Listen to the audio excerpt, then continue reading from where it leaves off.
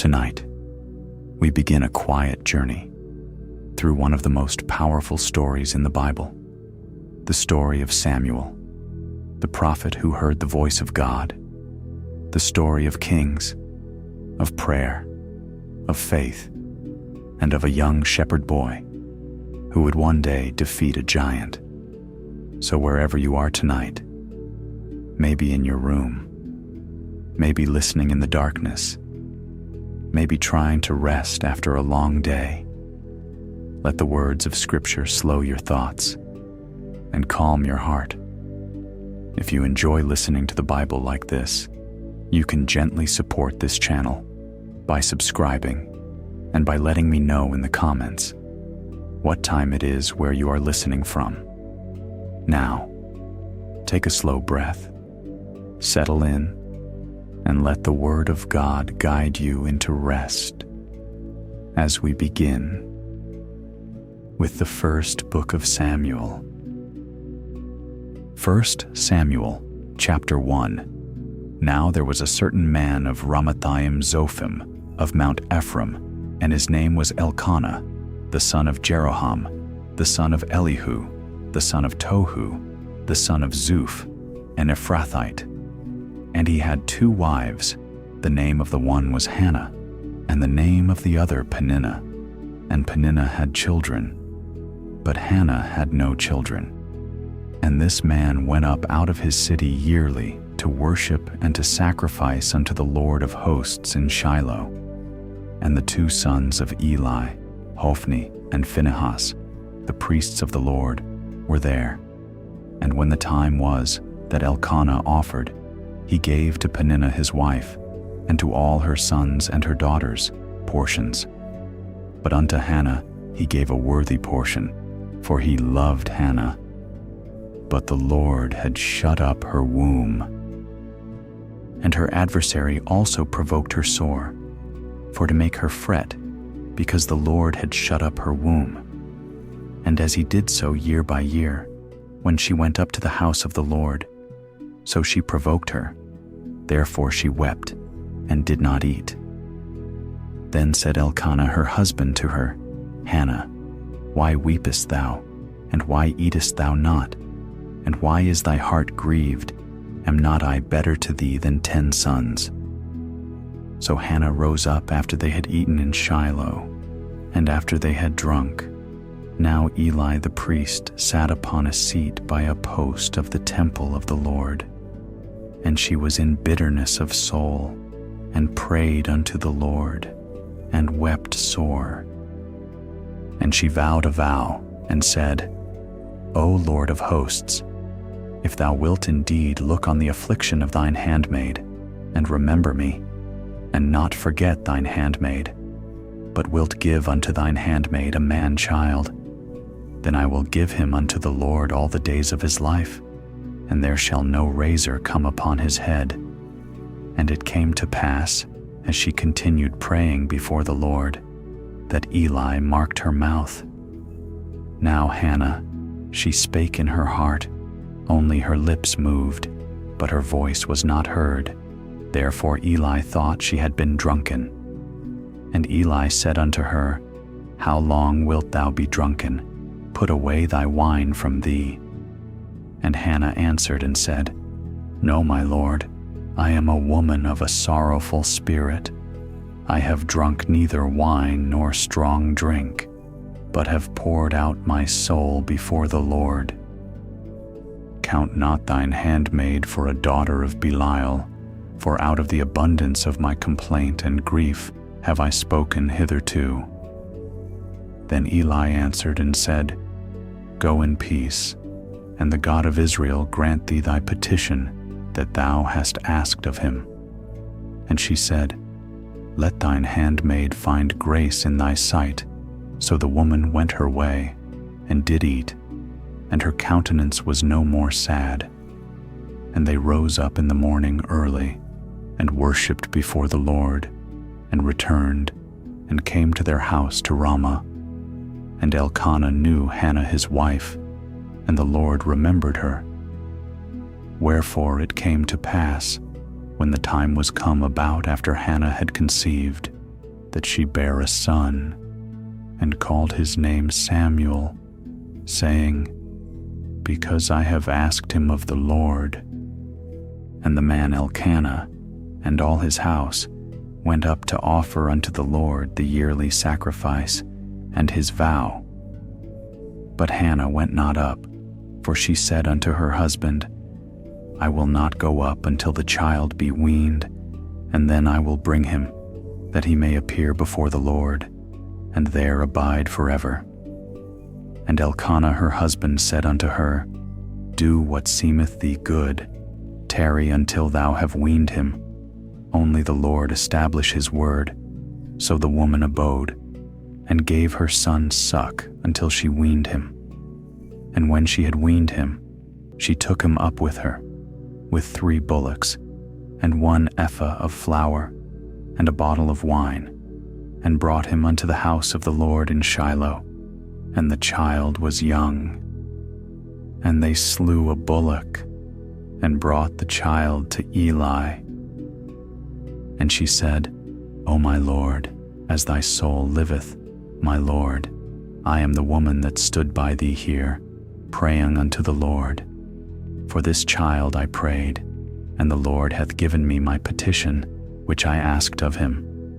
Therefore also I have lent him to the Lord. As long as he liveth, he shall be lent to the Lord. And he worshipped the Lord there. 1 Samuel chapter 2. And Hannah prayed, and said, My heart rejoiceth in the Lord, mine horn is exalted in the Lord. My mouth is enlarged over mine enemies, because I rejoice in thy salvation. There is none holy as the Lord, for there is none beside thee, neither is there any rock like our God. Talk no more so exceeding proudly. Let not arrogancy come out of your mouth. For the Lord is a God of knowledge, and by him actions are weighed. The bows of the mighty men are broken, and they that stumbled are girded with strength. They that were full have hired out themselves for bread, and they that were hungry ceased, so that the barren hath borne 7, and she that hath many children is waxed feeble. The Lord killeth, and maketh alive, he bringeth down to the grave, and bringeth up.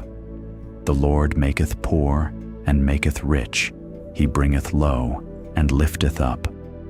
He raiseth up the poor out of the dust, and lifteth up the beggar from the dunghill, to set them among princes, and to make them inherit the throne of glory. For the pillars of the earth are the Lord's, and he hath set the world upon them. He will keep the feet of his saints, and the wicked shall be silent in darkness. For by strength shall no man prevail. The adversaries of the Lord shall be broken to pieces. Out of heaven shall he thunder upon them. The Lord shall judge the ends of the earth, and he shall give strength unto his king, and exalt the horn of his anointed. And Elkanah went to Ramah to his house, and the child did minister unto the Lord before Eli the priest. Now the sons of Eli were sons of Belial, they knew not the Lord. And the priest's custom with the people was, that when any man offered sacrifice, the priest's servant came, while the flesh was in seething, with a flesh hook of 3 teeth in his hand. And he struck it into the pan, or kettle, or cauldron, or pot. All that the flesh hook brought up, the priest took for himself. So they did in Shiloh, unto all the Israelites that came thither. Also before they burnt the fat, the priest's servant came, and said to the man that sacrificed, Give flesh to roast for the priest, for he will not have sodden flesh of thee, but raw. And if any man said unto him, Let them not fail to burn the fat presently, and then take as much as thy soul desireth, then he would answer him, Nay, but thou shalt give it me now, and if not, I will take it by force. Wherefore the sin of the young men was very great before the Lord, for men abhorred the offering of the Lord. But Samuel ministered before the Lord, being a child, girded with a linen ephod. Moreover, his mother made him a little coat, and brought it to him from year to year, when she came up with her husband to offer the yearly sacrifice. And Eli blessed Elkanah and his wife, and said, The Lord give thee seed of this woman for the loan which is lent to the Lord. And they went unto their own home. And the Lord visited Hannah, so that she conceived, and bare 3 sons and 2 daughters. And the child Samuel grew before the Lord. Now Eli was very old, and heard all that his sons did unto all Israel, and how they lay with the women that assembled at the door of the tabernacle of the congregation. And he said unto them, Why do ye such things? For I hear of your evil dealings by all this people. Nay, my sons, for it is no good report that I hear, ye make the Lord's people to transgress. If one man sin against another, the judge shall judge him. But if a man sin against the Lord, who shall entreat for him? Notwithstanding they hearkened not unto the voice of their father, because the Lord would slay them. And the child Samuel grew on, and was in favor both with the Lord, and also with men. And there came a man of God unto Eli, and said unto him, Thus saith the Lord, Did I plainly appear unto the house of thy father, when they were in Egypt in Pharaoh's house? And did I choose him out of all the tribes of Israel to be my priest, to offer upon mine altar, to burn incense, to wear an ephod before me? And did I give unto the house of thy father all the offerings made by fire of the children of Israel? Wherefore kick ye at my sacrifice and at mine offering, which I have commanded in my habitation, and honorest thy sons above me, to make yourselves fat with the chiefest of all the offerings of Israel my people. Wherefore the Lord God of Israel saith, I said indeed that thy house and the house of thy father should walk before me forever. But now the Lord saith, Be it far from me, for them that honor me I will honor, and they that despise me shall be lightly esteemed. Behold, the days come that I will cut off thine arm, and the arm of thy father's house, that there shall not be an old man in thine house. And thou shalt see an enemy in my habitation, in all the wealth which God shall give Israel. And there shall not be an old man in thine house forever. And the man of thine, whom I shall not cut off from mine altar, shall be to consume thine eyes, and to grieve thine heart. And all the increase of thine house shall die in the flower of their age. And this shall be a sign unto thee, that shall come upon thy 2 sons, on Hophni and Phinehas. In one day they shall die both of them. And I will raise me up a faithful priest, that shall do according to that which is in mine heart and in my mind. And I will build him a sure house, and he shall walk before mine anointed forever. And it shall come to pass, that every one that is left in thine house shall come and crouch to him for a piece of silver and a morsel of bread, and shall say, Put me, I pray thee, into one of the priest's offices, that I may eat a piece of bread. 1 Samuel chapter 3. And the child Samuel ministered unto the Lord before Eli, and the word of the Lord was precious in those days. There was no open vision. And it came to pass at that time, when Eli was laid down in his place, and his eyes began to wax dim, that he could not see. And ere the lamp of God went out in the temple of the Lord, where the ark of God was, and Samuel was laid down to sleep, that the Lord called Samuel, and he answered, Here am I. And he ran unto Eli, and said, Here am I, for thou calledst me. And he said, I called not, lie down again. And he went and lay down, and the Lord called yet again, Samuel. And Samuel arose and went to Eli, and said, Here am I, for thou didst call me. And he answered, I called not, my son, lie down again. Now Samuel did not yet know the Lord, neither was the word of the Lord yet revealed unto him. And the Lord called Samuel again the third time, and he arose and went to Eli, and said, Here am I, for thou didst call me. And Eli perceived that the Lord had called the child. Therefore Eli said unto Samuel, Go, lie down, and it shall be, if he call thee, that thou shalt say, Speak, Lord, for thy servant heareth.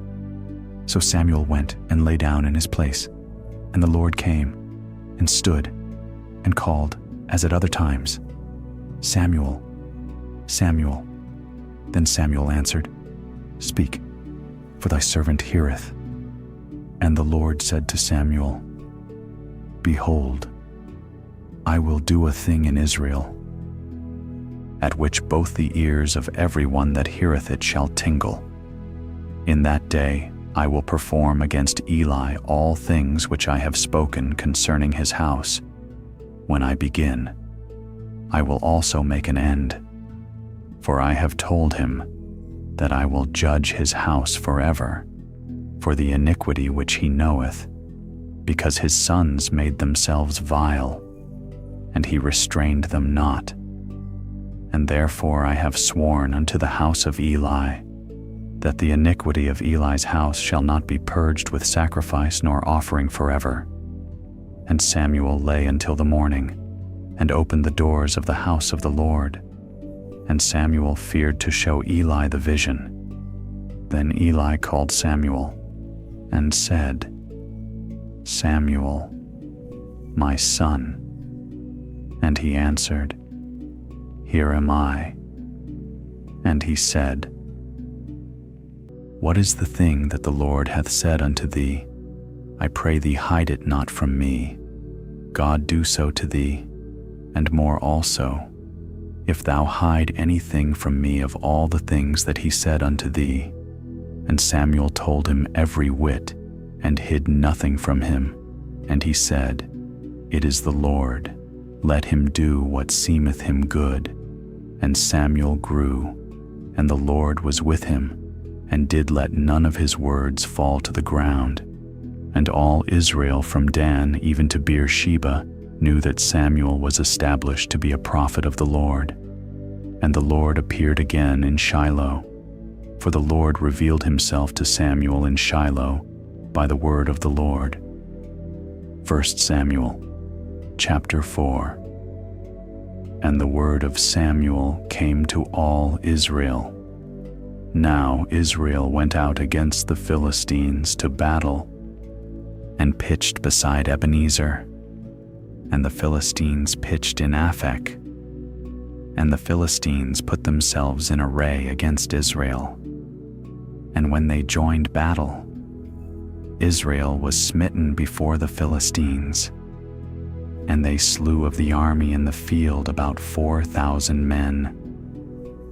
And when the people were come into the camp, the elders of Israel said, Wherefore hath the Lord smitten us today before the Philistines?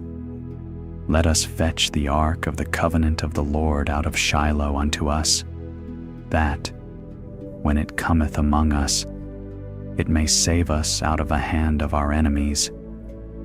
So the people sent to Shiloh, that they might bring from thence the ark of the covenant of the Lord of hosts, which dwelleth between the cherubims. And the two sons of Eli, Hophni and Phinehas, were there with the ark of the covenant of God. And when the ark of the covenant of the Lord came into the camp, all Israel shouted with a great shout, so that the earth rang again. And when the Philistines heard the noise of the shout, they said, "What meaneth the noise of this great shout in the camp of the Hebrews?" And they understood that the ark of the Lord was come into the camp, and the Philistines were afraid. For they said, "God is come into the camp." And they said, "Woe unto us, for there hath not been such a thing heretofore. Woe unto us! Who shall deliver us out of the hand of these mighty gods? These are the gods that smote the Egyptians with all the plagues in the wilderness. Be strong, and quit yourselves like men, O ye Philistines, that ye be not servants unto the Hebrews, as they have been to you. Quit yourselves like men, and fight." And the Philistines fought, and Israel was smitten. And they fled every man into his tent, and there was a very great slaughter, for there fell of Israel 30,000 footmen. And the ark of God was taken, and the two sons of Eli, Hophni and Phinehas, were slain. And there ran a man of Benjamin out of the army, and came to Shiloh the same day with his clothes rent, and with earth upon his head. And when he came, lo, Eli sat upon a seat by the wayside watching, for his heart trembled for the ark of God. And when the man came into the city and told it, all the city cried out. And when Eli heard the noise of the crying, he said, "What meaneth the noise of this tumult?" And the man came in hastily and told Eli. Now Eli was 98 years old, and his eyes were dim, that he could not see. And the man said unto Eli, "I am he that came out of the army, and I fled today out of the army." And he said, "What is there done, my son?" And the messenger answered and said, "Israel is fled before the Philistines, and there hath been also a great slaughter among the people, and thy two sons also, Hophni and Phinehas, are dead, and the ark of God is taken." And it came to pass, when he made mention of the ark of God, that he fell from off the seat backward by the side of the gate, and his neck brake, and he died, for he was an old man, and heavy. And he had judged Israel 40 years, and his daughter-in-law, Phinehas' wife, was with child, near to be delivered. And when she heard the tidings that the ark of God was taken, and that her father-in-law and her husband were dead, she bowed herself and travailed, for her pains came upon her. And about the time of her death, the women that stood by her said unto her, "Fear not, for thou hast borne a son." But she answered not, neither did she regard it. And she named the child Ichabod, saying, "The glory is departed from Israel, because the ark of God was taken, and because of her father-in-law and her husband." And she said, "The glory is departed from Israel, for the ark of God is taken." 1 Samuel chapter 5. And the Philistines took the ark of God, and brought it from Ebenezer unto Ashdod. When the Philistines took the ark of God, they brought it into the house of Dagon, and set it by Dagon. And when they of Ashdod arose early on the morrow, behold, Dagon was fallen upon his face to the earth, before the ark of the Lord. And they took Dagon, and set him in his place again. And when they arose early on the morrow morning, behold, Dagon was fallen upon his face to the ground, before the ark of the Lord. And the head of Dagon, and both the palms of his hands were cut off upon the threshold. Only the stump of Dagon was left to him. Therefore neither the priests of Dagon, nor any that come into Dagon's house, tread on the threshold of Dagon in Ashdod unto this day. But the hand of the Lord was heavy upon them of Ashdod, and he destroyed them, and smote them with emerods, even Ashdod and the coasts thereof. And when the men of Ashdod saw that it was so, they said, The ark of the God of Israel shall not abide with us, for his hand is sore upon us, and upon Dagon our God. They sent therefore, and gathered all the lords of the Philistines unto them, and said, What shall we do with the ark of the God of Israel? And they answered, Let the ark of the God of Israel be carried about unto Gath. And they carried the ark of the God of Israel about thither. And it was so that, after they had carried it about, the hand of the Lord was against the city with a very great destruction, and he smote the men of the city, both small and great, and they had emerods in their secret parts. Therefore they sent the ark of God to Ekron. And it came to pass, as the ark of God came to Ekron, that the Ekronites cried out, saying, They have brought about the ark of the God of Israel to us, to slay us and our people. So they sent and gathered together all the lords of the Philistines, and said, Send away the ark of the God of Israel, and let it go again to his own place, that it slay us not, and our people. For there was a deadly destruction throughout all the city. The hand of God was very heavy there, and the men that died not were smitten with the emerods, and the cry of the city went up to heaven. 1 Samuel chapter 6. And the ark of the Lord was in the country of the Philistines 7 months. And the Philistines called for the priests and the diviners, saying, What shall we do to the ark of the Lord? Tell us wherewith we shall send it to his place. And they said, If ye send away the ark of the God of Israel, send it not empty, but in any wise return him a trespass offering.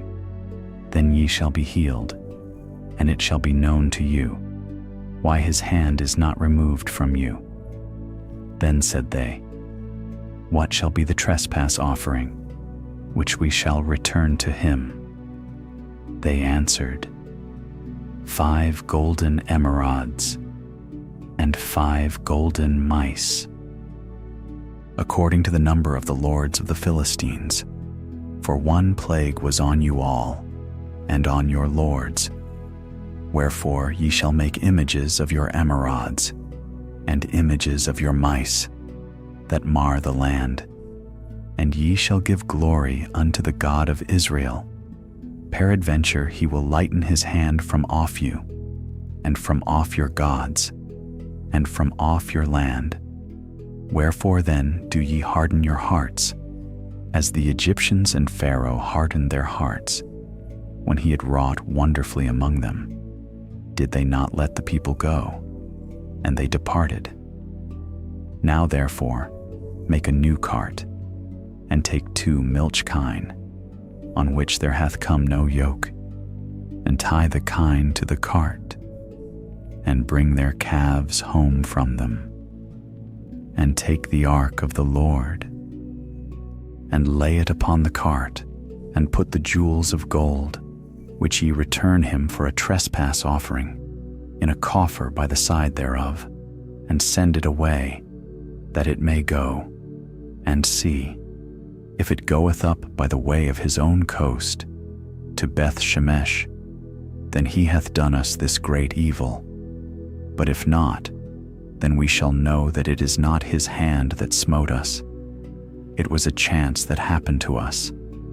And the men did so, and took 2 milch kine, and tied them to the cart, and shut up their calves at home. And they laid the ark of the Lord upon the cart, and the coffer with the mice of gold, and the images of their emerods. And the kine took the straight way, to the way of Beth Shemesh, and went along the highway, lowing as they went, and turned not aside, to the right hand or to the left. And the lords of the Philistines went after them, unto the border of Beth Shemesh. And they of Beth Shemesh were reaping their wheat harvest in the valley, and they lifted up their eyes, and saw the ark, and rejoiced to see it.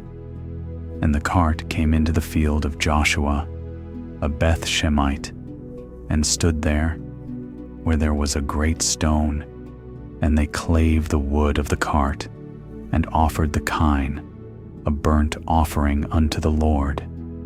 And the Levites took down the ark of the Lord, and the coffer that was with it, wherein the jewels of gold were, and put them on the great stone. And the men of Beth Shemesh offered burnt offerings, and sacrificed sacrifices the same day unto the Lord. And when the 5 lords of the Philistines had seen it, they returned to Ekron the same day. And these are the golden emerods, which the Philistines returned for a trespass offering unto the Lord. For Ashdod 1, for Gaza 1, for Askelon 1, for Gath 1, for Ekron 1, and the golden mice, according to the number of all the cities of the Philistines, belonging to the 5 lords, both of fenced cities and of country villages, even unto the great stone of Abel, whereon they set down the ark of the Lord, which stone remaineth unto this day, in the field of Joshua, the Beth Shemite. And he smote the men of Beth Shemesh, because they had looked into the ark of the Lord. Even he smote of the people 50,060 men. And the people lamented, because the Lord had smitten many of the people with a great slaughter. And the men of Beth Shemesh said, Who is able to stand before this holy Lord God? And to whom shall he go up from us? And they sent messengers to the inhabitants of Kirjath Jearim, saying, The Philistines have brought again the ark of the Lord. Come ye down, and fetch it up to you. 1 Samuel chapter 7. And the men of Kirjath Jearim came, and fetched up the ark of the Lord, and brought it into the house of Abinadab in the hill, and sanctified Eleazar his son, to keep the ark of the Lord. And it came to pass, while the ark abode in Kirjath Jearim, that the time was long, for it was 20 years, and all the house of Israel lamented after the Lord. And Samuel spake unto all the house of Israel, saying, If ye do return unto the Lord with all your hearts, then put away the strange gods, and Ashtaroth from among you, and prepare your hearts unto the Lord, and serve him only, and he will deliver you out of the hand of the Philistines. Then the children of Israel did put away Baalim and Ashtaroth, and served the Lord only. And Samuel said, Gather all Israel to Mizpeh, and I will pray for you unto the Lord. And they gathered together to Mizpeh, and drew water, and poured it out before the Lord, and fasted on that day, and said there, We have sinned against the Lord. And Samuel judged the children of Israel in Mizpeh. And when the Philistines heard that the children of Israel were gathered together to Mizpeh, the lords of the Philistines went up against Israel. And when the children of Israel heard it, they were afraid of the Philistines. And the children of Israel said to Samuel, "Cease not to cry unto the Lord our God for us, that he will save us out of the hand of the Philistines." And Samuel took a sucking lamb and offered it for a burnt offering wholly unto the Lord. And Samuel cried unto the Lord for Israel, and the Lord heard him. And as Samuel was offering up the burnt offering, the Philistines drew near to battle against Israel. But the Lord thundered with a great thunder on that day upon the Philistines, and discomfited them, and they were smitten before Israel. And the men of Israel went out of Mizpeh, and pursued the Philistines, and smote them, until they came under Bethkar. Then Samuel took a stone, and set it between Mizpeh and Shen, and called the name of it Ebenezer, saying, "Hitherto hath the Lord helped us." So the Philistines were subdued, and they came no more into the coast of Israel. And the hand of the Lord was against the Philistines all the days of Samuel. And the cities which the Philistines had taken from Israel were restored to Israel, from Ekron even unto Gath. And the coasts thereof did Israel deliver out of the hands of the Philistines. And there was peace between Israel and the Amorites. And Samuel judged Israel all the days of his life. And he went from year to year in circuit to Bethel and Gilgal and Mizpeh, and judged Israel in all those places. And his return was to Ramah, for there was his house, and there he judged Israel, and there he built an altar unto the Lord. 1 Samuel chapter 8. And it came to pass, when Samuel was old, that he made his sons judges over Israel. Now the name of his firstborn was Joel, and the name of his second, Abiah. They were judges in Beersheba, and his sons walked not in his ways, but turned aside after lucre, and took bribes, and perverted judgment. Then all the elders of Israel gathered themselves together, and came to Samuel unto Ramah, and said unto him, Behold, thou art old, and thy sons walk not in thy ways. Now make us a king, to judge us like all the nations.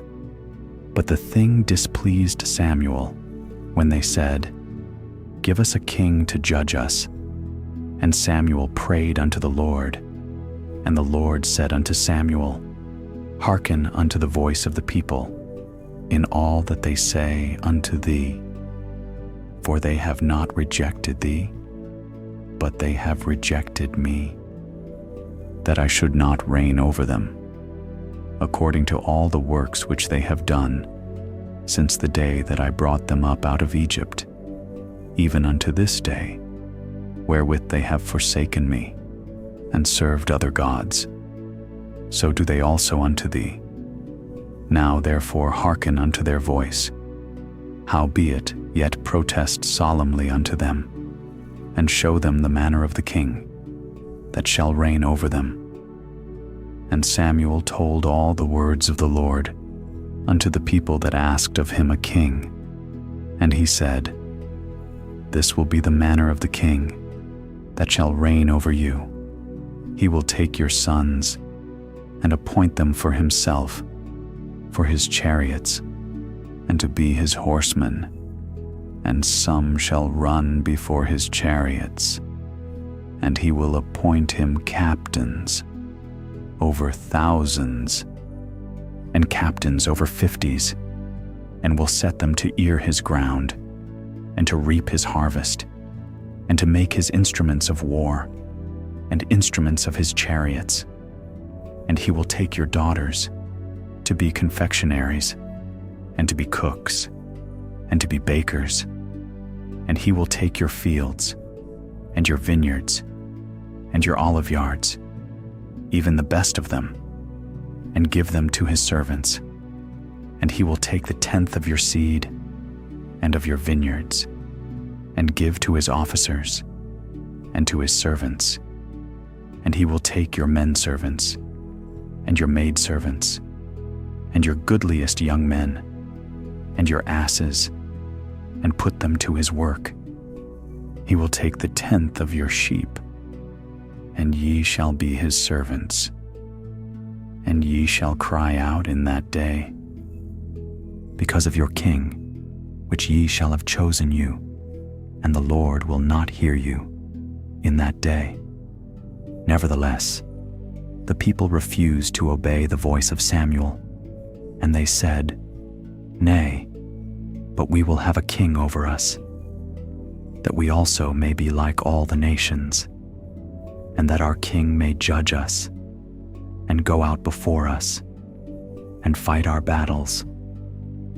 And Samuel heard all the words of the people, and he rehearsed them in the ears of the Lord.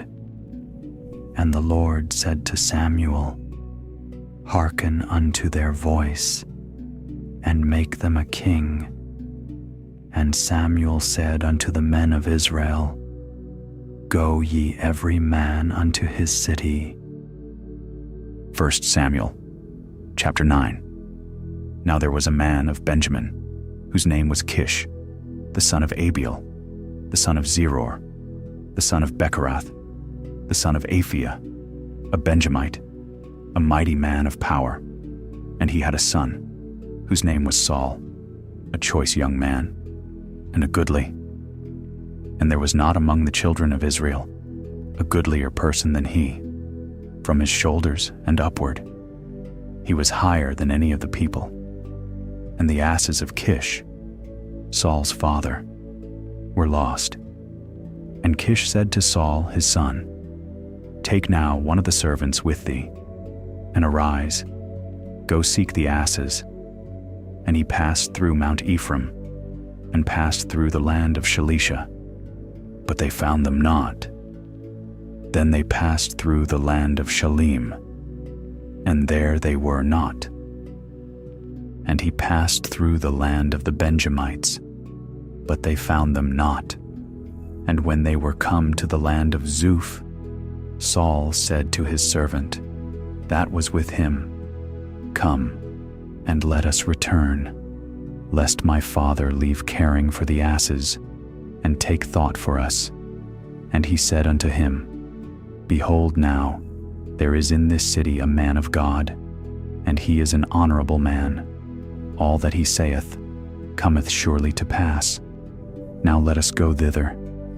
Peradventure he can show us our way, that we should go. Then said Saul to his servant, But behold, if we go, what shall we bring the man? For the bread is spent in our vessels, and there is not a present to bring to the man of God. What have we? And the servant answered Saul again, and said, Behold, I have here at hand the 4th part of a shekel of silver, that will I give to the man of God, to tell us our way. Before time in Israel, when a man went to inquire of God, thus he spake, Come, and let us go to the seer, for he that is now called a prophet was before time called a seer. Then said Saul to his servant, Well said, Come, let us go. So they went unto the city, where the man of God was. And as they went up the hill to the city, they found young maidens going out to draw water, and said unto them, Is the seer here? And they answered them, and said, He is. Behold, he is before you. Make haste now, for he came today to the city. For there is a sacrifice of the people today in the high place. As soon as ye be come into the city, ye shall straightway find him, before he go up to the high place to eat. for the people will not eat until he come, because he doth bless the sacrifice, and afterwards they eat that be bidden. Now therefore get you up, for about this time ye shall find him. And as they went up into the city, when they were come into the city, behold, Samuel came out against them, for to go up to the high place. Now the Lord had told Samuel in his ear, a day before Saul came, saying, Tomorrow about this time I will send thee a man out of the land of Benjamin, and thou shalt anoint him to be captain over my people Israel, that he may save my people out of the hand of the Philistines. For I have looked upon my people, because their cry is come unto me. And when Samuel saw Saul, the Lord said unto him, Behold the man, whom I spake to thee of, this same shall reign over my people. Then Saul drew near to Samuel in the gate, and said, Tell me, I pray thee, where the seer's house is. And Samuel answered Saul, and said, I am the seer. Go up before me unto the high place, for ye shall eat with me today, and tomorrow I will let thee go, and will tell thee all that is in thine heart. And as for thine asses, that were lost 3 days ago, set not thy mind on them, for they are found. And on whom is all the desire of Israel? Is it not on thee, and on all thy father's house? And Saul answered and said, Am not I a Benjamite, of the smallest of the tribes of Israel, and my family the least, of all the families of the tribe of Benjamin? Wherefore then speakest thou so to me? And Samuel took Saul and his servant, and brought them into the parlor, and made them sit in the chiefest place, among them that were bidden, which were about 30 persons. And Samuel said unto the cook, Bring the portion which I gave thee, of which I said unto thee, Set it by thee. And the cook took up the shoulder, and that which was upon it, and set it before Saul. And Samuel said, Behold that which is left, set it before thee, and eat. For unto this time hath it been kept for thee. Since I said, I have invited the people. So Saul did eat with Samuel that day. And when they were come down from the high place into the city, Samuel communed with Saul upon the top of the house. And they arose early, and it came to pass, about the spring of the day, that Samuel called Saul to the top of the house, saying, Up, that I may send thee away. And Saul arose, and they went out both of them, he and Samuel, abroad. And as they were going down to the end of the city, Samuel said to Saul, Bid the servant pass on before us. And he passed on. But stand thou still a while, that I may show thee the word of God. 1 Samuel chapter 10. Then Samuel took a vial of oil, and poured it upon his head, and kissed him, and said, Is it not because the Lord hath anointed thee to be captain over his inheritance? When thou art departed from me today, then thou shalt find 2 men by Rachel's sepulchre in the border of Benjamin at Zelzah, and they will say unto thee, The asses which thou wentest to seek are found, and lo, thy father hath left the care of the asses, and sorroweth for you, saying, What shall I do for my son? Then shalt thou go on forward from thence, and thou shalt come to the plain of Tabor, and there shall meet thee 3 men, going up to God to Bethel, one carrying 3 kids, and another carrying 3 loaves of bread. and another carrying a bottle of wine, and they will salute thee, and give thee 2 loaves of bread, which thou shalt receive of their hands. After that, thou shalt come to the hill of God, where is the garrison of the Philistines, and it shall come to pass, when thou art come thither to the city, that thou shalt meet a company of prophets, coming down from the high place, with a psaltery, and a tabret, and a pipe, and a harp, before them, and they shall prophesy. And the Spirit of the Lord will come upon thee, and thou shalt prophesy with them, and shalt be turned into another man.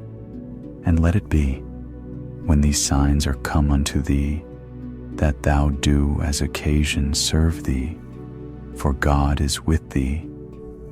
And thou shalt go down before me to Gilgal, and behold, I will come down unto thee, to offer burnt offerings, and to sacrifice sacrifices of peace offerings. 7 days shalt thou tarry, till I come to thee, and show thee what thou shalt do. And it was so, that when he had turned his back to go from Samuel, God gave him another heart, and all those signs came to pass that day. And when they came thither to the hill, behold, a company of prophets met him, and the Spirit of God came upon him, and he prophesied among them. And it came to pass, when all that knew him beforetime saw, that, behold, he prophesied among the prophets. Then the people said one to another, What is this that is come unto the son of Kish? Is Saul also among the prophets? And one of the same place answered and said, But who is their father? Therefore it became a proverb, Is Saul also among the prophets? And when he had made an end of prophesying, he came to the high place. And Saul's uncle said unto him and to his servant, Whither went ye? And he said, To seek the asses. And when we saw that they were nowhere, we came to Samuel. And Saul's uncle said, Tell me, I pray thee, what Samuel said unto you. And Saul said unto his uncle, He told us plainly that the asses were found, but of the matter of the kingdom, whereof Samuel spake, he told him not. And Samuel called the people together unto the Lord to Mizpeh, and said unto the children of Israel, Thus saith the Lord God of Israel, I brought up Israel out of Egypt, and delivered you out of the hand of the Egyptians, and out of the hand of all kingdoms, and of them that oppressed you. And ye have this day rejected your God, who himself saved you out of all your adversities and your tribulations, and ye have said unto him, Nay, but set a king over us. Now therefore present yourselves before the Lord, by your tribes, and by your thousands. And when Samuel had caused all the tribes of Israel to come near, the tribe of Benjamin was taken. When he had caused the tribe of Benjamin to come near, by their families, the family of Matri was taken, and Saul the son of Kish was taken. And when they sought him, he could not be found. Therefore they inquired of the Lord further, if the man should yet come thither. And the Lord answered, Behold, he hath hid himself among the stuff. And they ran and fetched him thence.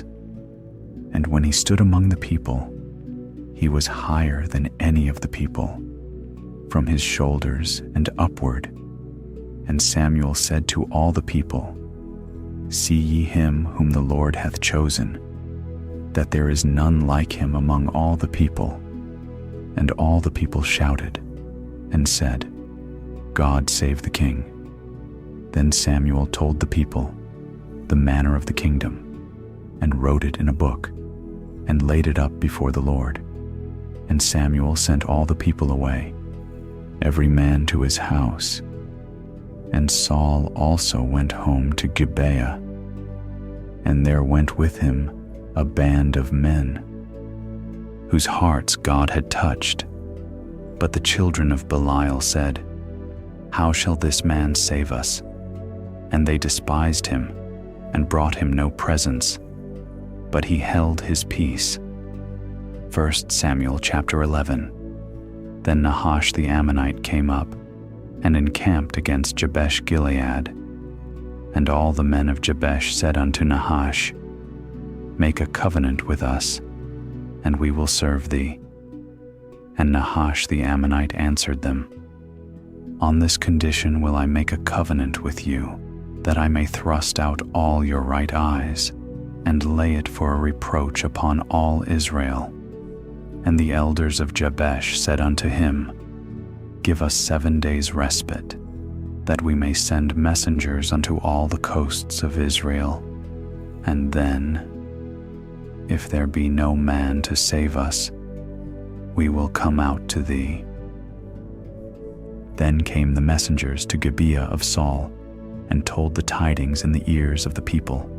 And all the people lifted up their voices, and wept. And behold, Saul came after the herd, out of the field. And Saul said, "What aileth the people that they weep?" And they told him the tidings of the men of Jabesh. And the Spirit of God came upon Saul, when he heard those tidings, and his anger was kindled greatly. And he took a yoke of oxen, and hewed them in pieces, and sent them throughout all the coasts of Israel, by the hands of messengers, saying, "Whosoever cometh not forth after Saul and after Samuel, so shall it be done unto his oxen." And the fear of the Lord fell on the people, and they came out with one consent. And when he numbered them in Bezek, the children of Israel were 300,000, and the men of Judah 30,000. And they said unto the messengers that came, "Thus shall ye say unto the men of Jabesh Gilead, Tomorrow, by that time the sun be hot, ye shall have help." And the messengers came and showed it to the men of Jabesh, and they were glad. Therefore the men of Jabesh said, "Tomorrow we will come out unto you, and ye shall do with us all that seemeth good unto you."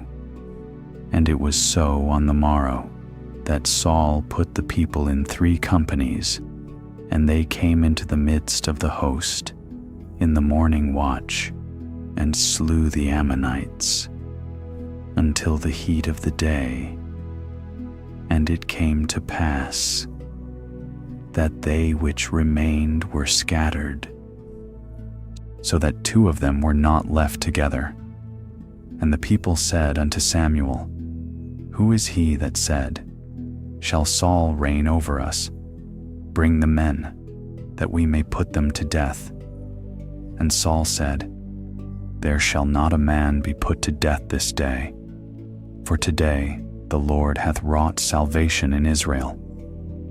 Then said Samuel to the people, "Come, and let us go to Gilgal, and renew the kingdom there." And all the people went to Gilgal, and there they made Saul king before the Lord in Gilgal. And there they sacrificed sacrifices of peace offerings before the Lord. And there Saul and all the men of Israel rejoiced greatly. 1 Samuel chapter 12. And Samuel said unto all Israel, "Behold, I have hearkened unto your voice in all that ye said unto me, and have made a king over you. And now, behold, the king walketh before you, and I am old and gray-headed, and behold, my sons are with you, and I have walked before you from my childhood unto this day. Behold, here I am, witness against me before the Lord, and before his anointed, whose ox have I taken, Or whose ass have I taken? Or whom have I defrauded? Whom have I oppressed? Or of whose hand have I received any bribe, to blind mine eyes therewith? And I will restore it you. And they said, Thou hast not defrauded us, nor oppressed us, neither hast thou taken aught of any man's hand. And he said unto them, The Lord is witness against you, and his anointed is witness this day, that ye have not found aught in my hand. And they answered, He is witness. And Samuel said unto the people, It is the Lord that advanced Moses and Aaron, and that brought your fathers up out of the land of Egypt. Now therefore stand still, that I may reason with you before the Lord of all the righteous acts of the Lord, which he did to you and to your fathers, when Jacob was come into Egypt, and your fathers cried unto the Lord. Then the Lord sent Moses and Aaron, which brought forth your fathers out of Egypt, and made them dwell in this place. And when they forgat the Lord their God, he sold them into the hand of Sisera, captain of the host of Hazor, and into the hand of the Philistines, and into the hand of the king of Moab. And they fought against them, and they cried unto the Lord, and said, We have sinned, because we have forsaken the Lord, and have served Baalim and Ashtaroth. But now deliver us out of the hand of our enemies, and we will serve thee. And the Lord sent Jerubbaal, and Badon, and Jephthah, and Samuel, and delivered you out of the hand of your enemies on every side, and ye dwelled safe.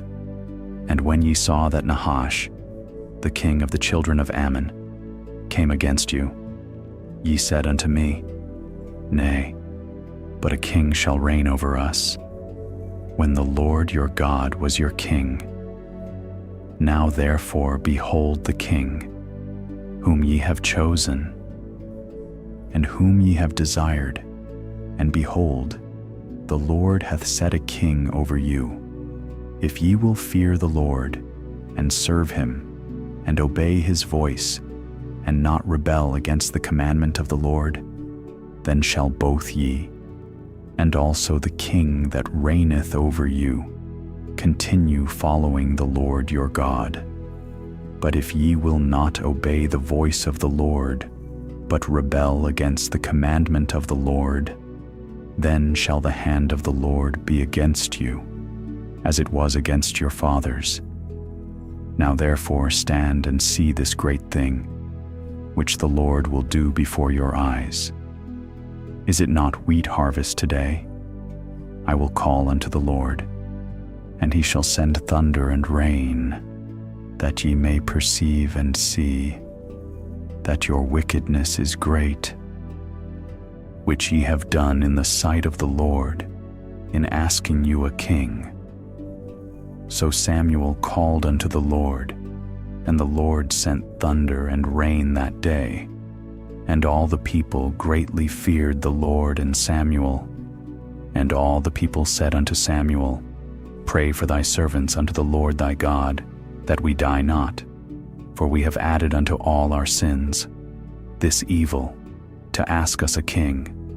And Samuel said unto the people, Fear not, ye have done all this wickedness, yet turn not aside from following the Lord, but serve the Lord with all your heart, and turn ye not aside. For then should ye go after vain things, which cannot profit nor deliver, for they are vain. For the Lord will not forsake his people, for his great name's sake, because it hath pleased the Lord to make you his people. Moreover, as for me, God forbid that I should sin against the Lord in ceasing to pray for you, but I will teach you the good and the right way. Only fear the Lord, and serve him in truth, with all your heart. For consider how great things he hath done for you. But if ye shall still do wickedly, ye shall be consumed, both ye and your king. 1 Samuel chapter 13. Saul reigned 1 year, and when he had reigned 2 years over Israel, Saul chose him 3,000 men of Israel, whereof 2,000 were with Saul, in Michmash, and in Mount Bethel, and 1,000 were with Jonathan, in Gibeah of Benjamin, and the rest of the people he sent every man to his tent. And Jonathan smote the garrison of the Philistines, that was in Geba, and the Philistines heard of it.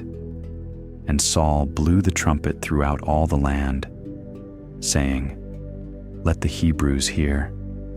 And all Israel heard say, that Saul had smitten a garrison of the Philistines, and that Israel also was had in abomination with the Philistines. And the people were called together after Saul to Gilgal. And the Philistines gathered themselves together to fight with Israel, 30,000 chariots, and 6,000 horsemen, and people as the sand, which is on the seashore in multitude. And they came up and pitched in Michmash, eastward from Beth-aven.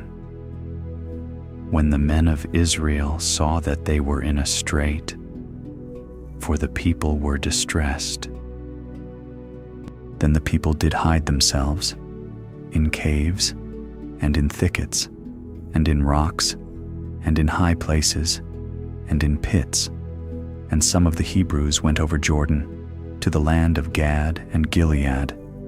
As for Saul, he was yet in Gilgal, and all the people followed him trembling, and he tarried 7 days, according to the set time that Samuel had appointed. But Samuel came not to Gilgal, and the people were scattered from him. And Saul said, Bring hither a burnt offering to me, and peace offerings. And he offered the burnt offering.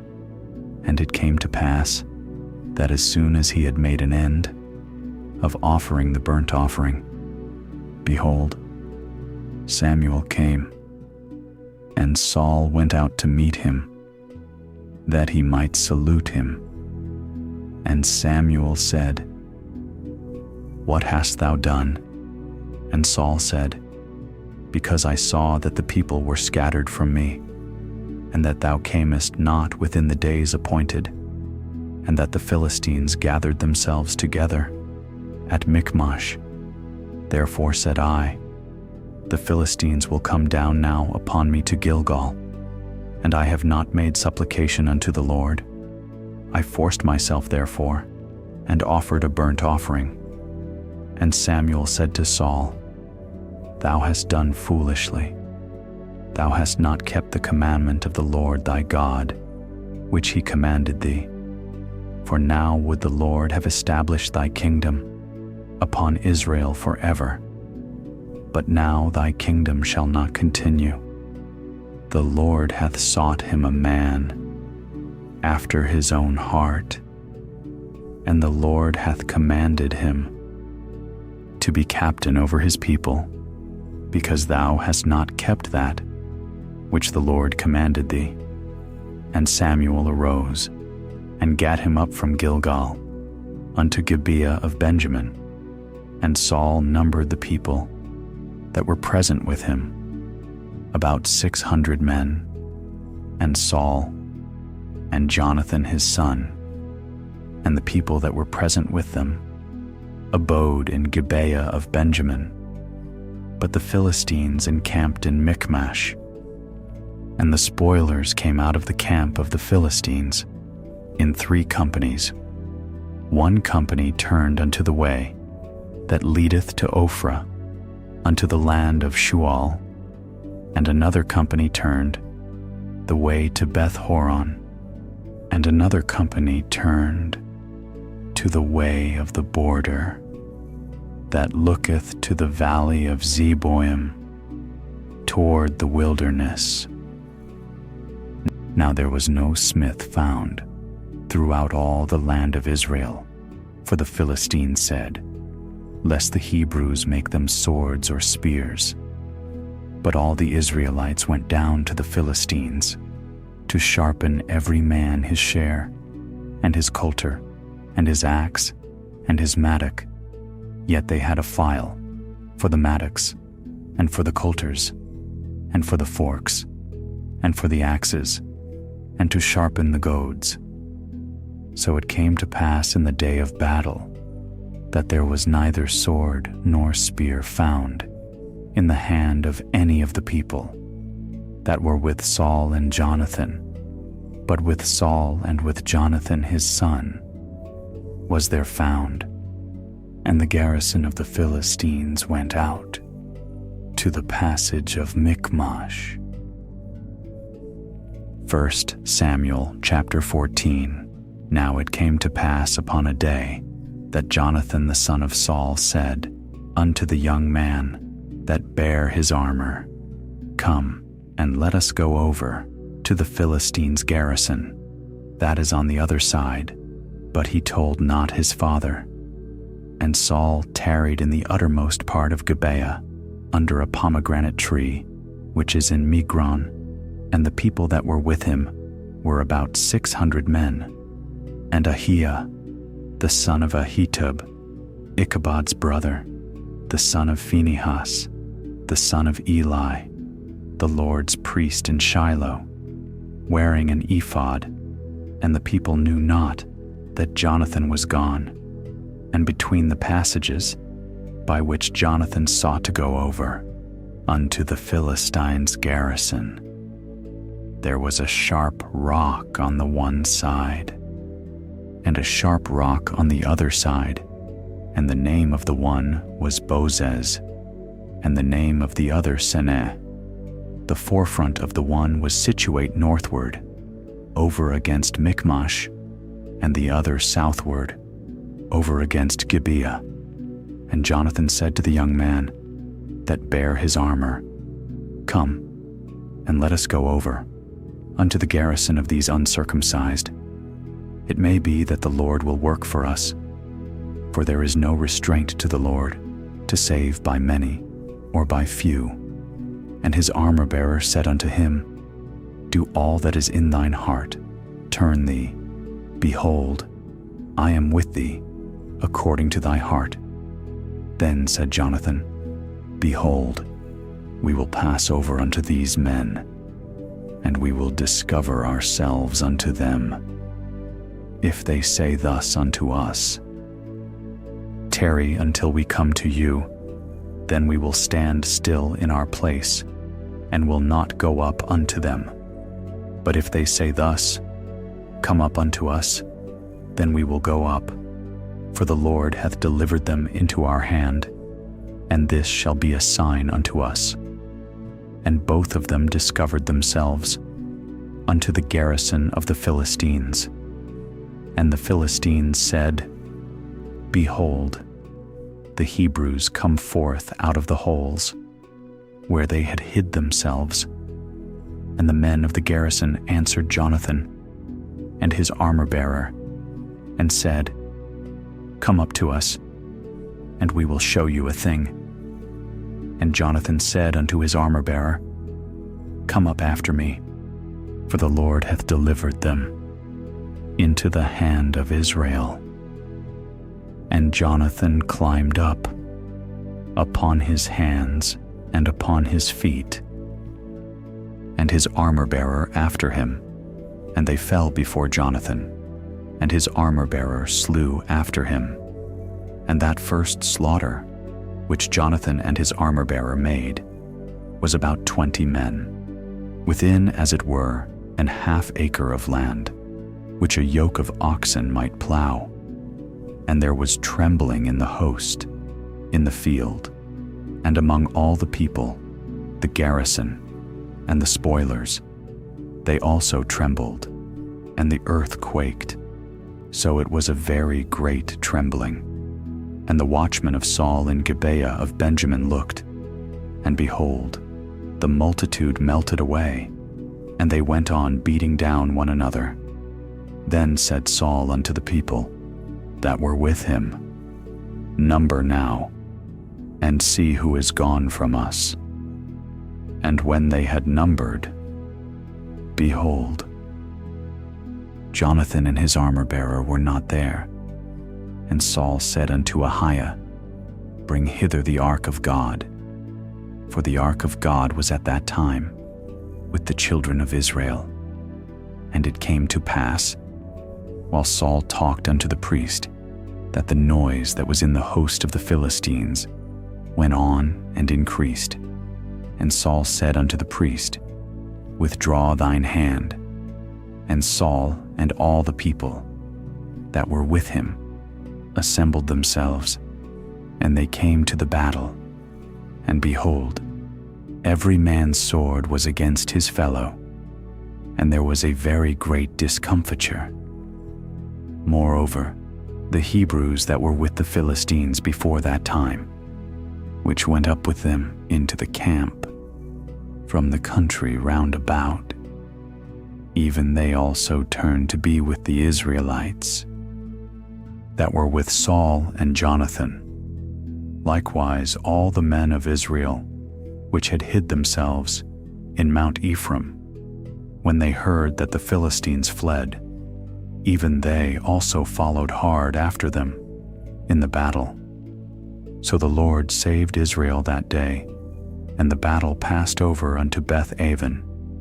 And the men of Israel were distressed that day, for Saul had adjured the people, saying, Cursed be the man that eateth any food until evening, that I may be avenged on mine enemies.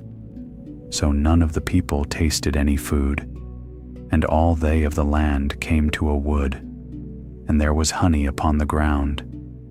And when the people were come into the wood, behold, the honey dropped, but no man put his hand to his mouth, for the people feared the oath. But Jonathan heard not, when his father charged the people with the oath. Wherefore he put forth the end of the rod that was in his hand, and dipped it in an honeycomb, and put his hand to his mouth, and his eyes were enlightened.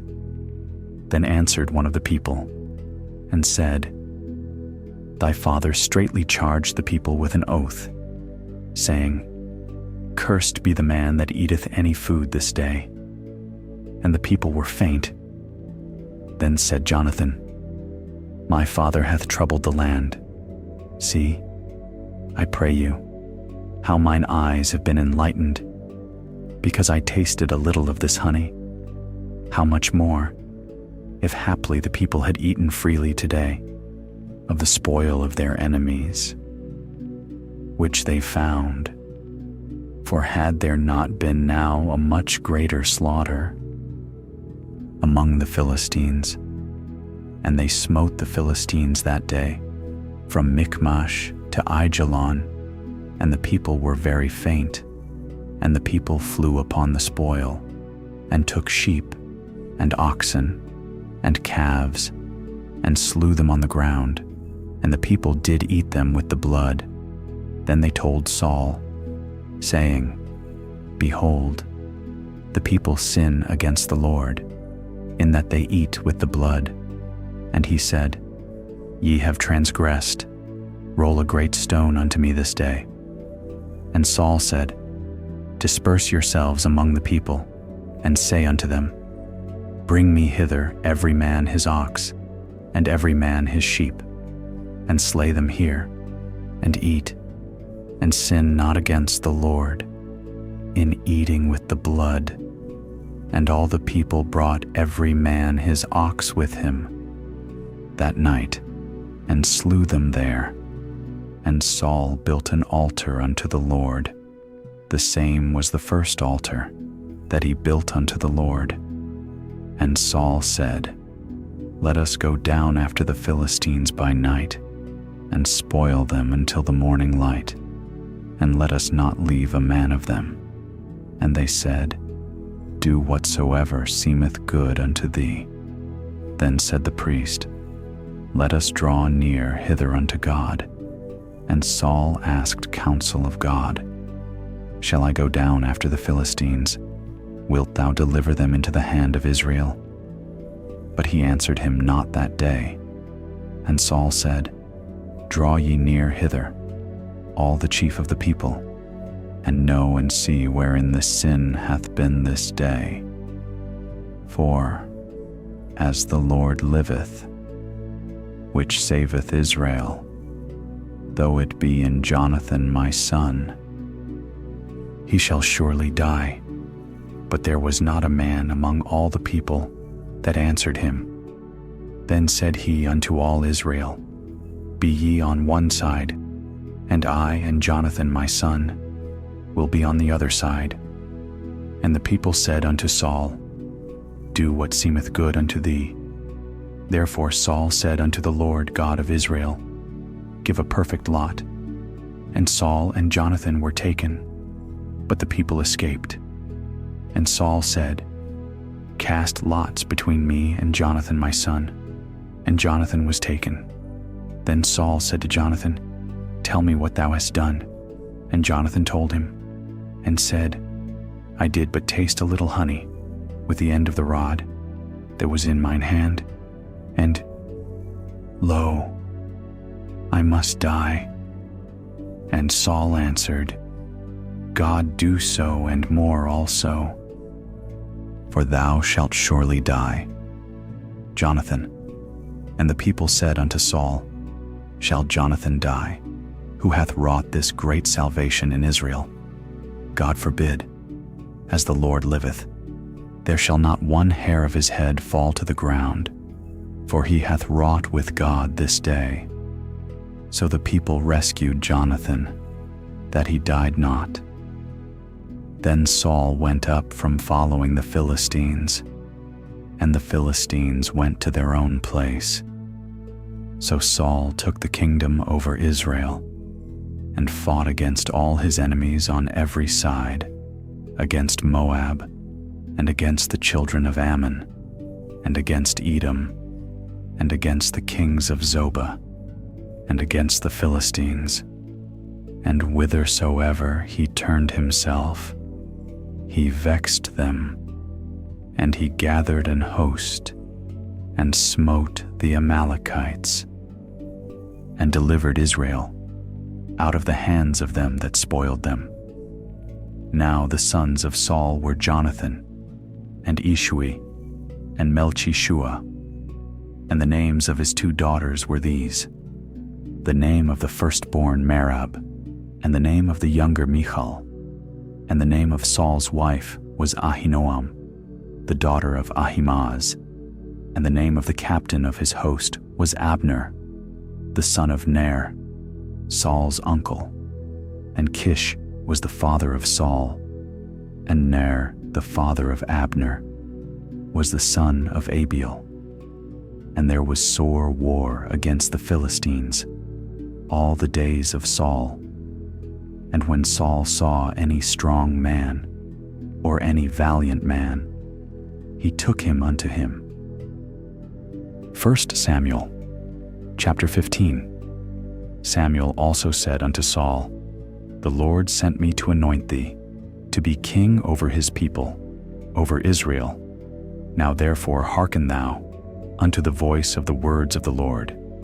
Thus saith the Lord of hosts, I remember that which Amalek did to Israel, how he laid wait for him in the way, when he came up from Egypt.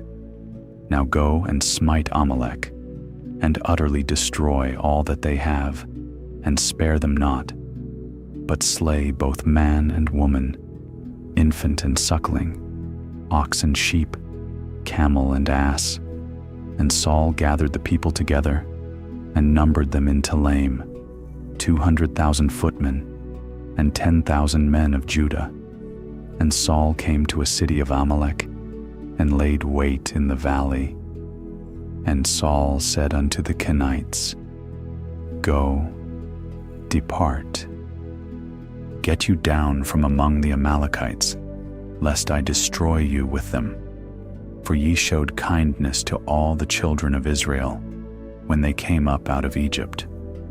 So the Kenites departed from among the Amalekites, and Saul smote the Amalekites from Havilah until thou comest to Shur, that is over against Egypt.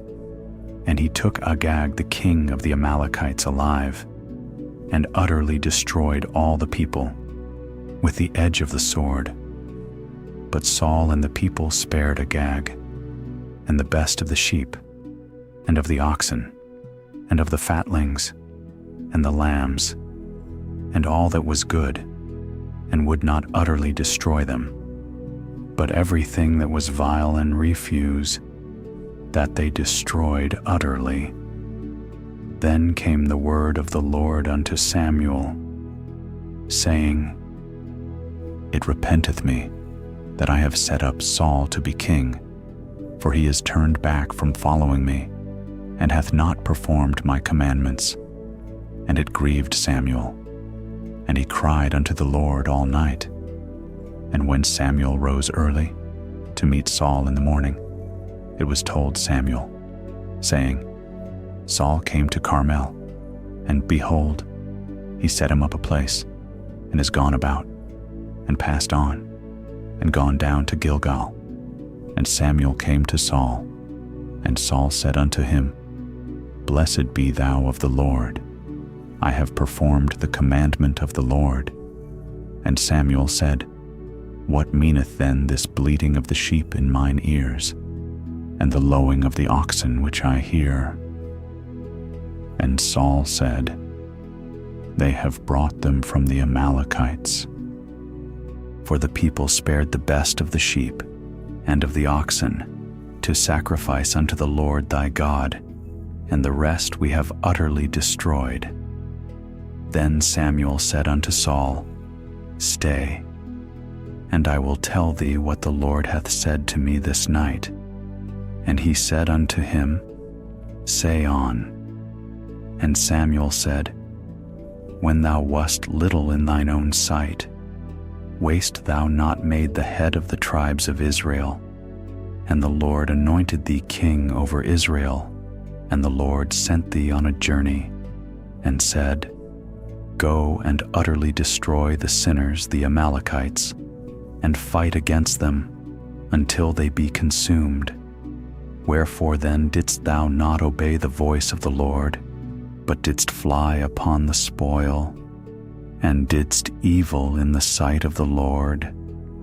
And Saul said unto Samuel, Yea, I have obeyed the voice of the Lord, and have gone the way which the Lord sent me, and have brought Agag the king of Amalek, and have utterly destroyed the Amalekites.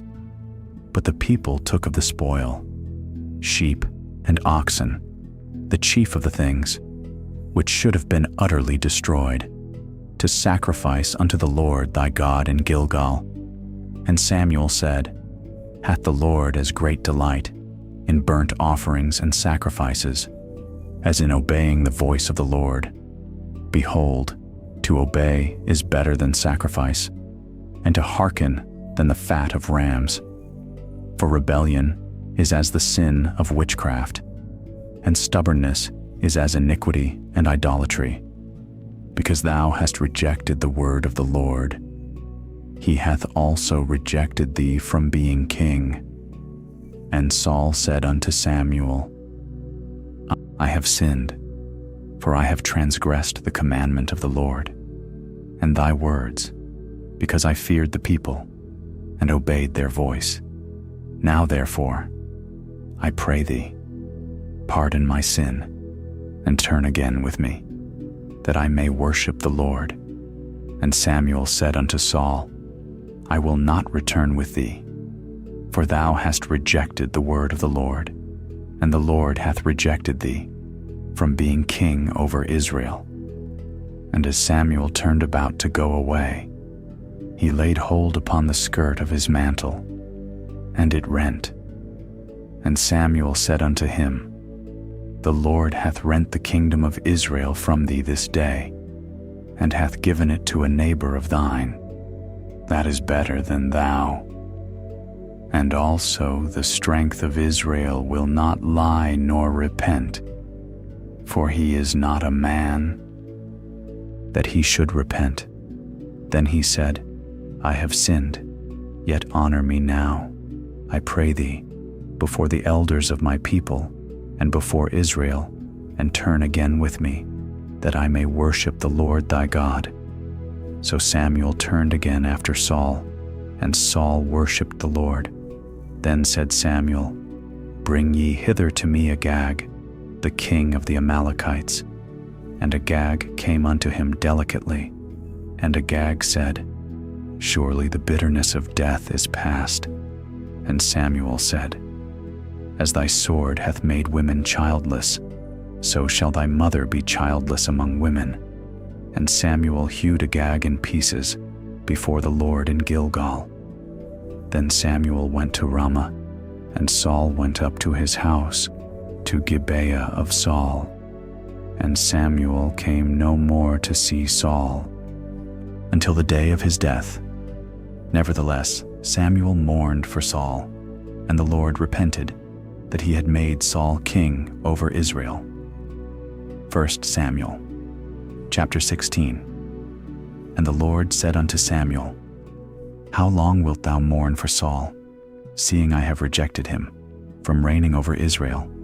Fill thine horn with oil, and go. I will send thee to Jesse the Bethlehemite, for I have provided me a king among his sons. And Samuel said, How can I go? If Saul hear it, he will kill me. And the Lord said, Take an heifer with thee, and say, I am come to sacrifice to the Lord, and call Jesse to the sacrifice, and I will show thee what thou shalt do. And thou shalt anoint unto me him whom I name unto thee. And Samuel did that which the Lord spake, and came to Bethlehem. And the elders of the town trembled at his coming, and said, Comest thou peaceably? And he said, Peaceably. I am come to sacrifice unto the Lord. Sanctify yourselves, and come with me to the sacrifice. And he sanctified Jesse and his sons, and called them to the sacrifice. And it came to pass, when they were come, that he looked on Eliab, and said, Surely the Lord's anointed is before him. But the Lord said unto Samuel, Look not on his countenance, or on the height of his stature, because I have refused him. For the Lord seeth not as man seeth. For man looketh on the outward appearance, but the Lord looketh on the heart. Then Jesse called Abinadab, and made him pass before Samuel. And he said, Neither hath the Lord chosen this. Then Jesse made Shammah to pass by. And he said, Neither hath the Lord chosen this. Again, Jesse made 7 of his sons to pass before Samuel. And Samuel said unto Jesse, The Lord hath not chosen these. And Samuel said unto Jesse, Are here all thy children? And he said, There remaineth yet the youngest, and, behold, he keepeth the sheep. And Samuel said unto Jesse, Send and fetch him, for we will not sit down till he come hither. And he sent, and brought him in. Now he was ruddy, and withal of a beautiful countenance, and goodly to look to. And the Lord said, Arise, anoint him, for this is he. Then Samuel took the horn of oil, and anointed him in the midst of his brethren. And the Spirit of the Lord came upon David from that day forward. So Samuel rose up and went to Ramah. But the Spirit of the Lord departed from Saul, and an evil spirit from the Lord troubled him. And Saul's servants said unto him, Behold now, an evil spirit from God troubleth thee. Let our Lord now command thy servants, which are before thee, to seek out a man, who is a cunning player on an harp. And it shall come to pass, when the evil spirit from God is upon thee, that he shall play with his hand, and thou shalt be well.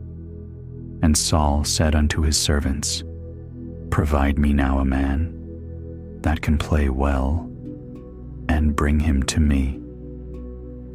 Then answered one of the servants, and said, Behold, I have seen a son of Jesse the Bethlehemite, that is cunning in playing, and a mighty valiant man, and a man of war, and prudent in matters, and a comely person, and the Lord is with him. Wherefore Saul sent messengers unto Jesse, and said, Send me David thy son, which is with the sheep.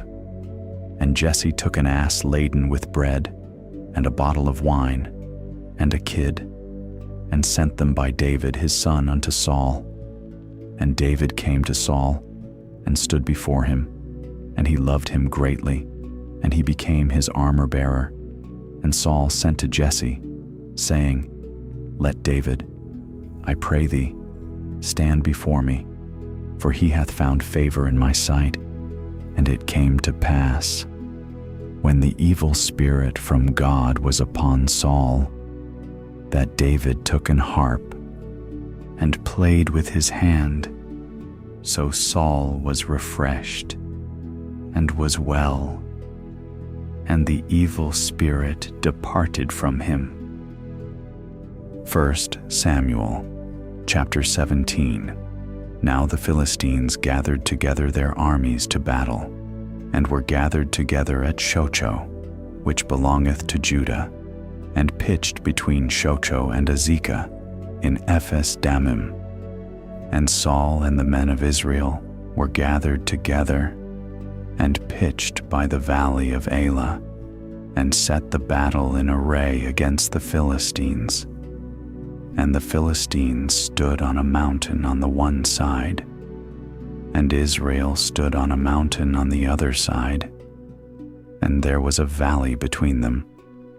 And there went out a champion out of the camp of the Philistines, named Goliath, of Gath, whose height was 6 cubits and a span, and he had an helmet of brass upon his head, and he was armed with a coat of mail, and the weight of the coat was 5,000 shekels of brass, and he had greaves of brass upon his legs, and a target of brass between his shoulders, and the staff of his spear was like a weaver's beam, and his spear's head weighed 600 shekels of iron, and one bearing a shield went before him.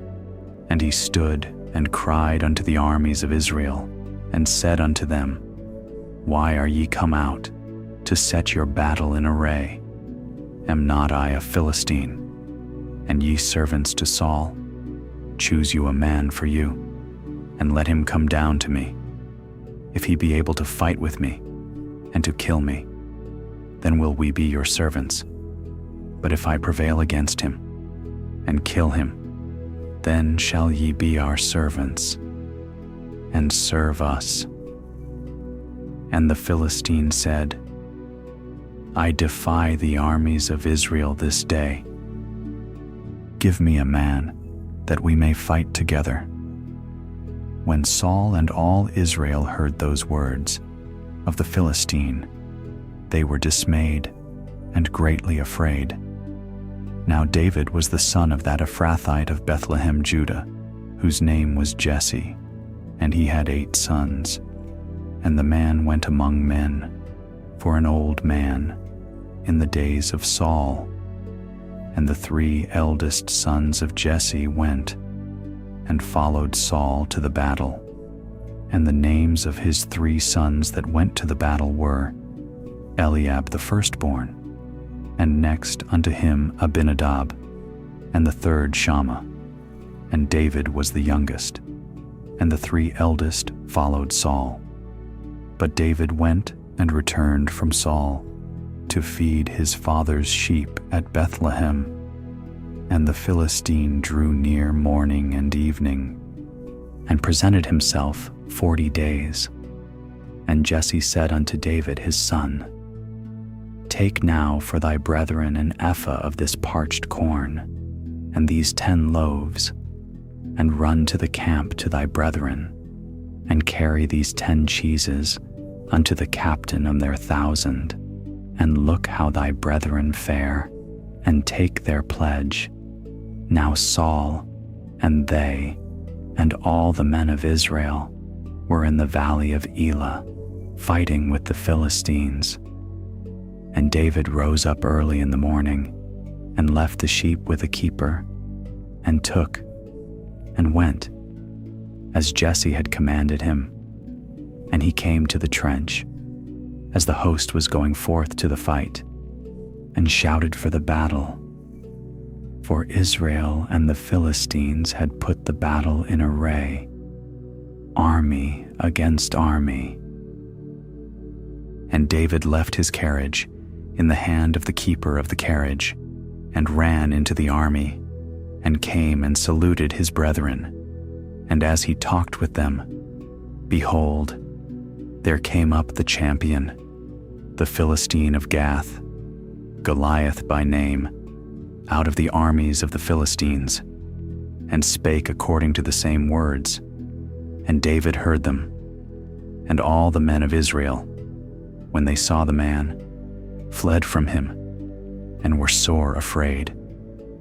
And the men of Israel said, Have ye seen this man that is come up? Surely to defy Israel is he come up. And it shall be, that the man who killeth him, the king will enrich him with great riches, and will give him his daughter, and make his father's house free in Israel. And David spake to the men that stood by him, saying, What shall be done to the man that killeth this Philistine, and taketh away the reproach from Israel? For who is this uncircumcised Philistine, that he should defy the armies of the living God?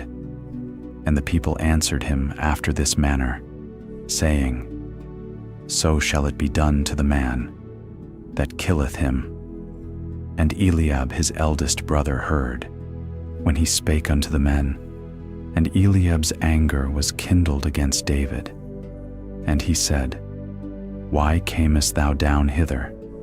And with whom hast thou left those few sheep in the wilderness?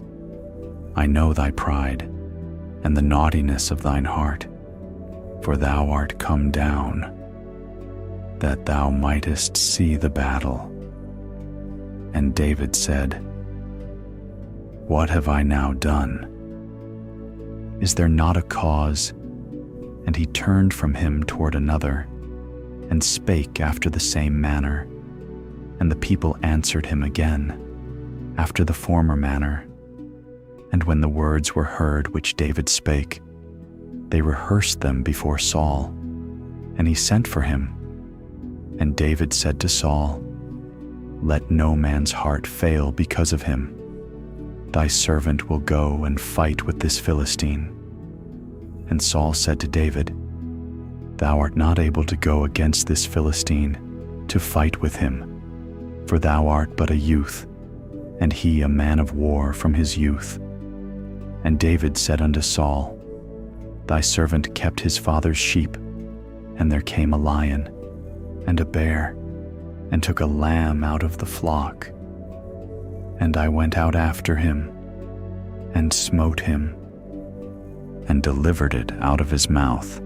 And when he arose against me, I caught him by his beard, and smote him, and slew him. Thy servant slew both the lion and the bear, and this uncircumcised Philistine shall be as one of them, seeing he hath defied the armies of the living God. David said moreover, The Lord that delivered me out of the paw of the lion, and out of the paw of the bear, he will deliver me out of the hand of this Philistine.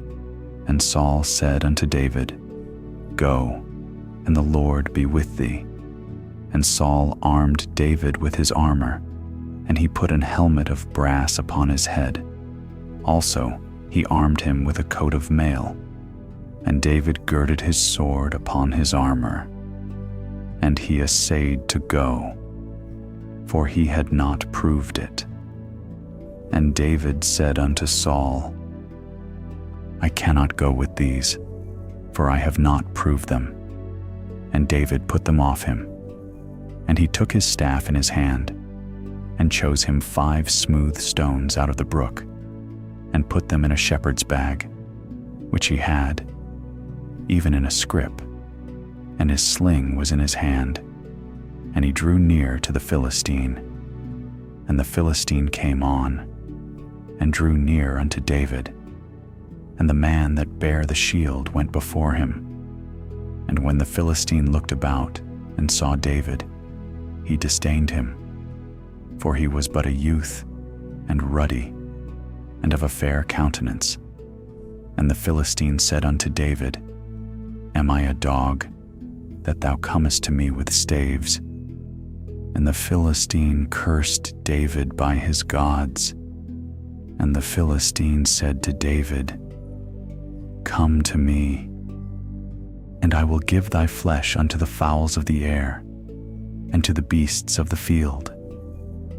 Then said David to the Philistine, Thou comest to me with a sword, and with a spear, and with a shield. But I come to thee in the name of the Lord of hosts, the God of the armies of Israel, whom thou hast defied. This day will the Lord deliver thee into mine hand, and I will smite thee, and take thine head from thee.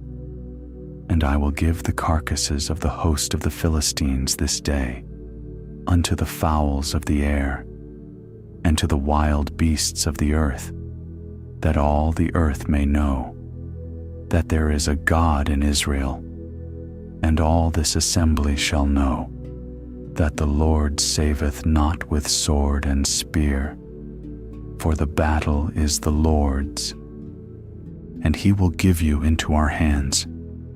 And it came to pass, when the Philistine arose, and came and drew nigh to meet David, that David hasted, and ran toward the army to meet the Philistine.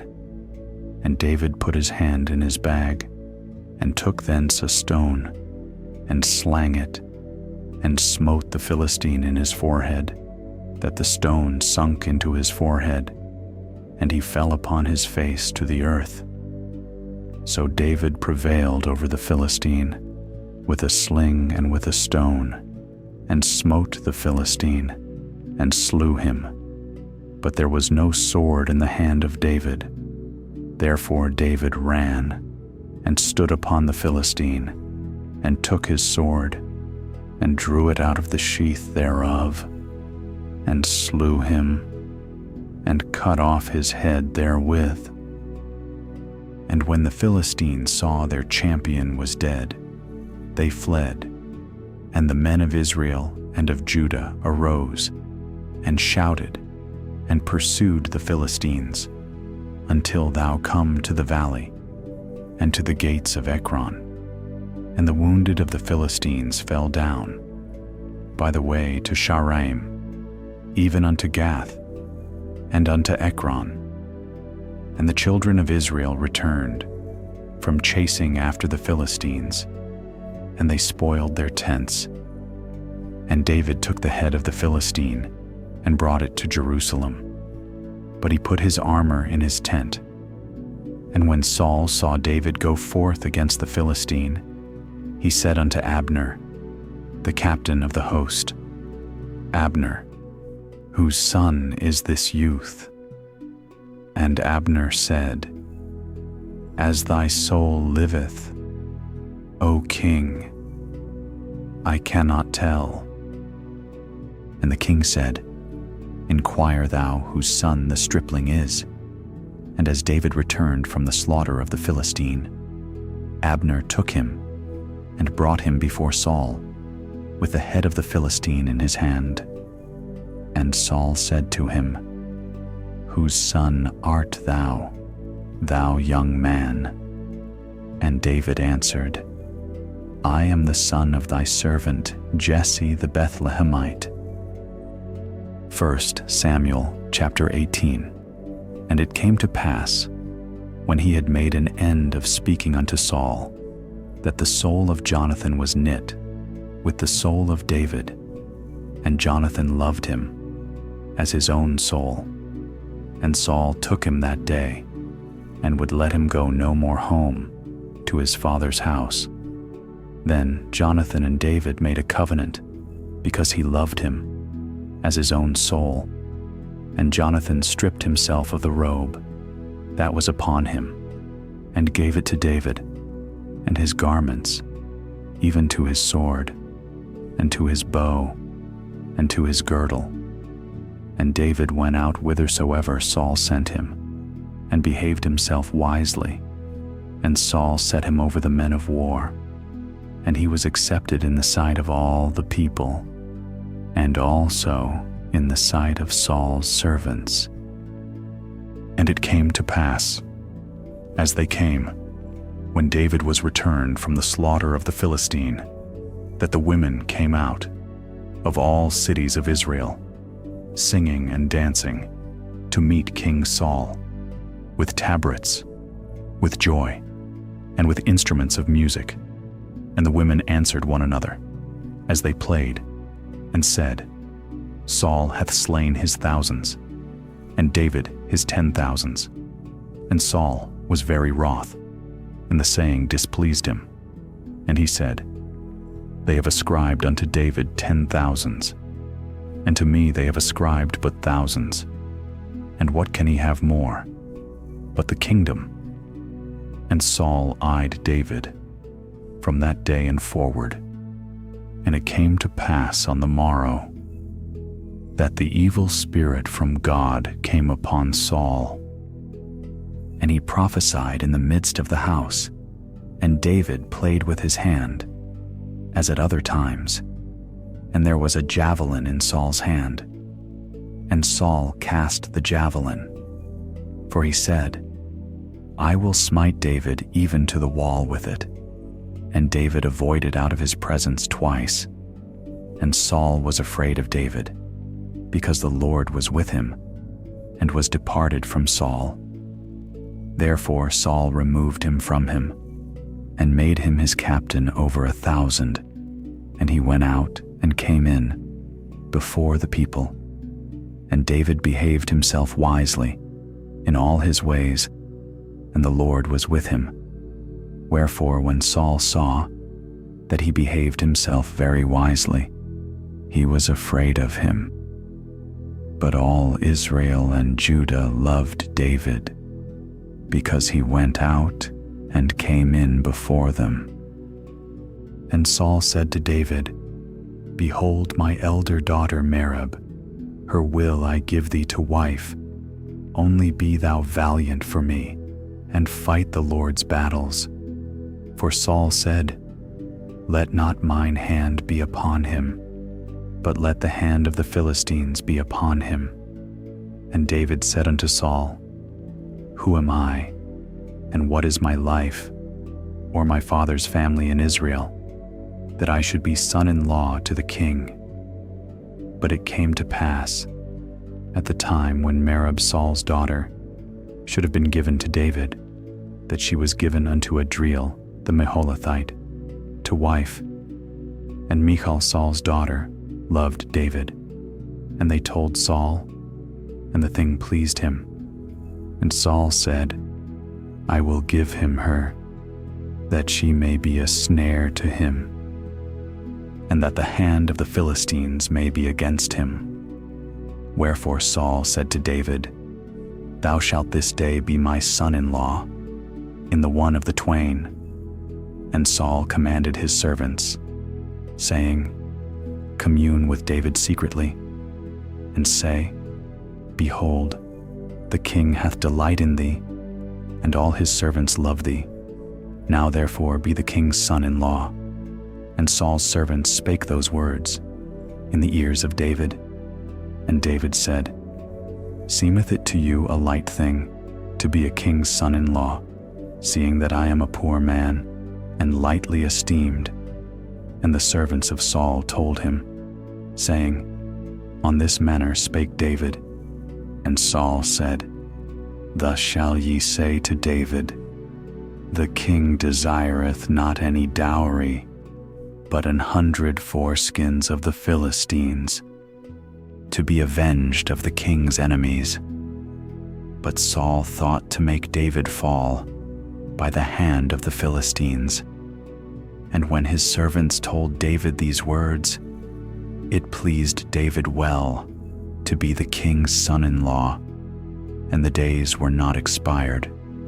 Wherefore David arose and went, he and his men, and slew of the Philistines 200 men. And David brought their foreskins, and they gave them in full tale to the king, that he might be the king's son-in-law. And Saul gave him Michal his daughter to wife. And Saul saw and knew that the Lord was with David, and that Michal Saul's daughter loved him. And Saul was yet the more afraid of David, and Saul became David's enemy continually. Then the princes of the Philistines went forth. And it came to pass, after they went forth, that David behaved himself more wisely than all the servants of Saul, so that his name was much set by. 1 Samuel chapter 19. And Saul spake to Jonathan his son, and to all his servants, that they should kill David. But Jonathan Saul's son delighted much in David, and Jonathan told David, saying, Saul my father seeketh to kill thee. Now therefore, I pray thee, take heed to thyself until the morning, and abide in a secret place, and hide thyself. And I will go out, and stand beside my father in the field where thou art, and I will commune with my father of thee. And what I see, that I will tell thee. And Jonathan spake good of David unto Saul his father, and said unto him, Let not the king sin against his servant, against David, because he hath not sinned against thee, and because his works have been to thee ward, very good. For he did put his life in his hand, and slew the Philistine, and the Lord wrought a great salvation for all Israel. Thou sawest it, and didst rejoice.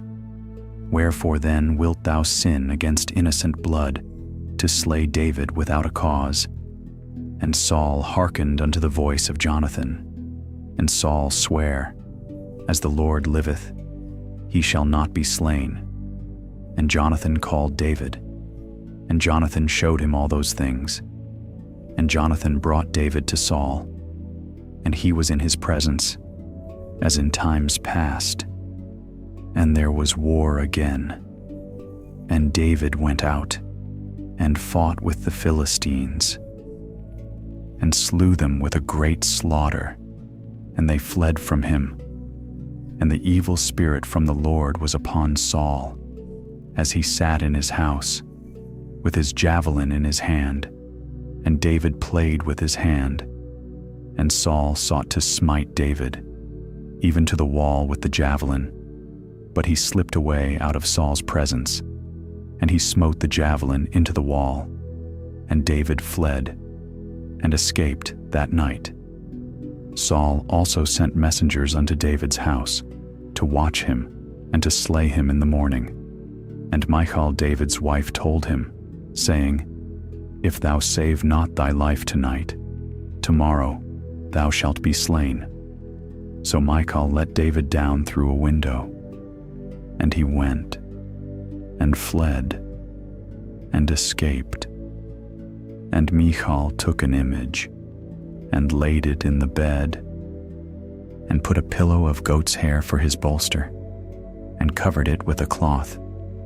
And when Saul sent messengers to take David, she said, He is sick.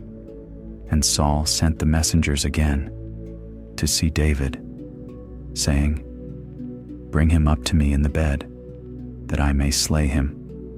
And when the messengers were come in, behold, there was an image in the bed, with a pillow of goat's hair for his bolster. And Saul said unto Michal, Why hast thou deceived me so, and sent away mine enemy, that he is escaped? And Michal answered Saul, He said unto me, Let me go. Why should I kill thee? So David fled and escaped, and came to Samuel to Ramah, and told him all that Saul had done to him. And he and Samuel went, and dwelt in Naioth.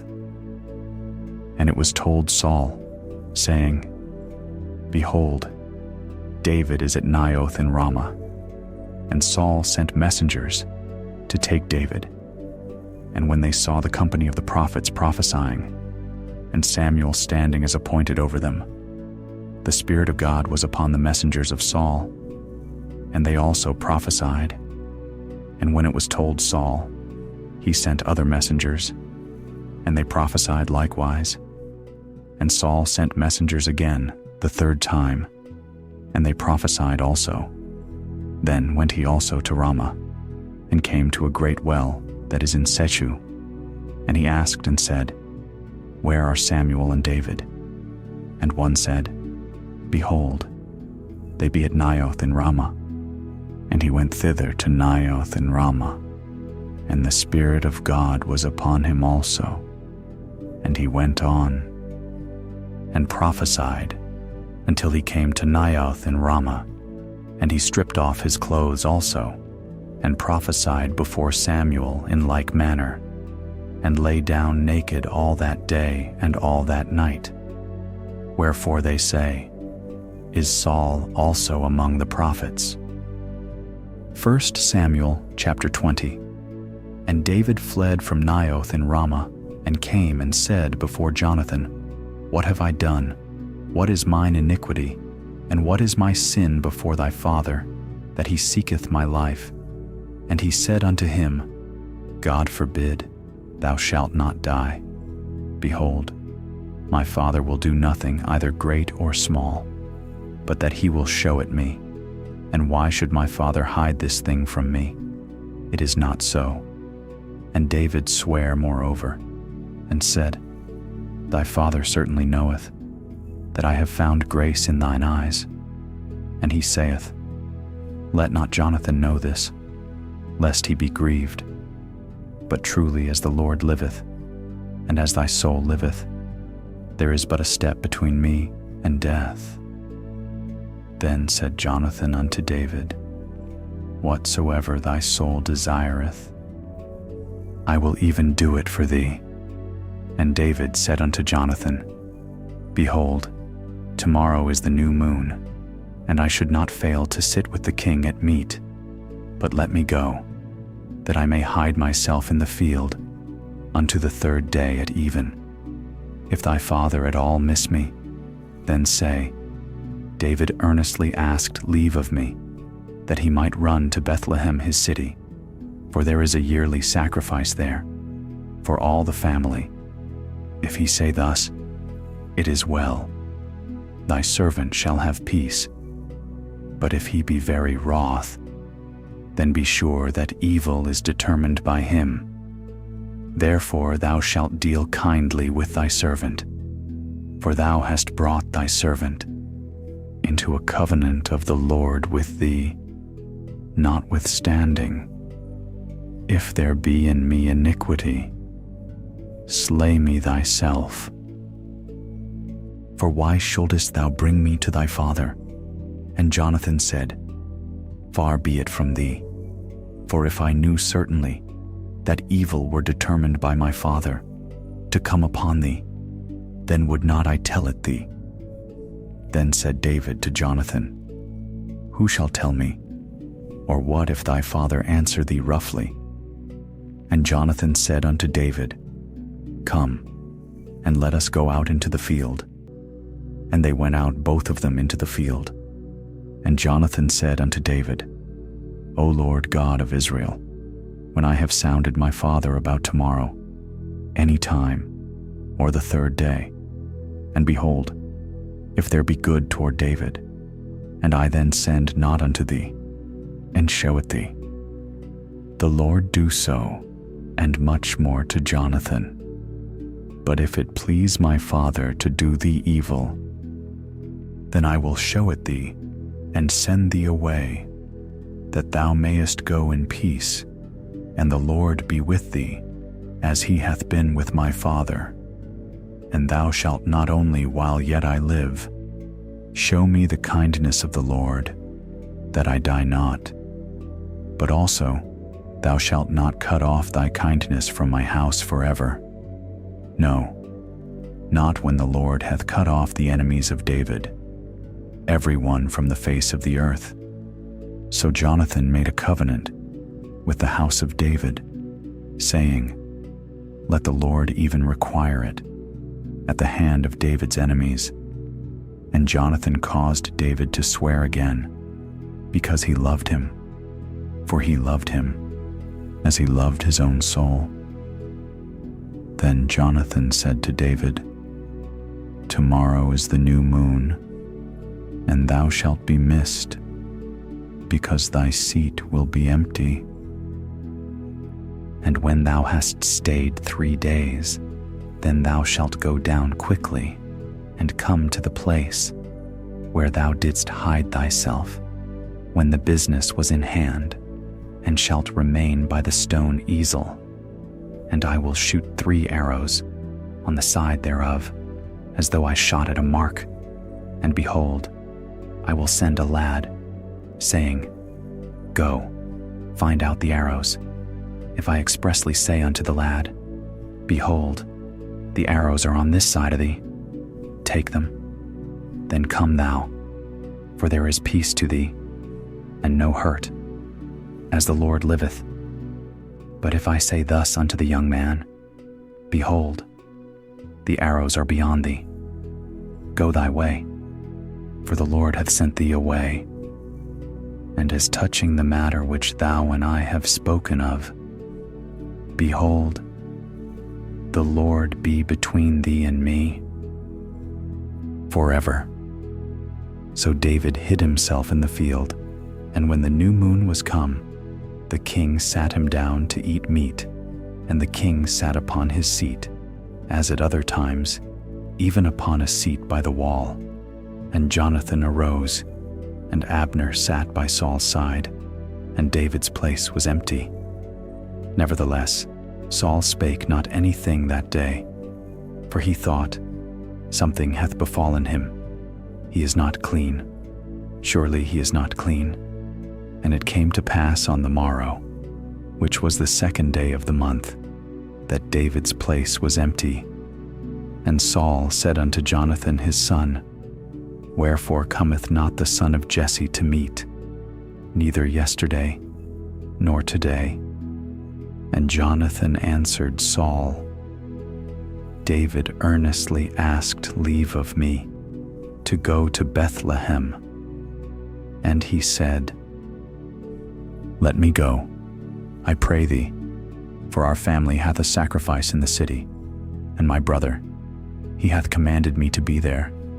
And now, if I have found favor in thine eyes, let me get away, I pray thee, and see my brethren. Therefore he cometh not unto the king's table. Then Saul's anger was kindled against Jonathan, and he said unto him, Thou son of the perverse, rebellious woman, do not I know that thou hast chosen the son of Jesse to thine own confusion, and unto the confusion of thy mother's nakedness? For as long as the son of Jesse liveth upon the ground, thou shalt not be established, nor thy kingdom. Wherefore now send and fetch him unto me, for he shall surely die. And Jonathan answered Saul his father, and said unto him, Wherefore shall he be slain? What hath he done? And Saul cast a javelin at him to smite him, whereby Jonathan knew that it was determined of his father to slay David. So Jonathan arose from the table in fierce anger, and did eat no meat the 2nd day of the month, for he was grieved for David, because his father had done him shame. And it came to pass in the morning, that Jonathan went out into the field at the time appointed with David, and a little lad with him. And he said unto his lad, Run, find out now the arrows which I shoot. And as the lad ran, he shot an arrow beyond him. And when the lad was come to the place of the arrow which Jonathan had shot, Jonathan cried after the lad and said, Is not the arrow beyond thee? And Jonathan cried after the lad, Make speed, haste, stay not. And Jonathan's lad gathered up the arrows and came to his master. But the lad knew not anything. Only Jonathan and David knew the matter. And Jonathan gave his artillery unto his lad, and said unto him, Go, carry them to the city. And as soon as the lad was gone, David arose out of a place toward the south, and fell on his face to the ground, and bowed himself 3 times. And they kissed one another, and wept one with another, until David exceeded. And Jonathan said to David, Go in peace, forasmuch as we have sworn both of us, in the name of the Lord, saying, The Lord be between me and thee, and between my seed and thy seed forever. And he arose and departed, and Jonathan went into the city. 1 Samuel chapter 21. Then came David to Nob, to Ahimelech the priest. And Ahimelech was afraid at the meeting of David, and said unto him, Why art thou alone, and no man with thee? And David said unto Ahimelech the priest, The king hath commanded me a business, and hath said unto me, Let no man know anything of the business, whereabout I send thee, and what I have commanded thee. And I have appointed my servants to such and such a place. Now therefore, what is under thine hand? Give me 5 loaves of bread in mine hand, or what there is present. And the priest answered David, and said, There is no common bread under mine hand, but there is hallowed bread, if the young men have kept themselves, at least from women. And David answered the priest, and said unto him, Of a truth women have been kept from us, about these 3 days, since I came out. And the vessels of the young men are holy, and the bread is in a manner common, yea, though it were sanctified this day in the vessel. So the priest gave him hallowed bread, for there was no bread there, but the shewbread, that was taken from before the Lord, to put hot bread in the day, when it was taken away. Now a certain man of the servants of Saul was there that day, detained before the Lord, and his name was Doeg, an Edomite, the chiefest of the herdmen. That belonged to Saul. And David said unto Ahimelech, And is there not here under thine hand spear or sword? For I have neither brought my sword, nor my weapons with me, because the king's business required haste. And the priest said, The sword of Goliath the Philistine, whom thou slewest in the valley of Elah, behold, it is here wrapped in a cloth behind the ephod. If thou wilt take that, take it, for there is no other save that here. And David said, There is none like that. Give it me.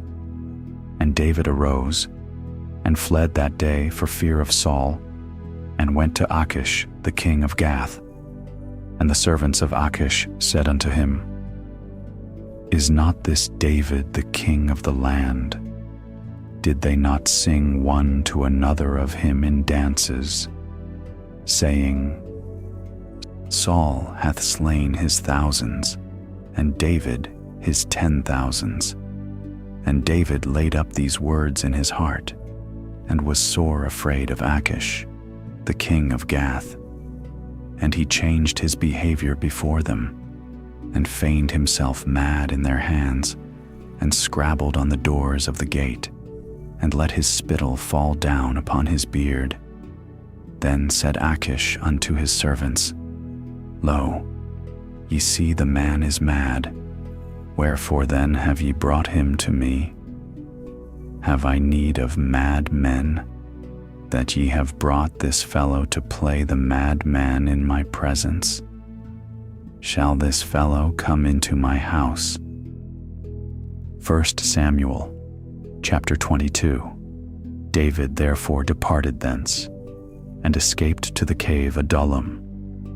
And when his brethren and all his father's house heard it, they went down thither to him.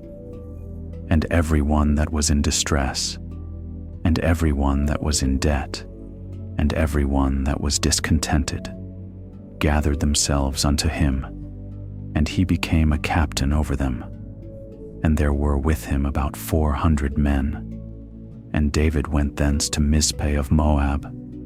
And he said unto the king of Moab, Let my father and my mother, I pray thee, come forth, and be with you, till I know what God will do for me. And he brought them before the king of Moab, and they dwelt with him, all the while that David was in the hold. And the prophet Gad said unto David, Abide not in the hold, depart, and get thee into the land of Judah. Then David departed, and came into the forest of Hareth. When Saul heard that David was discovered, and the men that were with him. Now Saul abode in Gibeah, under a tree in Ramah, having his spear in his hand, and all his servants were standing about him. Then Saul said unto his servants that stood about him, Hear now, ye Benjamites, will the son of Jesse give every one of you fields and vineyards, and make you all captains of thousands and captains of hundreds, that all of you have conspired against me, and there is none that showeth me, that my son hath made a league with the son of Jesse, and there is none of you that is sorry for me, or showeth unto me that my son hath stirred up my servant against me, to lie in wait, as at this day. Then answered Doeg the Edomite, which was set over the servants of Saul, and said, I saw the son of Jesse coming to Nob, to Ahimelech, the son of Ahitub, and he inquired of the Lord for him, and gave him victuals, and gave him the sword of Goliath the Philistine. Then the king sent to call Ahimelech the priest, the son of Ahitub, and all his father's house, the priests that were in Nob, and they came all of them to the king. And Saul said, Hear now, thou son of Ahitub. And he answered, Here I am, my lord. And Saul said unto him, Why have ye conspired against me, thou and the son of Jesse, in that thou hast given him bread and a sword, and hast inquired of God for him, that he should rise against me, to lie in wait, as at this day? Then Ahimelech answered the king, and said, And who is so faithful among all thy servants as David, which is the king's son-in-law, and goeth at thy bidding, and is honorable in thine house? Did I then begin to inquire of God for him? Be it far from me. Let not the king impute anything unto his servant, nor to all the house of my father, for thy servant knew nothing of all this, less or more. And the king said, Thou shalt surely die, Ahimelech, thou, and all thy father's house. And the king said unto the footmen that stood about him, Turn, and slay the priests of the Lord, because their hand also is with David, and because they knew when he fled, and did not show it to me. But the servants of the king would not put forth their hand to fall upon the priests of the Lord. And the king said to Doeg, Turn thou, and fall upon the priests. And Doeg the Edomite turned, and he fell upon the priests, and slew on that day 75 persons that did wear a linen ephod. And Nob, the city of the priests, smote he with the edge of the sword, both men and women, children and sucklings, and oxen, and asses, and sheep, with the edge of the sword. And one of the sons of Ahimelech, the son of Ahitub, named Abiathar, escaped and fled after David. And Abiathar showed David that Saul had slain the Lord's priests. And David said unto Abiathar, I knew it that day, when Doeg the Edomite was there, that he would surely tell Saul, I have occasioned the death of all the persons of thy father's house. Abide thou with me, fear not, for he that seeketh my life seeketh thy life, but with me thou shalt be in safeguard. 1 Samuel, chapter 23. Then they told David, saying, Behold, the Philistines fight against Keilah, and they rob the threshing floors. Therefore David inquired of the Lord, saying, Shall I go and smite these Philistines? And the Lord said unto David, Go and smite the Philistines, and save Keilah. And David's men said unto him, Behold, we be afraid here in Judah. How much more then, if we come to Keilah against the armies of the Philistines? Then David inquired of the Lord yet again, and the Lord answered him, and said, Arise, go down to Keilah, for I will deliver the Philistines into thine hand. So David and his men went to Keilah, and fought with the Philistines, and brought away their cattle, and smote them with a great slaughter. So David saved the inhabitants of Keilah. And it came to pass, when Abiathar the son of Ahimelech fled to David to Keilah, that he came down with an ephod in his hand. And it was told Saul that David was come to Keilah. And Saul said, God hath delivered him into mine hand, for he is shut in by entering into a town that hath gates and bars. And Saul called all the people together to war, to go down to Keilah, to besiege David and his men. And David knew that Saul secretly practiced mischief against him. And he said to Abiathar the priest, Bring hither the ephod. Then said David, O Lord God of Israel, thy servant hath certainly heard that Saul seeketh to come to Keilah, to destroy the city for my sake. Will the men of Keilah deliver me up into his hand? Will Saul come down, as thy servant hath heard? O Lord God of Israel, I beseech thee, tell thy servant. And the Lord said, He will come down. Then said David, Will the men of Keilah deliver me and my men into the hand of Saul? And the Lord said, They will deliver thee up. Then David and his men, which were about 600, arose and departed out of Keilah, and went whithersoever they could go. And it was told Saul that David was escaped from Keilah, and he forbare to go forth. And David abode in the wilderness in strong holds, and remained in a mountain in the wilderness of Ziph. And Saul sought him every day, but God delivered him not into his hand. And David saw that Saul was come out to seek his life. And David was in the wilderness of Ziph in a wood. And Jonathan Saul's son arose, and went to David into the wood, and strengthened his hand in God. And he said unto him, Fear not, for the hand of Saul my father shall not find thee, and thou shalt be king over Israel. And I shall be next unto thee, and that also Saul my father knoweth. And they two made a covenant before the Lord. And David abode in the wood, and Jonathan went to his house. Then came up the Ziphites to Saul to Gibeah, saying, Doth not David hide himself with us in strongholds in the wood, in the hill of Hachilah, which is on the south of Jeshimon? Now therefore, O king, come down according to all the desire of thy soul, to come down, and our part shall be to deliver him into the king's hand.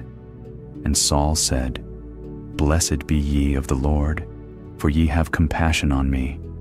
Go, I pray you, prepare yet, and know and see his place where his haunt is, and who hath seen him there. For it is told me that he dealeth very subtly. See therefore, and take knowledge of all the lurking places, where he hideth himself, and come ye again to me with the certainty, and I will go with you. And it shall come to pass, if he be in the land, that I will search him out throughout all the thousands of Judah.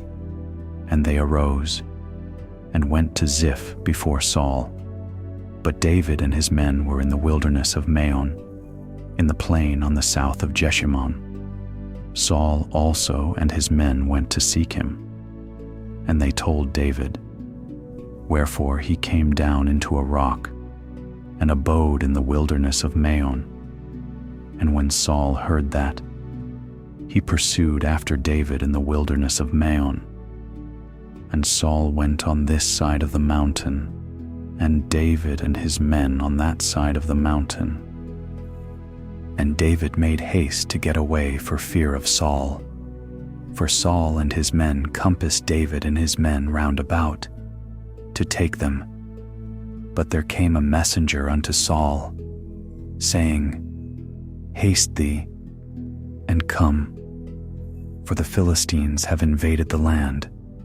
Wherefore Saul returned from pursuing after David, and went against the Philistines. Therefore they called that place Selahammalekoth. And David went up from thence, and dwelt in strongholds at En-gedi. 1 Samuel chapter 24. And it came to pass, when Saul was returned from following the Philistines, that it was told him, saying, Behold, David is in the wilderness of En-gedi. Then Saul took 3,000 chosen men out of all Israel, and went to seek David and his men upon the rocks of the wild goats. And he came to the sheepcotes by the way, where was a cave. And Saul went in to cover his feet, and David and his men remained in the sides of the cave. And the men of David said unto him, Behold the day of which the Lord said unto thee, Behold, I will deliver thine enemy into thine hand, that thou mayest do to him as it shall seem good unto thee. Then David arose and cut off the skirt of Saul's robe privily. And it came to pass afterward that David's heart smote him, because he had cut off Saul's skirt. And he said unto his men, The Lord forbid that I should do this thing unto my master, the Lord's anointed, to stretch forth mine hand against him, seeing he is the anointed of the Lord. So David stayed his servants with these words, and suffered them not to rise against Saul. But Saul rose up out of the cave, and went on his way. David also arose afterward, and went out of the cave, and cried after Saul, saying, My lord the king. And when Saul looked behind him, David stooped with his face to the earth, and bowed himself. And David said to Saul, Wherefore hearest thou men's words, saying, Behold, David seeketh thy hurt. Behold, this day thine eyes have seen, how that the Lord had delivered thee today into mine hand in the cave. And some bade me kill thee, but mine eye spared thee. And I said, I will not put forth mine hand against my Lord, for he is the Lord's anointed. Moreover, my father, see, yea, see the skirt of thy robe in my hand, for in that I cut off the skirt of thy robe, and killed thee not. Know thou and see, that there is neither evil nor transgression in mine hand, and I have not sinned against thee. Yet thou huntest my soul, to take it. The Lord judge between me and thee, and the Lord avenge me of thee. But mine hand shall not be upon thee. As saith the proverb of the ancients, wickedness proceedeth from the wicked, but mine hand shall not be upon thee. After whom is the King of Israel come out? After whom dost thou pursue? After a dead dog? After a flea? The Lord therefore be judge, and judge between me and thee, and see, and plead my cause, and deliver me out of thine hand. And it came to pass, when David had made an end of speaking these words unto Saul, that Saul said, Is this thy voice, my son David? And Saul lifted up his voice, and wept. And he said to David, Thou art more righteous than I, for thou hast rewarded me good, whereas I have rewarded thee evil. And thou hast showed this day how that thou hast dealt well with me, forasmuch as when the Lord had delivered me into thine hand, thou killedst me not. For if a man find his enemy, will he let him go well away? Wherefore the Lord reward thee good, for that thou hast done unto me this day. And now, behold, I know well that thou shalt surely be king, and that the kingdom of Israel shall be established in thine hand. Swear now therefore unto me by the Lord, that thou wilt not cut off my seed after me, and that thou wilt not destroy my name out of my father's house. And David sware unto Saul, and Saul went home, but David and his men gat them up unto the hold. 1 Samuel, chapter 25. And Samuel died, and all the Israelites were gathered together, and lamented him, and buried him in his house at Ramah. And David arose, and went down to the wilderness of Paran. And there was a man in Maon, whose possessions were in Carmel, and the man was very great, and he had 3,000 sheep, and 1,000 goats, and he was shearing his sheep in Carmel.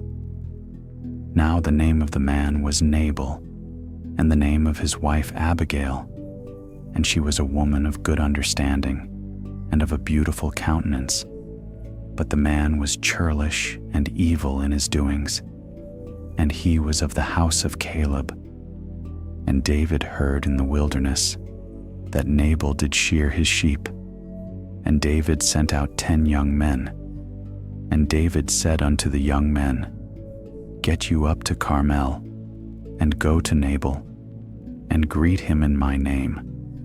And thus shall ye say to him that liveth in prosperity, Peace be both to thee, and peace be to thine house, and peace be unto all that thou hast. And now I have heard that thou hast shearers. Now thy shepherds which were with us, we hurt them not, neither was there aught missing unto them, all the while they were in Carmel. Ask thy young men, and they will show thee. Wherefore let the young men find favor in thine eyes, for we come in a good day. Give, I pray thee, whatsoever cometh to thine hand, unto thy servants, and to thy son David. And when David's young men came, they spake to Nabal according to all those words, in the name of David, and ceased, And Nabal answered David's servants and said, "Who is David, and who is the son of Jesse? There be many servants nowadays that break away every man from his master. Shall I then take my bread and my water and my flesh that I have killed for my shearers, and give it unto men, whom I know not whence they be?" So David's young men turned their way, and went again, and came and told him all those sayings. And David said unto his men, "Gird ye on every man his sword." And they girded on every man his sword. And David also girded on his sword. And there went up after David about 400 men, and 200 abode by the stuff. But one of the young men told Abigail, Nabal's wife, saying, "Behold, David sent messengers out of the wilderness to salute our master, and he railed on them. But the men were very good unto us, and we were not hurt, neither missed we anything, as long as we were conversant with them when we were in the fields. They were a wall unto us, both by night and day, all the while we were with them keeping the sheep.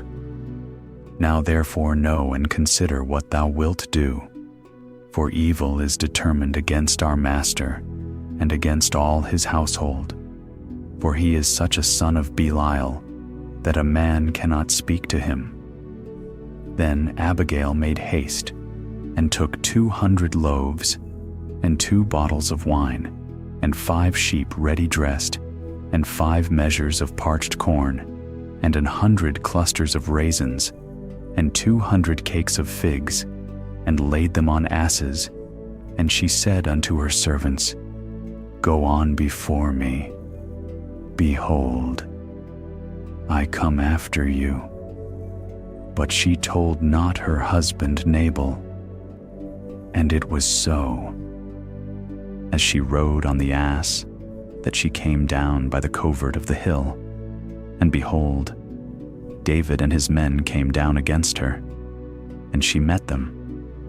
Now David had said, "Surely in vain have I kept all that this fellow hath in the wilderness, so that nothing was missed of all that pertained unto him, and he hath requited me evil for good.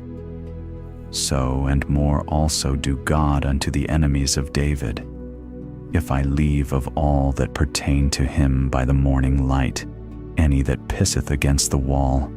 And when Abigail saw David, she hasted and lighted off the ass, and fell before David on her face, and bowed herself to the ground, and fell at his feet, and said, "Upon me, my Lord, upon me let this iniquity be, and let thine handmaid, I pray thee, speak in thine audience, and hear the words of thine handmaid. Let not my Lord, I pray thee, regard this man of Belial, even Nabal, for as his name is, so is he. Nabal is his name, and folly is with him. But I thine handmaid saw not the young men of my Lord, whom thou didst send.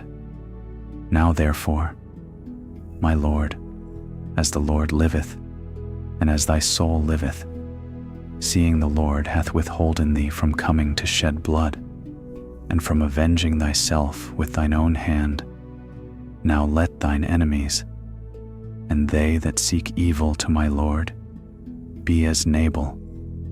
And now this blessing, which thine handmaid hath brought unto my Lord, let it even be given unto the young men that follow my Lord. I pray thee, forgive the trespass of thine handmaid. For the Lord will certainly make my Lord a sure house, because my Lord fighteth the battles of the Lord, and evil hath not been found in thee all thy days. Yet a man is risen to pursue thee, and to seek thy soul. But the soul of my Lord shall be bound in the bundle of life, with the Lord thy God and the souls of thine enemies. Them shall he sling out, as out of the middle of a sling. And it shall come to pass, when the Lord shall have done to my Lord, according to all the good that he hath spoken concerning thee, and shall have appointed thee ruler over Israel, that this shall be no grief unto thee, nor offense of heart unto my Lord, either that thou hast shed blood causeless, or that my Lord hath avenged himself. But when the Lord shall have dealt well with my Lord, then remember thine handmaid.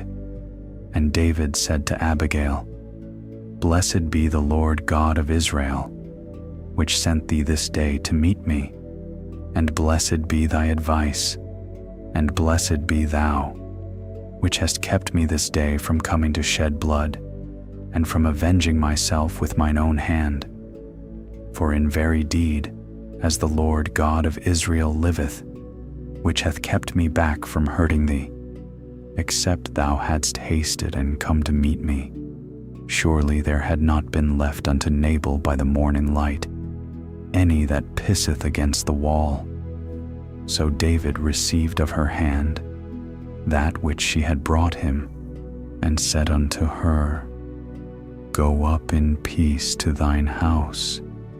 See, I have hearkened to thy voice, and have accepted thy person. And Abigail came to Nabal, and behold, he held a feast in his house, like the feast of a king, and Nabal's heart was merry within him, for he was very drunken, wherefore she told him nothing, less or more, until the morning light. But it came to pass in the morning, when the wine was gone out of Nabal, and his wife had told him these things, that his heart died within him, and he became as a stone. And it came to pass about 10 days after, that the Lord smote Nabal, that he died. And when David heard that Nabal was dead, he said, Blessed be the Lord, that hath pleaded the cause of my reproach from the hand of Nabal, and hath kept his servant from evil. For the Lord hath returned the wickedness of Nabal upon his own head. And David sent and communed with Abigail to take her to him to wife. And when the servants of David were come to Abigail to Carmel, they spake unto her, saying, David sent us unto thee, to take thee to him to wife. And she arose, and bowed herself on her face to the earth, and said, Behold, let thine handmaid be a servant, to wash the feet of the servants of my Lord.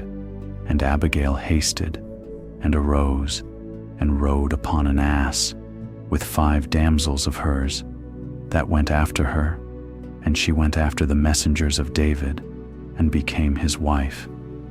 David also took Ahinoam of Jezreel, and they were also both of them his wives.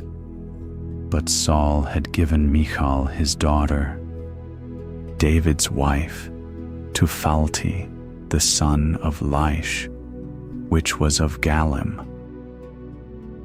1 Samuel chapter 26.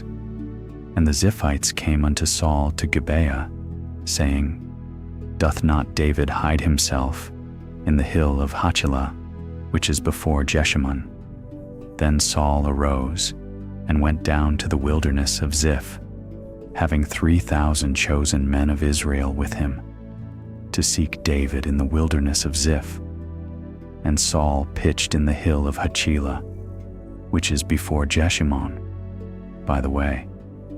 But David abode in the wilderness, and he saw that Saul came after him into the wilderness. David therefore sent out spies, and understood that Saul was come in very deed.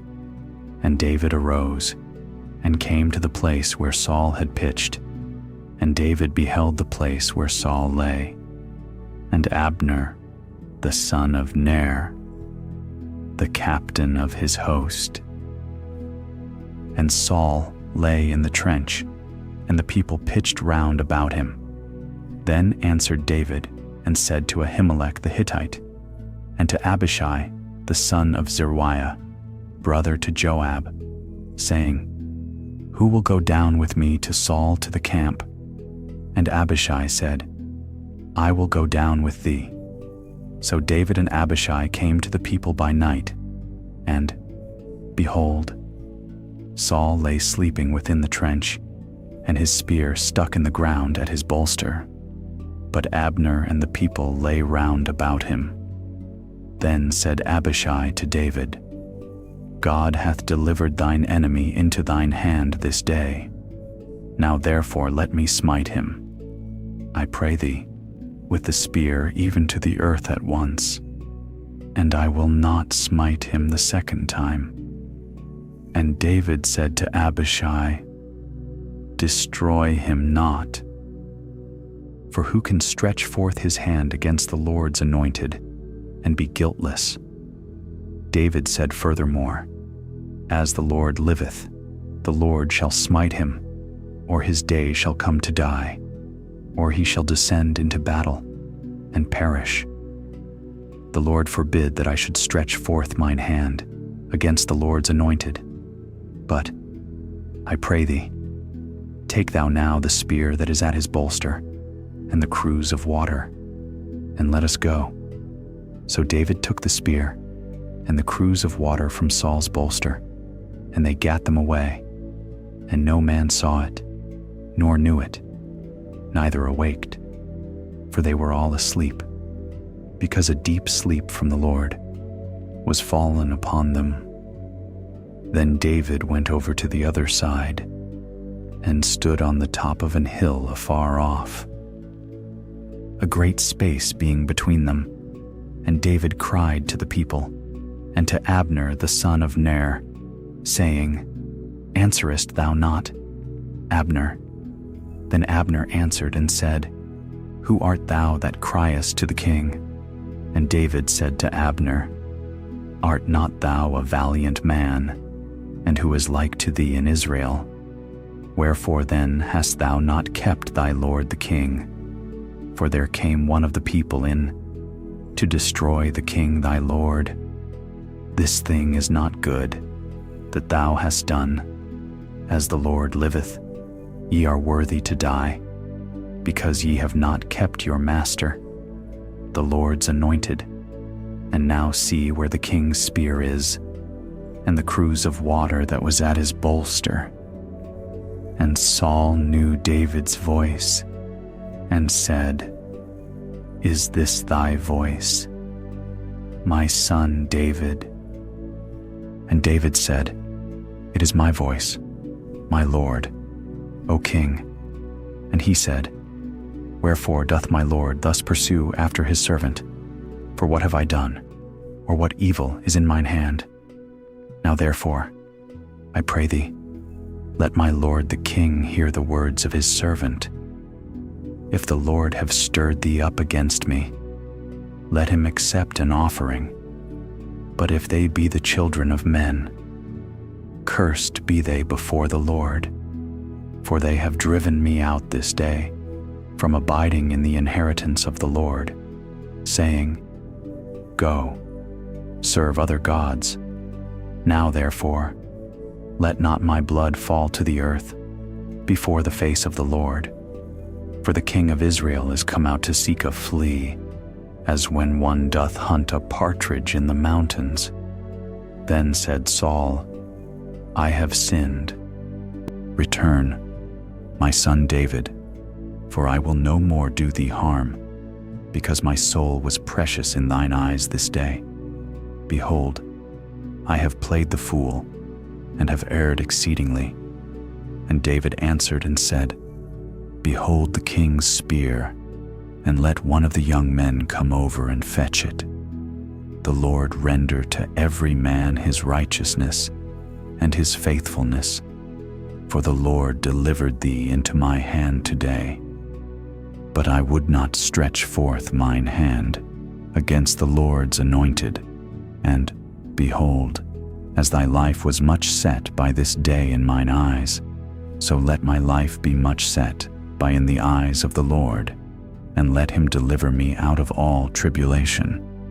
Then Saul said to David, Blessed be thou, my son David.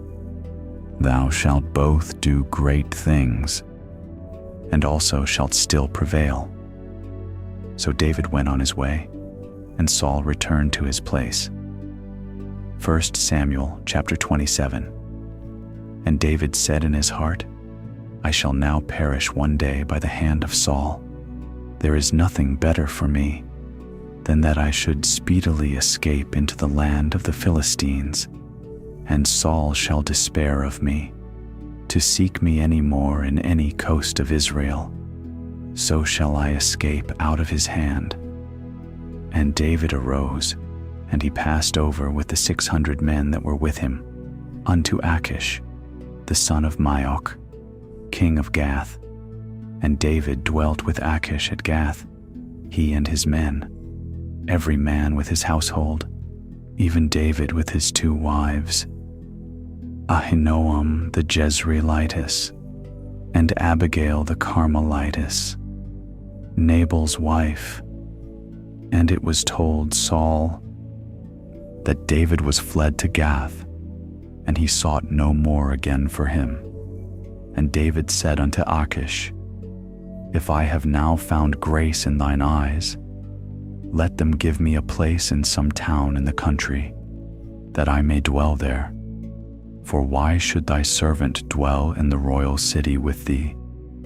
Then Achish gave him Ziklag that day, wherefore Ziklag pertaineth unto the kings of Judah, unto this day. And the time that David dwelt in the country of the Philistines was a full year and 4 months. And David and his men went up, and invaded the Geshurites, and the Gezrites, and the Amalekites. For those nations were of old the inhabitants of the land, as thou goest to Shur, even unto the land of Egypt.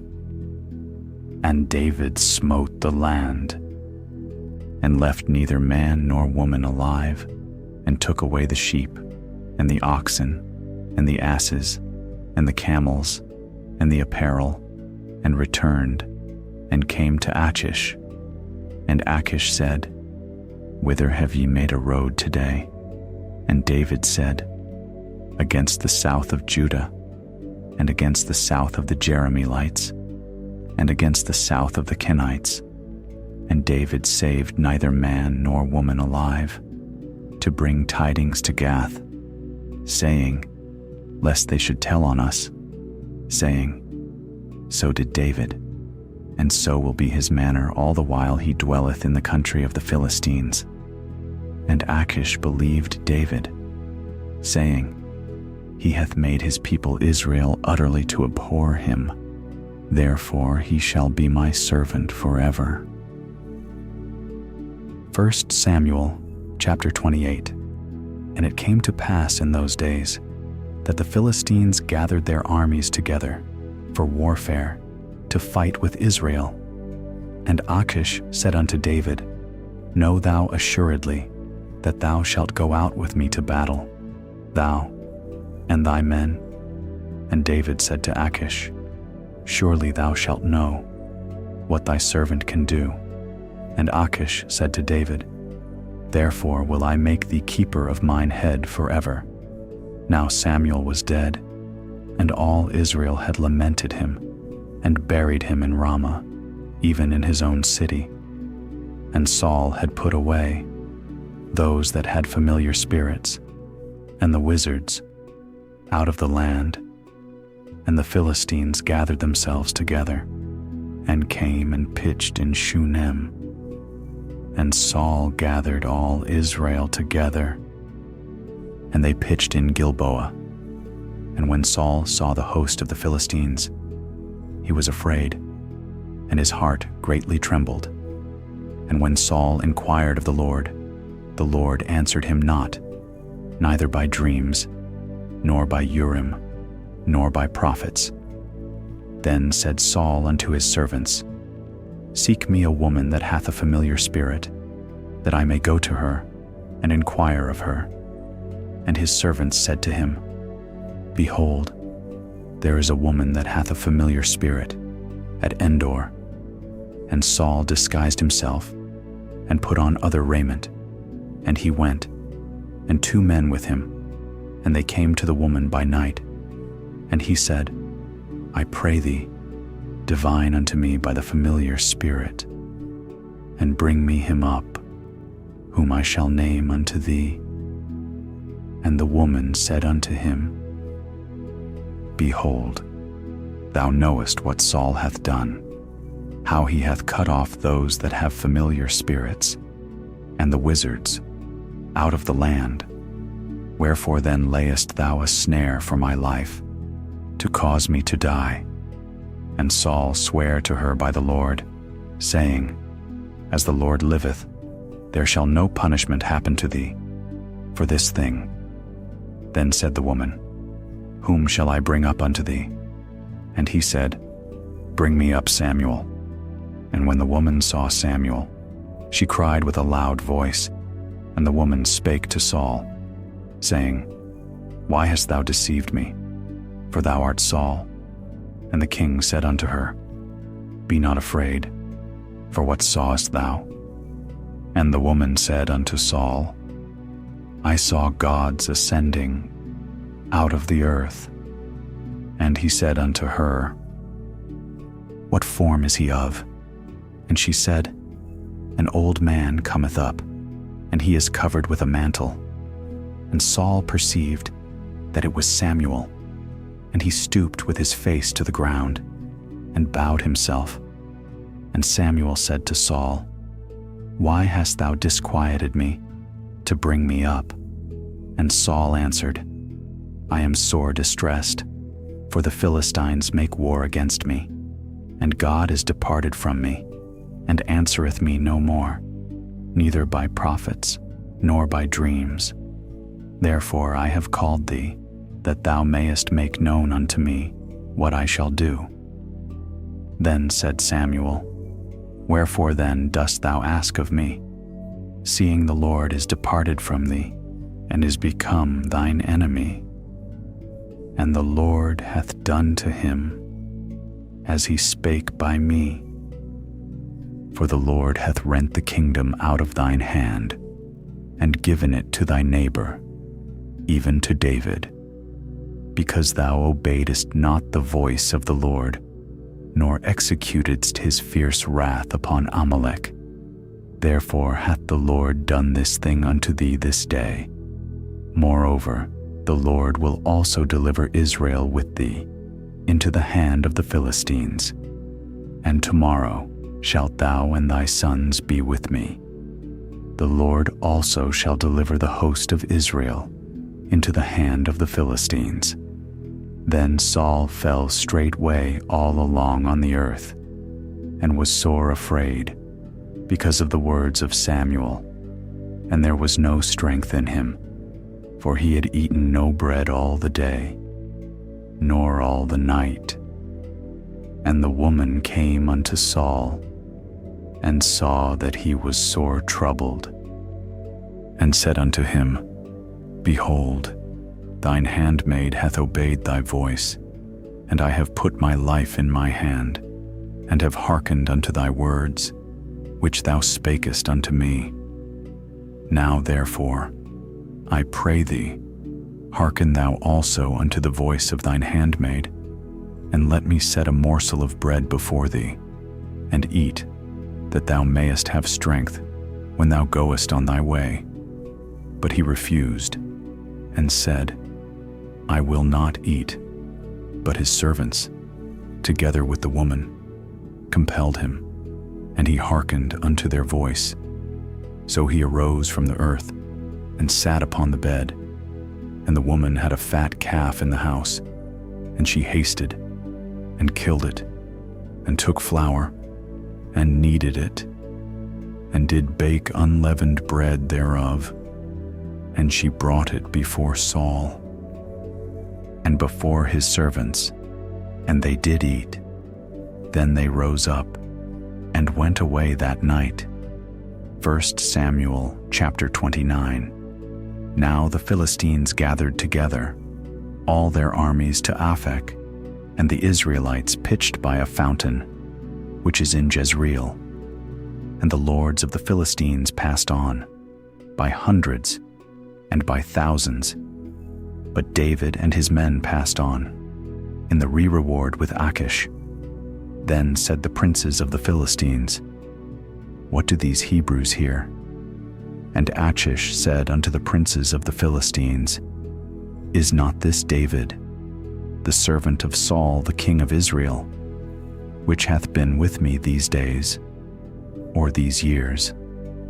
And I have found no fault in him, since he fell unto me unto this day.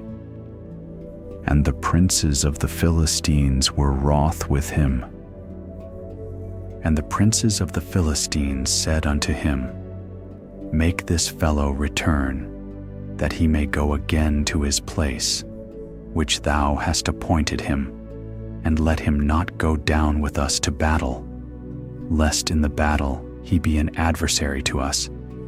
For wherewith should he reconcile himself unto his master?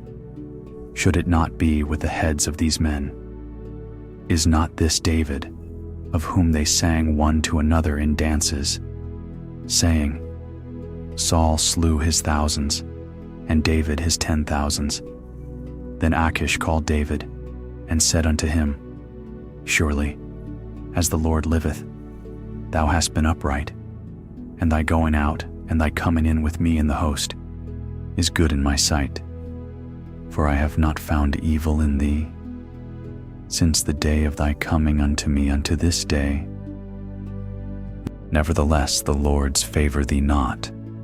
Wherefore now return, and go in peace, that thou displease not the lords of the Philistines. And David said unto Achish, But what have I done, and what hast thou found in thy servant, so long as I have been with thee unto this day, that I may not go fight against the enemies of my lord the king? And Achish answered and said to David, I know that thou art good in my sight, as an angel of God. Notwithstanding the princes of the Philistines have said, He shall not go up with us to the battle. Wherefore, now rise up early in the morning, with thy master's servants that are come with thee. And as soon as ye be up early in the morning, and have light, depart. So David and his men rose up early, to depart in the morning, to return into the land of the Philistines. And the Philistines went up to Jezreel.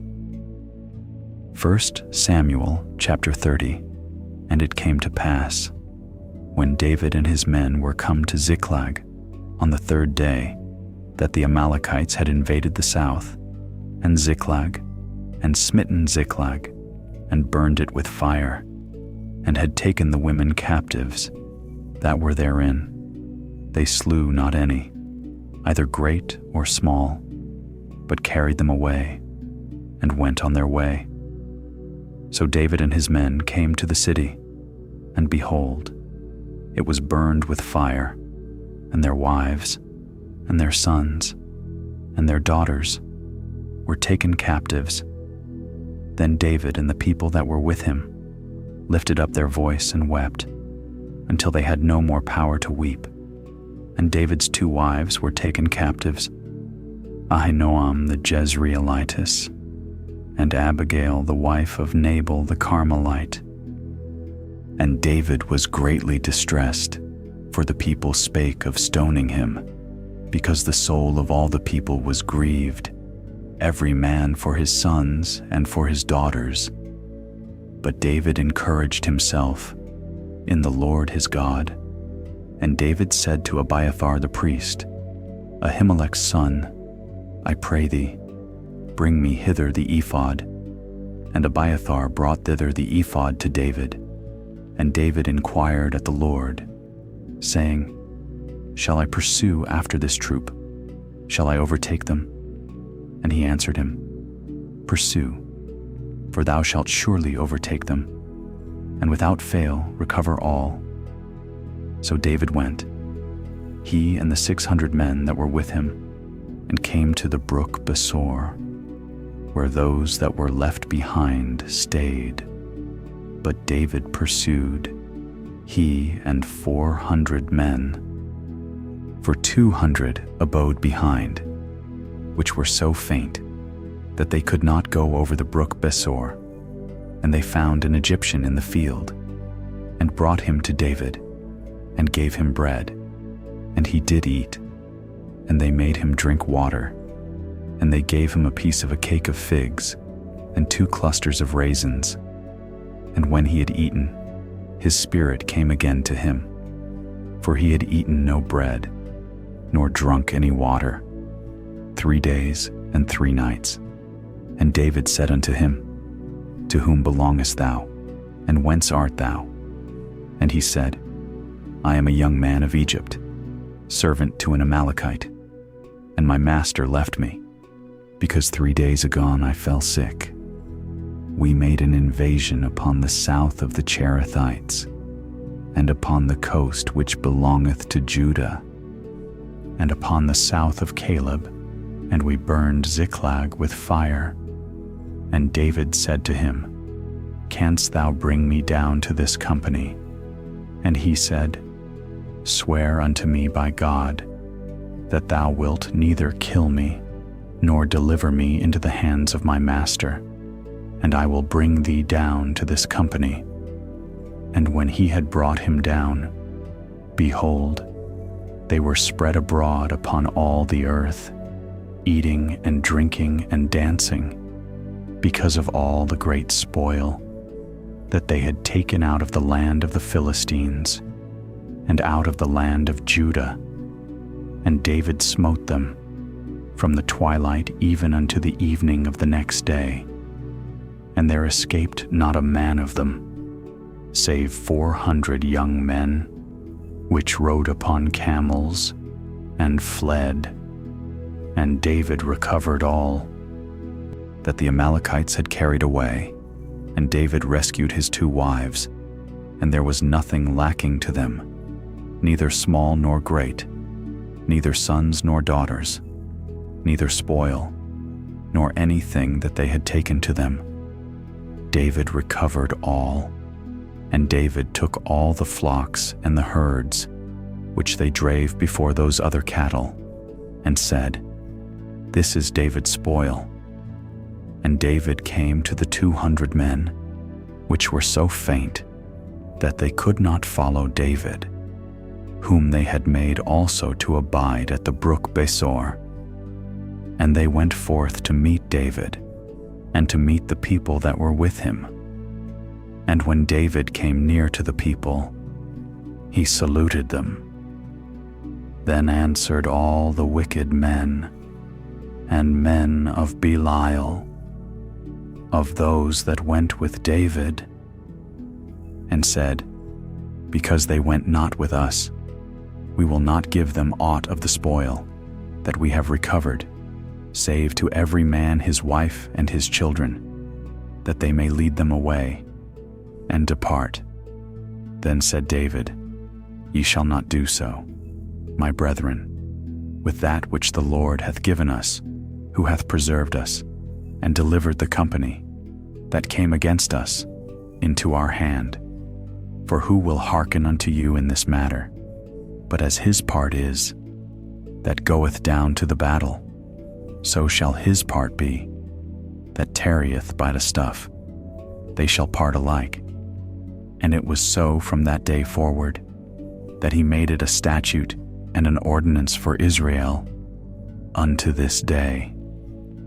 And when David came to Ziklag, he sent of the spoil unto the elders of Judah, even to his friends, saying, Behold a present for you of the spoil of the enemies of the Lord, to them which were in Beth-el, and to them which were in South Ramoth, and to them which were in Jattir, and to them which were in Aroer, and to them which were in Siphmoth, and to them which were in Eshtemoa, and to them which were in Rachel, and to them which were in the cities of the Jerahmeelites, and to them which were in the cities of the Kenites, and to them which were in Hormah, and to them which were in Chorashan, and to them which were in Athach, and to them which were in Hebron, and to all the places where David himself and his men were wont to haunt. 1 Samuel chapter 31. Now the Philistines fought against Israel, and the men of Israel fled from before the Philistines, and fell down slain in Mount Gilboa. And the Philistines followed hard upon Saul, and upon his sons, and the Philistines slew Jonathan, and Abinadab, and Melchishua, Saul's sons. And the battle went sore against Saul, and the archers hit him, and he was sore wounded of the archers. Then said Saul unto his armor-bearer, Draw thy sword, and thrust me through therewith, lest these uncircumcised come, and thrust me through, and abuse me. But his armor-bearer would not, for he was sore afraid. Therefore Saul took a sword, and fell upon it. And when his armor-bearer saw that Saul was dead, he fell likewise upon his sword, and died with him. So Saul died, and his 3 sons, and his armor-bearer, and all his men, that same day together. And when the men of Israel that were on the other side of the valley, and they that were on the other side Jordan, saw that the men of Israel fled, and that Saul and his sons were dead, they forsook the cities, and fled. And the Philistines came and dwelt in them. And it came to pass on the morrow, when the Philistines came to strip the slain, that they found Saul and his 3 sons fallen in Mount Gilboa, and they cut off his head, and stripped off his armor, and sent into the land of the Philistines round about, to publish it in the house of their idols, and among the people. And they put his armor in the house of Ashtaroth, and they fastened his body to the wall of Bethshan. And when the inhabitants of Jabesh Gilead heard of that which the Philistines had done to Saul, all the valiant men arose, and went all night, and took the body of Saul, and the bodies of his sons, from the wall of Bethshan, and came to Jabesh, and burnt them there. And they took their bones, and buried them under a tree at Jabesh, and fasted 7 days. 2 Samuel chapter 1. Now it came to pass after the death of Saul, when David was returned from the slaughter of the Amalekites, and David had abode 2 days in Ziklag. It came even to pass on the 3rd day, that behold, a man came out of the camp from Saul, with his clothes rent, and earth upon his head. And so it was, when he came to David, that he fell to the earth, and did obeisance. And David said unto him, From whence comest thou? And he said unto him, Out of the camp of Israel am I escaped. And David said unto him, How went the matter? I pray thee, tell me. And he answered, That the people are fled from the battle, and many of the people also are fallen and dead, and Saul and Jonathan his son are dead also. And David said unto the young man that told him, How knowest thou that Saul and Jonathan his son be dead? And the young man that told him said, As I happened by chance upon Mount Gilboa, behold, Saul leaned upon his spear, and lo, the chariots and horsemen followed hard after him. And when he looked behind him, he saw me, and called unto me, and I answered, Here am I. And he said unto me, Who art thou? And I answered him, I am an Amalekite. He said unto me again, Stand, I pray thee, upon me, and slay me, for anguish is come upon me, because my life is yet whole in me. So I stood upon him, and slew him, because I was sure that he could not live. After that he was fallen. And I took the crown that was upon his head, and the bracelet that was on his arm, and have brought them hither unto my Lord. Then David took hold on his clothes, and rent them, and likewise all the men that were with him, and they mourned, and wept, and fasted until even, for Saul, and for Jonathan his son, and for the people of the Lord, and for the house of Israel, because they were fallen by the sword. And David said unto the young man that told him, Whence art thou? And he answered, I am the son of a stranger, an Amalekite. And David said unto him, How wast thou not afraid to stretch forth thine hand to destroy the Lord's anointed? And David called one of the young men and said, Go near and fall upon him. And he smote him that he died. And David said unto him, Thy blood be upon thy head, for thy mouth hath testified against thee, saying, I have slain the Lord's anointed. And David lamented with this lamentation over Saul and over Jonathan his son. Also he bade them teach the children of Judah the use of the bow. Behold, it is written in the book of Jasher, The beauty of Israel is slain upon thy high places. How are the mighty fallen? Tell it not in Gath, publish it not in the streets of Askelon, lest the daughters of the Philistines rejoice, lest the daughters of the uncircumcised triumph. Ye mountains of Gilboa, let there be no dew, neither let there be rain upon you, nor fields of offerings. For there the shield of the mighty is vilely cast away, the shield of Saul, as though he had not been anointed with oil. From the blood of the slain, from the fat of the mighty, the bow of Jonathan turned not back, and the sword of Saul returned not empty. Saul and Jonathan were lovely and pleasant in their lives, and in their death they were not divided. They were swifter than eagles, they were stronger than lions. Ye daughters of Israel, weep over Saul, who clothed you in scarlet, with other delights, who put on ornaments of gold upon your apparel. How are the mighty fallen in the midst of the battle? O Jonathan, thou wast slain in thine high places. I am distressed for thee, my brother Jonathan. Very pleasant hast thou been unto me. Thy love to me was wonderful, passing the love of women. How are the mighty fallen, and the weapons of war perished? 2 Samuel, chapter 2. And it came to pass after this, that David inquired of the Lord, saying, Shall I go up into any of the cities of Judah?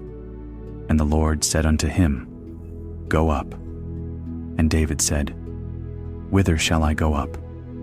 And he said, Unto Hebron. So David went up thither, and his 2 wives also, Ahinoam the Jezreelitess, and Abigail Nabal's wife the Carmelite, and his men that were with him, did David bring up, every man with his household, and they dwelt in the cities of Hebron.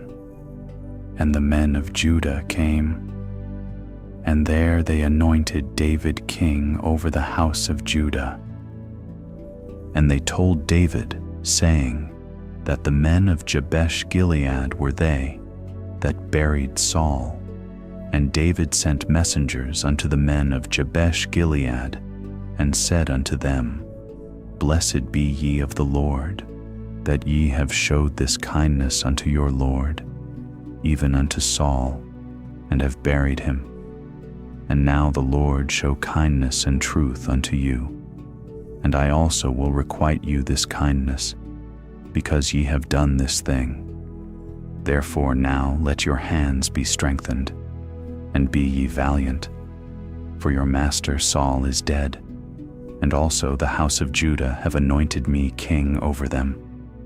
But Abner the son of Ner, captain of Saul's host, took Ishbosheth the son of Saul, and brought him over to Mahanaim, and made him king over Gilead, and over the Asherites, and over Jezreel, and over Ephraim, and over Benjamin, and over all Israel. Ishbosheth Saul's son was 40 years old when he began to reign over Israel, and reigned 2 years. But the house of Judah followed David, and the time that David was king in Hebron over the house of Judah was 7 years and 6 months. And Abner the son of Ner, and the servants of Ishbosheth the son of Saul, went out from Mahanaim to Gibeon, and Joab the son of Zeruiah, and the servants of David, went out, and met together by the pool of Gibeon. And they sat down, the one on the one side of the pool, and the other on the other side of the pool. And Abner said to Joab, Let the young men now arise, and play before us. And Joab said, Let them arise. Then there arose and went over by number 12 of Benjamin, which pertained to Ishbosheth the son of Saul, and 12 of the servants of David. And they caught every one his fellow by the head, and thrust his sword in his fellow's side. So they fell down together, wherefore that place was called Helkath Hazarim, which is in Gibeon. And there was a very sore battle that day, and Abner was beaten, and the men of Israel, before the servants of David. And there were 3 sons of Zeruiah there, Joab, and Abishai, and Asahel. And Asahel was as light of foot as a wild roe. And Asahel pursued after Abner, and in going he turned not to the right hand, nor to the left, from following Abner. Then Abner looked behind him, and said, Art thou Asahel? And he answered, I am. And Abner said to him, Turn thee aside to thy right hand, or to thy left, and lay thee hold on one of the young men, and take thee his armor. But Asahel would not turn aside from following of him. And Abner said again to Asahel, Turn thee aside from following me. Wherefore should I smite thee to the ground? How then should I hold up my face to Joab thy brother? Howbeit he refused to turn aside.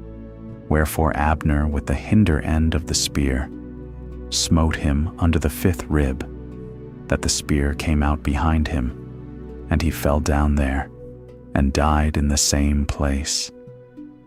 And it came to pass that as many as came to the place where Asahel fell down and died stood still. Joab also and Abishai pursued after Abner, and the sun went down, when they were come to the hill of Ammah, that lieth before Giah, by the way of the wilderness of Gibeon. And the children of Benjamin gathered themselves together after Abner, and became one troop, and stood on the top of an hill.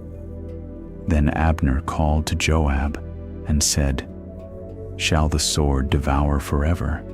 Knowest thou not that it will be bitterness in the latter end? How long shall it be then, ere thou bid the people return from following their brethren? And Joab said, As God liveth, unless thou hadst spoken. Surely then in the morning the people had gone up, everyone from following his brother. So Joab blew a trumpet, and all the people stood still, and pursued after Israel no more, neither fought they any more. And Abner and his men walked all that night through the plain, and passed over Jordan, and went through all Bithron, and they came to Mahanaim. And Joab returned from following Abner. And when he had gathered all the people together, there lacked of David's servants 19 men and Asahel. But the servants of David had smitten of Benjamin and of Abner's men, so that 360 men died. And they took up Asahel and buried him in the sepulchre of his father, which was in Bethlehem. And Joab and his men went all night, and they came to Hebron at break of day. 2 Samuel chapter 3. Now there was long war between the house of Saul and the house of David, but David waxed stronger and stronger, and the house of Saul waxed weaker and weaker. And unto David were sons born in Hebron, and his firstborn was Amnon, of Ahinoam the Jezreelitess, and his second, Chileab, of Abigail, the wife of Nabal the Carmelite, and the third, Absalom the son of Maacah, the daughter of Talmai king of Geshur, and the fourth, Adonijah the son of Haggith, and the fifth, Shepadiah the son of Abital, and the sixth, Ithream, by Eglah David's wife. These were born to David in Hebron. And it came to pass, while there was war between the house of Saul and the house of David, that Abner made himself strong for the house of Saul. And Saul had a concubine, whose name was Rizpah, the daughter of Aiah. And Ishbosheth said to Abner, Wherefore hast thou gone in unto my father's concubine? Then was Abner very wroth for the words of Ishbosheth, and said, Am I a dog's head, which against Judah do show kindness this day, unto the house of Saul thy father, to his brethren, and to his friends, and have not delivered thee into the hand of David, that thou chargest me today with a fault concerning this woman? So do God to Abner, and more also, except, as the Lord hath sworn to David, even so I do to him, to translate the kingdom from the house of Saul, and to set up the throne of David over Israel and over Judah, from Dan even to Beersheba. And he could not answer Abner a word again, because he feared him. And Abner sent messengers to David on his behalf, saying, Whose is the land? Saying also, Make thy league with me, and behold, my hand shall be with thee, to bring about all Israel unto thee. And he said, Well, I will make a league with thee, but one thing I require of thee, that is, thou shalt not see my face, except thou first bring Michal Saul's daughter, when thou comest to see my face. And David sent messengers to Ishbosheth Saul's son, saying, Deliver me my wife Michal, which I espoused to me, for 100 foreskins of the Philistines. And Ishbosheth sent, and took her from her husband, even from Phaltiel the son of Laish, and her husband went with her along weeping behind her, to Bahurim. Then said Abner unto him, Go, return. And he returned, and Abner had communication with the elders of Israel, saying, Ye sought for David in times past, to be king over you. Now then do it, for the Lord hath spoken of David, saying, By the hand of my servant David, I will save my people Israel. out of the hand of the Philistines, and out of the hand of all their enemies. And Abner also spake in the ears of Benjamin.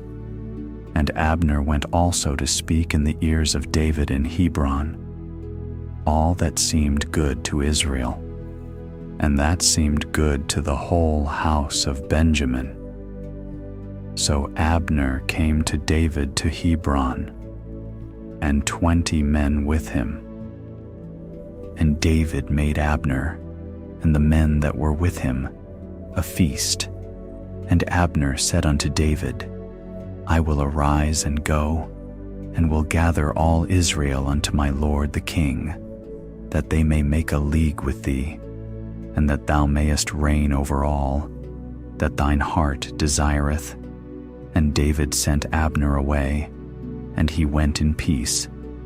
And behold, the servants of David and Joab came from pursuing a troop, and brought in a great spoil with them. But Abner was not with David in Hebron, for he had sent him away, and he was gone in peace. When Joab and all the host that was with him were come, they told Joab, saying, Abner the son of Ner came to the king, and he hath sent him away, and he is gone in peace. Then Joab came to the king, and said, What hast thou done? Behold, Abner came unto thee. Why is it that thou hast sent him away, and he is quite gone? Thou knowest Abner the son of Ner, that he came to deceive thee, and to know thy going out and thy coming in, and to know all that thou doest. And when Joab was come out from David, he sent messengers after Abner, which brought him again from the well of Sirah. But David knew it not. And when Abner was returned to Hebron, Joab took him aside in the gate to speak with him quietly, and smote him there, under the 5th rib, that he died, for the blood of Asahel his brother. And afterward, when David heard it, he said, I and my kingdom are guiltless before the Lord forever. From the blood of Abner the son of Ner, let it rest on the head of Joab and on all his father's house, and let there not fail from the house of Joab one that hath an issue, or that is a leper, or that leaneth on a staff, or that falleth on the sword, or that lacketh bread. So Joab and Abishai his brother slew Abner, because he had slain their brother Asahel at Gibeon in the battle. And David said to Joab, and to all the people that were with him, Rend your clothes, and gird you with sackcloth, and mourn before Abner. And King David himself followed the bier. And they buried Abner in Hebron, and the king lifted up his voice, and wept at the grave of Abner. And all the people wept, and the king lamented over Abner, and said, Died Abner as a fool dieth. Thy hands were not bound, nor thy feet put into fetters. As a man falleth before wicked men, so fellest thou. And all the people wept again over him. And when all the people came to cause David to eat meat, while it was yet day, David sware, saying, So do God to me, and more also, if I taste bread, or aught else, till the sun be down. And all the people took notice of it, and it pleased them, as whatsoever the king did, pleased all the people. For all the people and all Israel understood that day, that it was not of the king, to slay Abner the son of Ner. And the king said unto his servants, Know ye not that there is a prince and a great man fallen this day in Israel? And I am this day weak, though anointed king, and these men the sons of Zeruiah be too hard for me. the Lord shall reward the doer of evil according to his wickedness. 2 Samuel chapter 4. And when Saul's son heard that Abner was dead in Hebron, his hands were feeble, and all the Israelites were troubled. And Saul's son had 2 men that were captains of bands. The name of the one was Baanah, and the name of the other Rechab, the sons of Rimmon a Beerothite, of the children of Benjamin. For Beeroth also was reckoned to Benjamin. And the Beerothites fled to Gittaim, and were sojourners there until this day. And Jonathan, Saul's son, had a son that was lame of his feet. He was 5 years old. When the tidings came of Saul and Jonathan out of Jezreel, and his nurse took him up and fled, and it came to pass, as she made haste to flee, that he fell and became lame, and his name was Mephibosheth. And the sons of Rimmon the Beerothite, Rechab and Baanah, went and came about the heat of the day to the house of Ishbosheth, who lay on a bed at noon. And they came thither into the midst of the house, as though they would have fetched wheat. And they smote him under the 5th rib. And Rechab and Baanah his brother escaped. For when they came into the house, he lay on his bed in his bedchamber, and they smote him, and slew him, and beheaded him, and took his head, and gat them away through the plain all night. And they brought the head of Ishbosheth unto David to Hebron, and said to the king, Behold the head of Ishbosheth the son of Saul thine enemy, which sought thy life. And the Lord hath avenged my lord the king this day of Saul and of his seed. And David answered Rechab and Baanah his brother, the sons of Rimmon the Beerothite, and said unto them, As the Lord liveth, who hath redeemed my soul out of all adversity, when one told me, saying, Behold, Saul is dead, thinking to have brought good tidings, I took hold of him and slew him in Ziklag, who thought that I would have given him a reward for his tidings. How much more, when wicked men have slain a righteous person in his own house upon his bed? Shall I not therefore now require his blood of your hand, and take you away from the earth? And David commanded his young men, and they slew them, and cut off their hands and their feet, and hanged them up over the pool in Hebron. But they took the head of Ishbosheth, and buried it in the sepulchre of Abner in Hebron. 2 Samuel chapter 5. Then came all the tribes of Israel to David unto Hebron, and spake, saying, Behold, we are thy bone and thy flesh. Also in time past, when Saul was king over us, thou wast he that leddest out and broughtest in Israel. And the Lord said to thee, Thou shalt feed my people Israel, and thou shalt be a captain over Israel. So all the elders of Israel came to the king to Hebron, and King David made a league with them in Hebron before the Lord, and they anointed David king over Israel. David was 30 years old when he began to reign, and he reigned 40 years.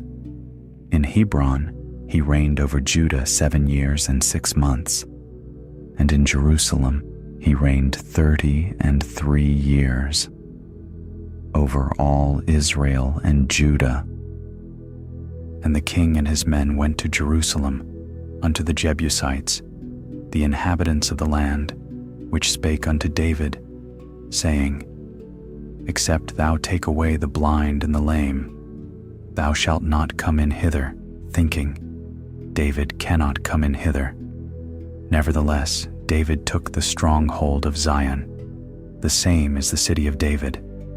And David said on that day, Whosoever getteth up to the gutter, and smiteth the Jebusites, and the lame and the blind, that are hated of David's soul, he shall be chief and captain. Wherefore they said, The blind and the lame shall not come into the house. So David dwelt in the fort, and called it the city of David. And David built round about, from Millo and inward. And David went on, and grew great. And the Lord God of hosts was with him. And Hiram king of Tyre sent messengers to David, and cedar trees, and carpenters, and masons, and they built David an house. And David perceived that the Lord had established him king over Israel, and that he had exalted his kingdom for his people Israel's sake. And David took him more concubines and wives out of Jerusalem, after he was come from Hebron. And there were yet sons and daughters born to David. And these be the names of those that were born unto him in Jerusalem: Shammua, and Shobab, and Nathan, and Solomon, Ibhar also, and Elishua, and Nepheg, and Jephia, and Elishama, and Eliada, and Eliphalet. But when the Philistines heard that they had anointed David king over Israel, all the Philistines came up to seek David, and David heard of it, and went down to the hold. The Philistines also came, and spread themselves in the valley of Rephaim. And David inquired of the Lord, saying, Shall I go up to the Philistines? Wilt thou deliver them into mine hand? And the Lord said unto David, Go up, for I will doubtless deliver the Philistines into thine hand. And David came to Baal-perazim, and David smote them there, and said, The Lord hath broken forth upon mine enemies before me, as the breach of waters. Therefore he called the name of that place Baal-perazim, and there they left their images, and David and his men burned them. And the Philistines came up yet again, and spread themselves in the valley of Rephaim. And when David inquired of the Lord, he said, Thou shalt not go up, but fetch a compass behind them, and come upon them over against the mulberry trees. And let it be, when thou hearest the sound of a going in the tops of the mulberry trees, that then thou shalt bestir thyself, for then shall the Lord go out before thee, to smite the host of the Philistines. And David did so, as the Lord had commanded him, and smote the Philistines from Geba, until thou come to Gazer. 2 Samuel, chapter 6. Again, David gathered together all the chosen men of Israel, 30,000. And David arose, and went with all the people that were with him from Baale of Judah, to bring up from thence the ark of God, whose name is called by the name of the Lord of hosts, that dwelleth between the cherubims. And they set the ark of God upon a new cart, and brought it out of the house of Abinadab, that was in Gibeah. And Uzzah and Ahio, the sons of Abinadab, drave the new cart. And they brought it out of the house of Abinadab, which was at Gibeah, accompanying the ark of God. And Ahio went before the ark. And David and all the house of Israel played before the Lord, on all manner of instruments made of fir wood, even on harps, and on psalteries, and on timbrels, and on cornets, and on cymbals. And when they came to Nachon's threshing floor, Uzzah put forth his hand to the ark of God, and took hold of it, for the oxen shook it. And the anger of the Lord was kindled against Uzzah, and God smote him there for his error. And there he died by the ark of God. And David was displeased, because the Lord had made a breach upon Uzzah. And he called the name of the place Perez Uzzah to this day. And David was afraid of the Lord that day, and said, How shall the ark of the Lord come to me? So David would not remove the ark of the Lord unto him into the city of David, but David carried it aside into the house of Obed-Edom the Gittite. And the ark of the Lord continued in the house of Obed-Edom the Gittite 3 months. And the Lord blessed Obed-Edom and all his household. And it was told King David, saying, The Lord hath blessed the house of Obed-Edom, and all that pertaineth unto him, because of the ark of God. So David went, and brought up the ark of God from the house of Obed-Edom into the city of David with gladness. And it was so, that when they that bare the ark of the Lord had gone 6 paces, he sacrificed oxen and fatlings, and David danced before the Lord with all his might. And David was girded with a linen ephod. So David and all the house of Israel brought up the ark of the Lord with shouting and with the sound of the trumpet. And as the ark of the Lord came into the city of David, Michal, Saul's daughter, looked through a window and saw King David leaping and dancing before the Lord. And she despised him in her heart. And they brought in the ark of the Lord and set it in his place, in the midst of the tabernacle that David had pitched for it. And David offered burnt offerings and peace offerings before the Lord. And as soon as David had made an end of offering burnt offerings and peace offerings, he blessed the people in the name of the Lord of hosts. And he dealt among all the people, even among the whole multitude of Israel, as well to the women as men, to everyone a cake of bread, and a good piece of flesh, and a flagon of wine. So all the people departed, every one to his house. Then David returned to bless his household. And Michal, the daughter of Saul, came out to meet David, and said, How glorious was the king of Israel today, who uncovered himself today in the eyes of the handmaids of his servants, as one of the vain fellows shamelessly uncovereth himself. And David said unto Michal, It was before the Lord, which chose me before thy father, and before all his house, to appoint me ruler over the people of the Lord, over Israel. Therefore will I play before the Lord, and I will yet be more vile than thus, and will be base in mine own sight. And of the maidservants which thou hast spoken of them shall I be had in honor. Therefore Michal the daughter of Saul had no child unto the day of her death. 2 Samuel chapter 7. And it came to pass, when the king sat in his house, and the Lord had given him rest round about from all his enemies, that the king said unto Nathan the prophet, See now, I dwell in an house of cedar, but the ark of God dwelleth within curtains. And Nathan said to the king, Go, do all that is in thine heart, for the Lord is with thee.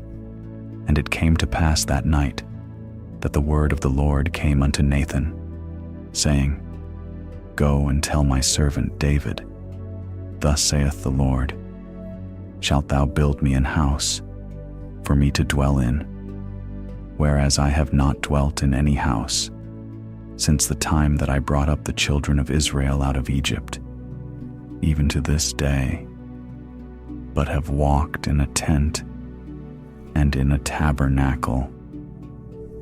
In all the places wherein I have walked, with all the children of Israel, spake I a word with any of the tribes of Israel, whom I commanded to feed my people Israel, saying, Why build ye not me an house of cedar?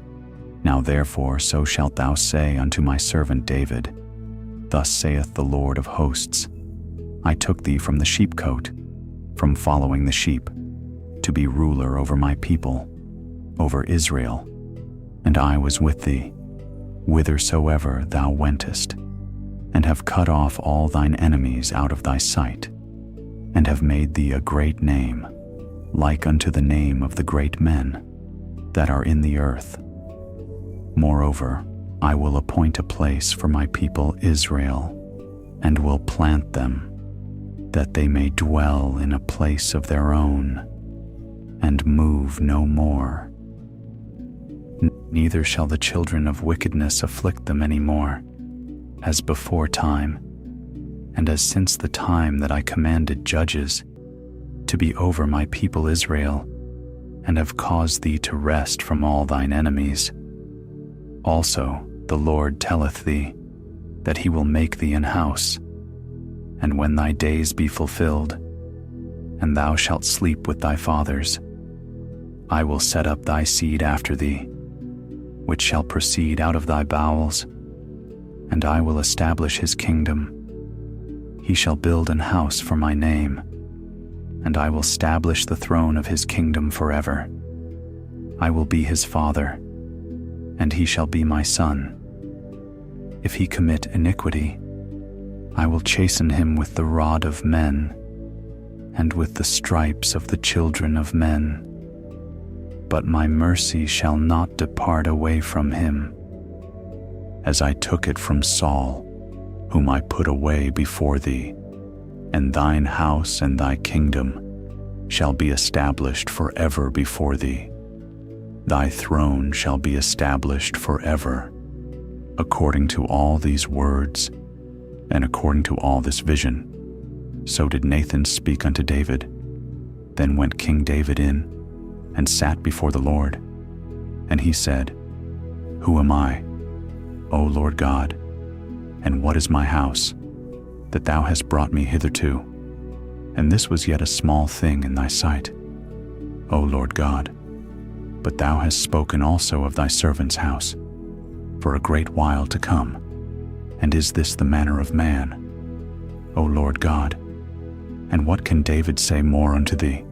For thou, Lord God, knowest thy servant, for thy word's sake, and according to thine own heart, hast thou done all these great things to make thy servant know them. Wherefore thou art great, O Lord God, for there is none like thee, neither is there any God beside thee, according to all that we have heard with our ears.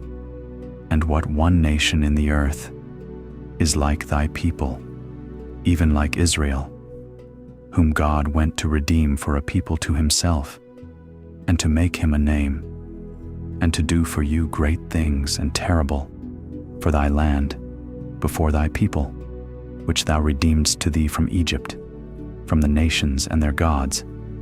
For thou hast confirmed to thyself thy people Israel, to be a people unto thee forever. And thou, Lord, art become their God. And now, O Lord God, the word that thou hast spoken concerning thy servant, and concerning his house, establish it forever, and do as thou hast said, and let thy name be magnified forever, saying, The Lord of hosts is the God over Israel, and let the house of thy servant David be established before thee. For thou, O Lord of hosts, God of Israel, hast revealed to thy servant, saying, I will build thee an house. Therefore hath thy servant found in his heart to pray this prayer unto thee.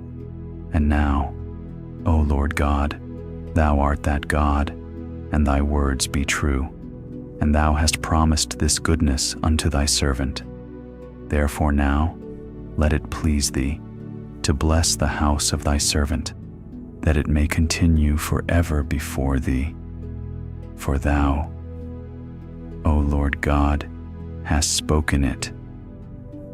And with thy blessing let the house of thy servant be blessed forever. 2 Samuel chapter 8. And after this it came to pass that David smote the Philistines and subdued them, and David took Methegama out of the hand of the Philistines, and he smote Moab and measured them with a line, casting them down to the ground. Even with 2 lines measured he to put to death, and with 1 full line to keep alive. And so the Moabites became David's servants and brought gifts. David smote also Hadadezer, the son of Rehob, king of Zobah, as he went to recover his border at the river Euphrates. And David took from him 1,000 chariots, and 700 horsemen, and 20,000 footmen. And David houghed all the chariot horses, but reserved of them for 100 chariots. And when the Syrians of Damascus came to succor Hadadezer king of Zobah, David slew of the Syrians 22,000 men.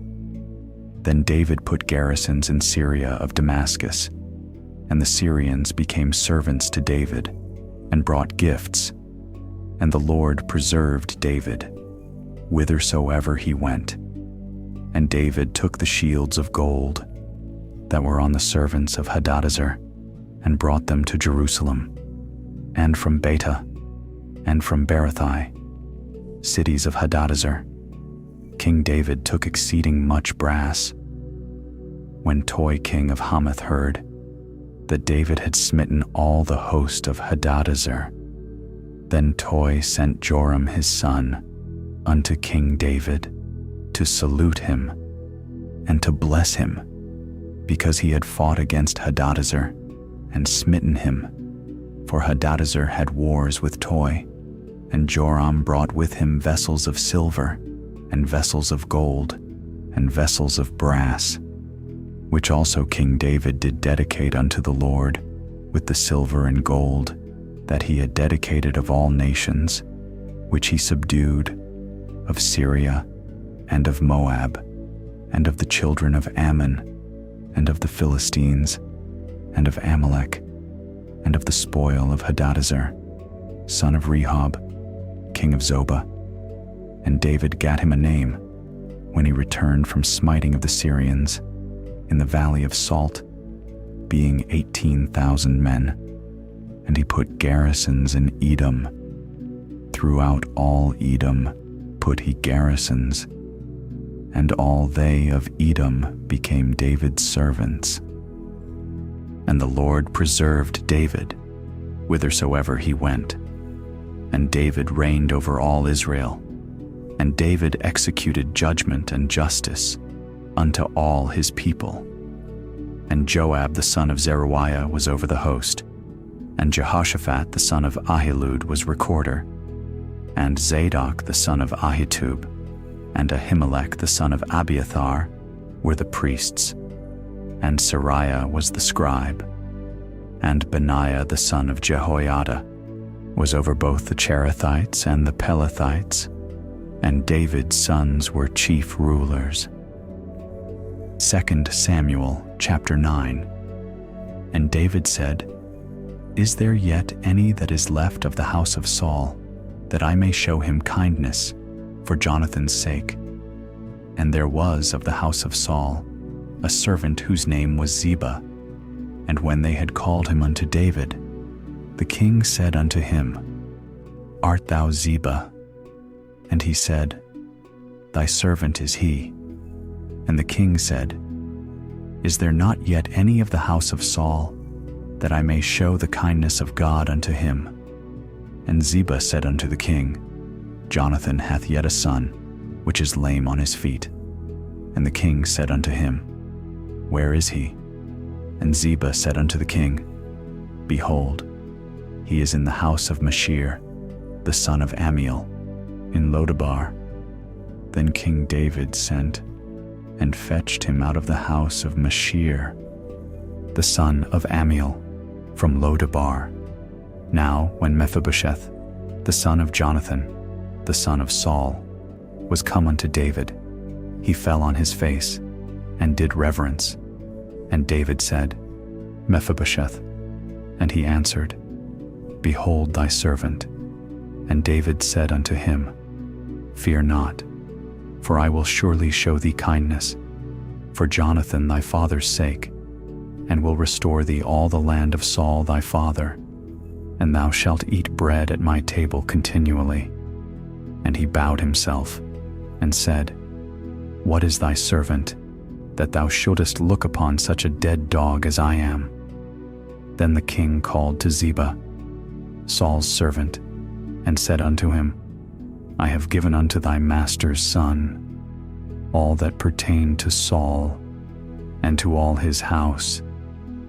Thou therefore, and thy sons, and thy servants, shall till the land for him, and thou shalt bring in the fruits, that thy master's son may have food to eat.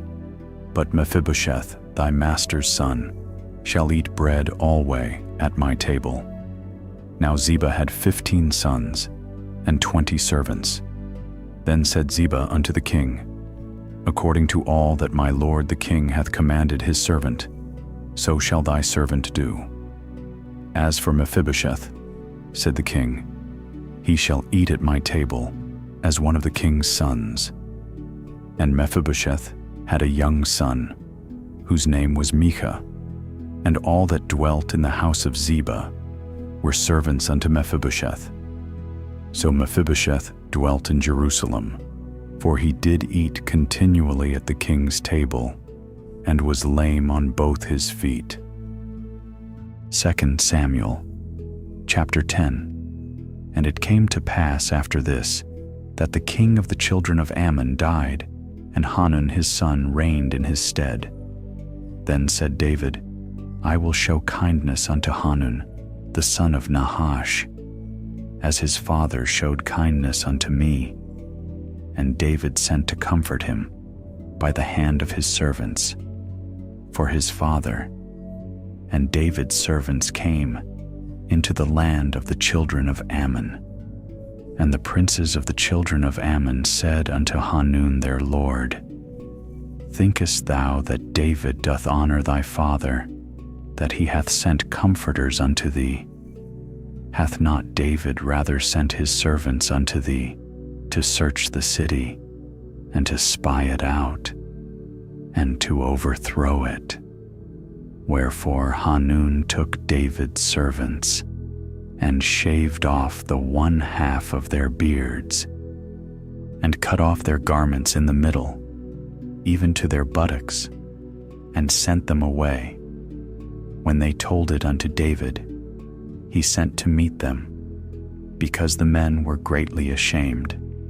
And the king said, Tarry at Jericho until your beards be grown, and then return. And when the children of Ammon saw that they stank before David, the children of Ammon sent and hired the Syrians of Beth-rehob and the Syrians of Zobah, 20,000 footmen, and of King Maacah 1,000 men, and of Ishtob 12,000 men. And when David heard of it, he sent Joab and all the host of the mighty men. And the children of Ammon came out, and put the battle in array at the entering in of the gate. And the Syrians of Zobah, and of Rehob, and Ishtob, and Maacah were by themselves in the field.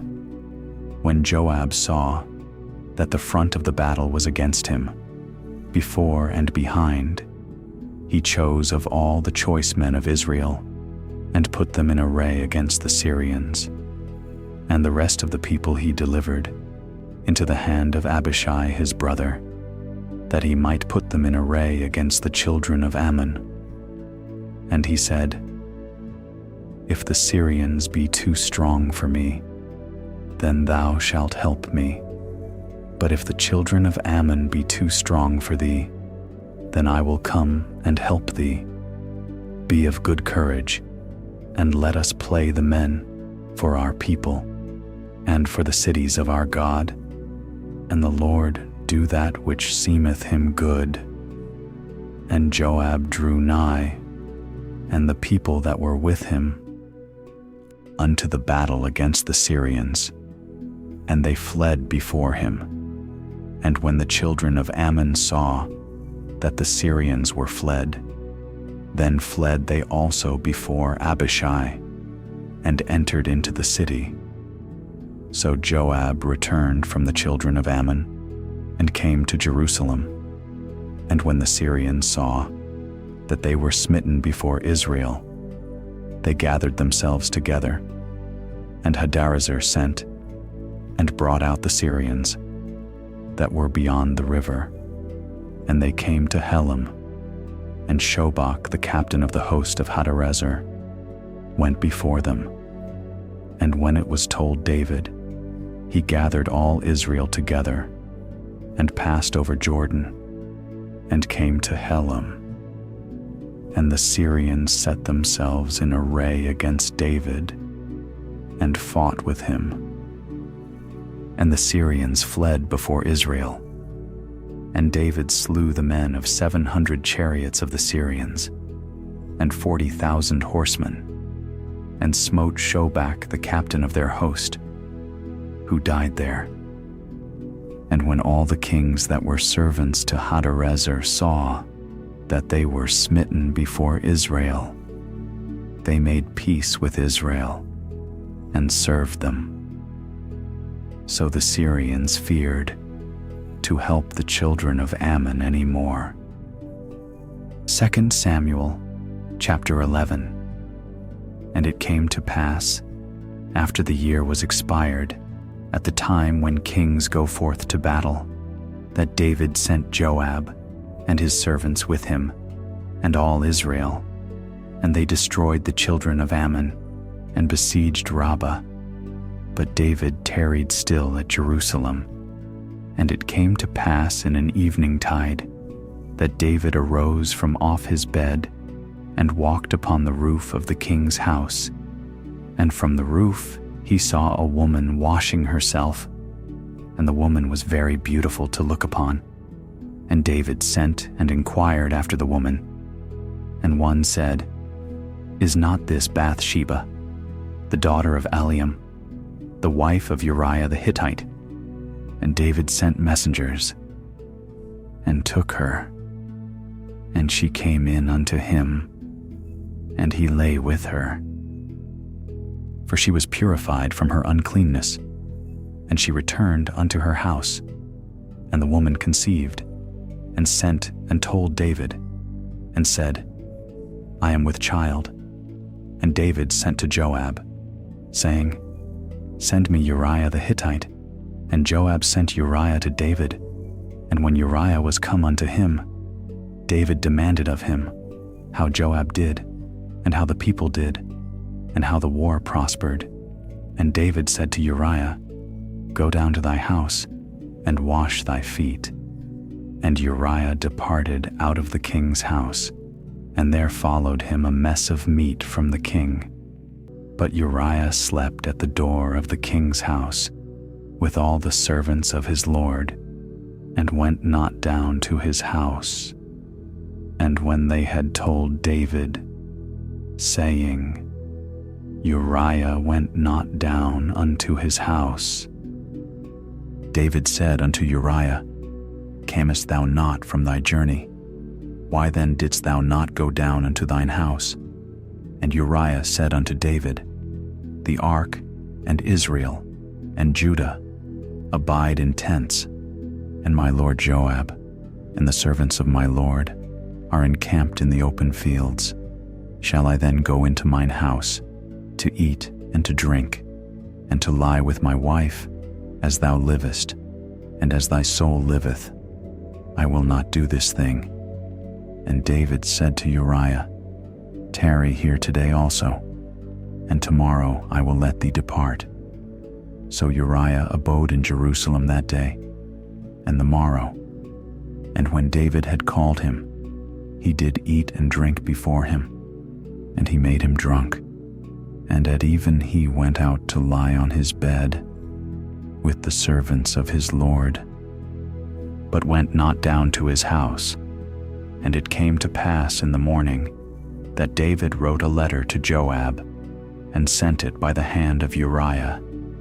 And he wrote in the letter, saying, Set ye Uriah in the forefront of the hottest battle, and retire ye from him, that he may be smitten, and die. And it came to pass, when Joab observed the city, that he assigned Uriah unto a place, where he knew that valiant men were. And the men of the city went out, and fought with Joab, and there fell some of the people, of the servants of David, and Uriah the Hittite died also.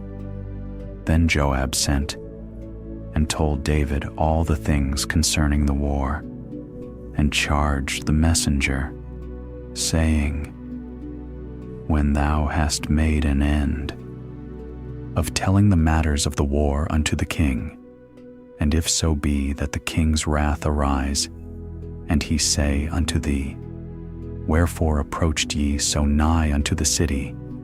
When ye did fight, knew ye not that they would shoot from the wall, who smote Abimelech the son of Jerubbesheth? Did not a woman cast a piece of a millstone upon him from the wall, that he died in Thebez? Why went ye nigh the wall? Then say thou, Thy servant Uriah the Hittite is dead also. So the messenger went, and came and showed David all that Joab had sent him for. And the messenger said unto David, Surely the men prevailed against us, and came out unto us into the field, and we were upon them, even unto the entering of the gate. And the shooters shot from off the wall upon thy servants, and some of the king's servants be dead, and thy servant Uriah the Hittite is dead also. Then David said unto the messenger, Thus shalt thou say unto Joab, Let not this thing displease thee, for the sword devoureth one as well as another. Make thy battle more strong against the city, and overthrow it, and encourage thou him. And when the wife of Uriah heard that Uriah her husband was dead, she mourned for her husband. And when the mourning was past, David sent and fetched her to his house, and she became his wife, and bare him a son. But the thing that David had done displeased the Lord. 2 Samuel chapter 12. And the Lord sent Nathan unto David, and he came unto him, and said unto him, There were 2 men in one city, the one rich, and the other poor.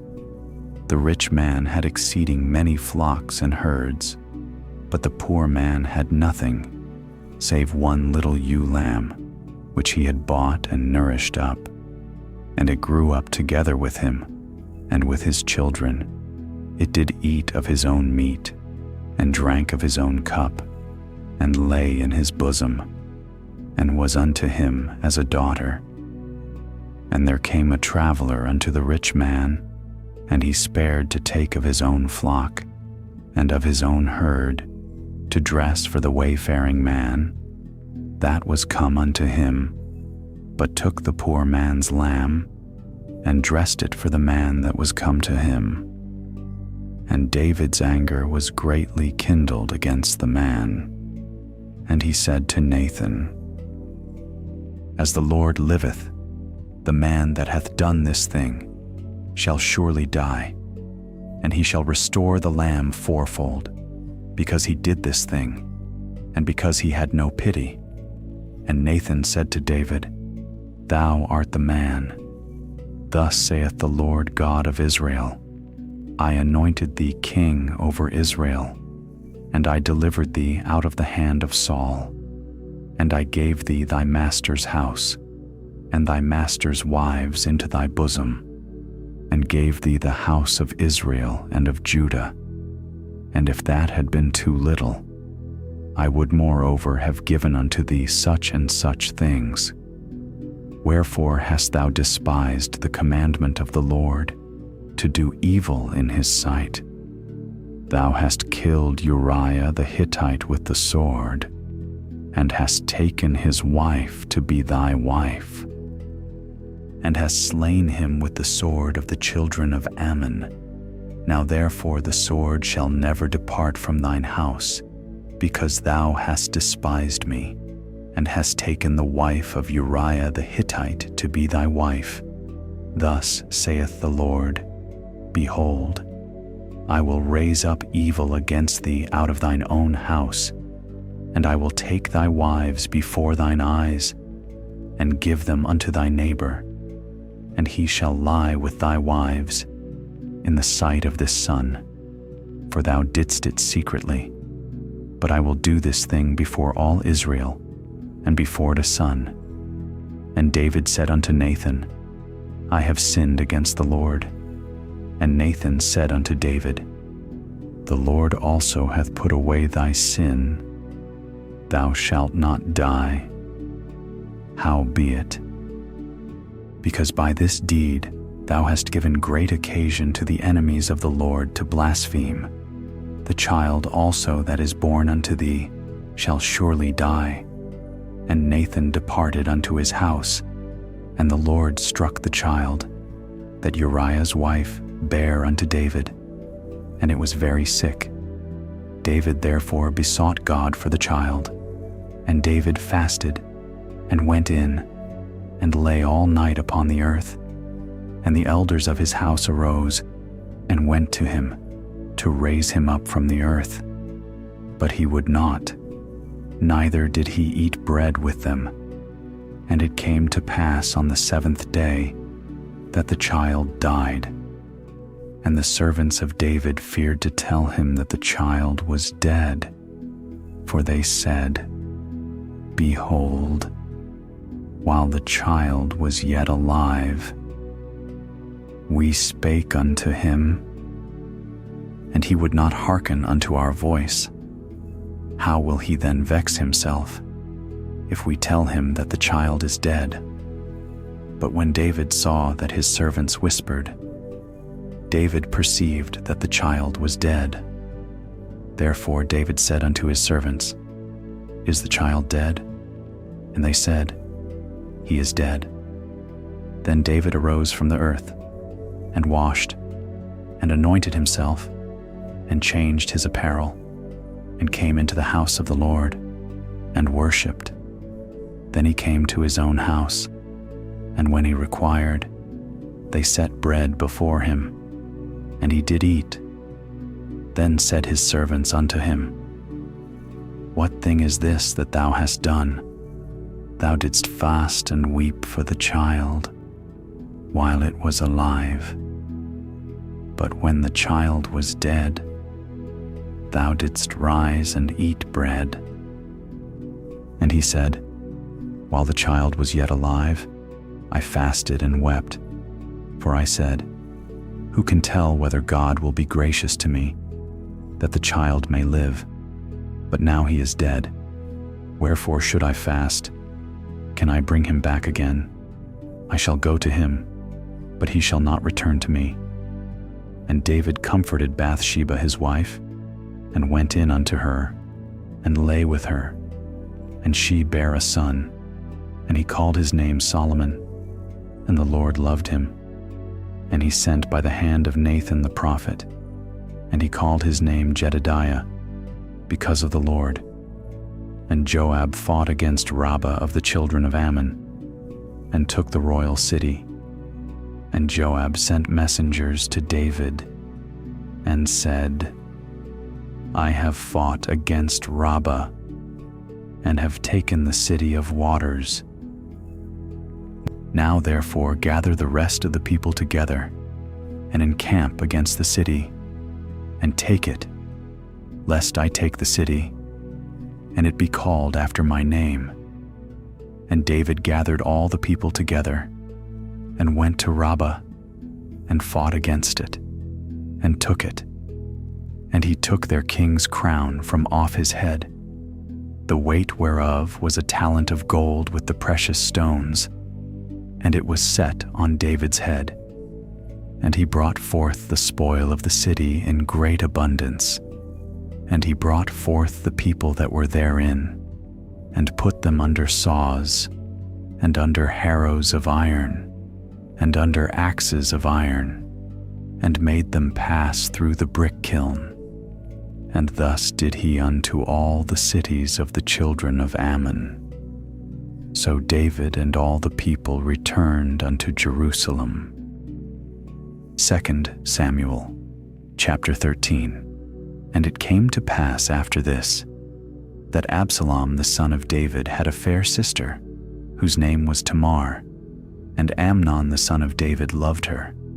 And Amnon was so vexed that he fell sick for his sister Tamar, for she was a virgin. And Amnon thought it hard for him to do anything to her.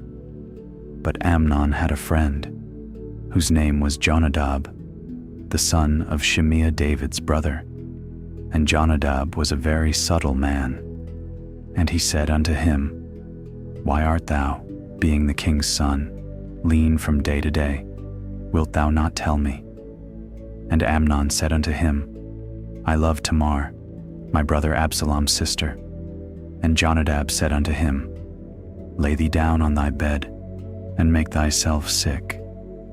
And when thy father cometh to see thee, say unto him, I pray thee, let my sister Tamar come, and give me meat, and dress the meat in my sight, that I may see it, and eat it at her hand. So Amnon lay down, and made himself sick. And when the king was come to see him, Amnon said unto the king, I pray thee, let Tamar my sister come, and make me a couple of cakes in my sight, that I may eat at her hand. Then David sent home to Tamar, saying, Go now to thy brother Amnon's house, and dress him meat. So Tamar went to her brother Amnon's house, and he was laid down. And she took flour, and kneaded it, and made cakes in his sight, and did bake the cakes. And she took a pan, and poured them out before him. But he refused to eat. And Amnon said, Have out all men from me. And they went out every man from him. And Amnon said unto Tamar, Bring the meat into the chamber, that I may eat of thine hand. And Tamar took the cakes which she had made, and brought them into the chamber to Amnon her brother. And when she had brought them unto him to eat, he took hold of her, and said unto her, Come lie with me, my sister. And she answered him, Nay, my brother, do not force me, for no such thing ought to be done in Israel. Do not thou this folly. And I, whither shall I cause my shame to go? And as for thee, thou shalt be as one of the fools in Israel. Now therefore, I pray thee, speak unto the king, for he will not withhold me from thee. Howbeit he would not hearken unto her voice, but being stronger than she, forced her, and lay with her. Then Amnon hated her exceedingly, so that the hatred wherewith he hated her was greater than the love wherewith he had loved her. And Amnon said unto her, Arise, be gone. And she said unto him, There is no cause. This evil in sending me away is greater than the other that thou didst unto me. But he would not hearken unto her. Then he called his servant that ministered unto him, and said, Put now this woman out from me, and bolt the door after her.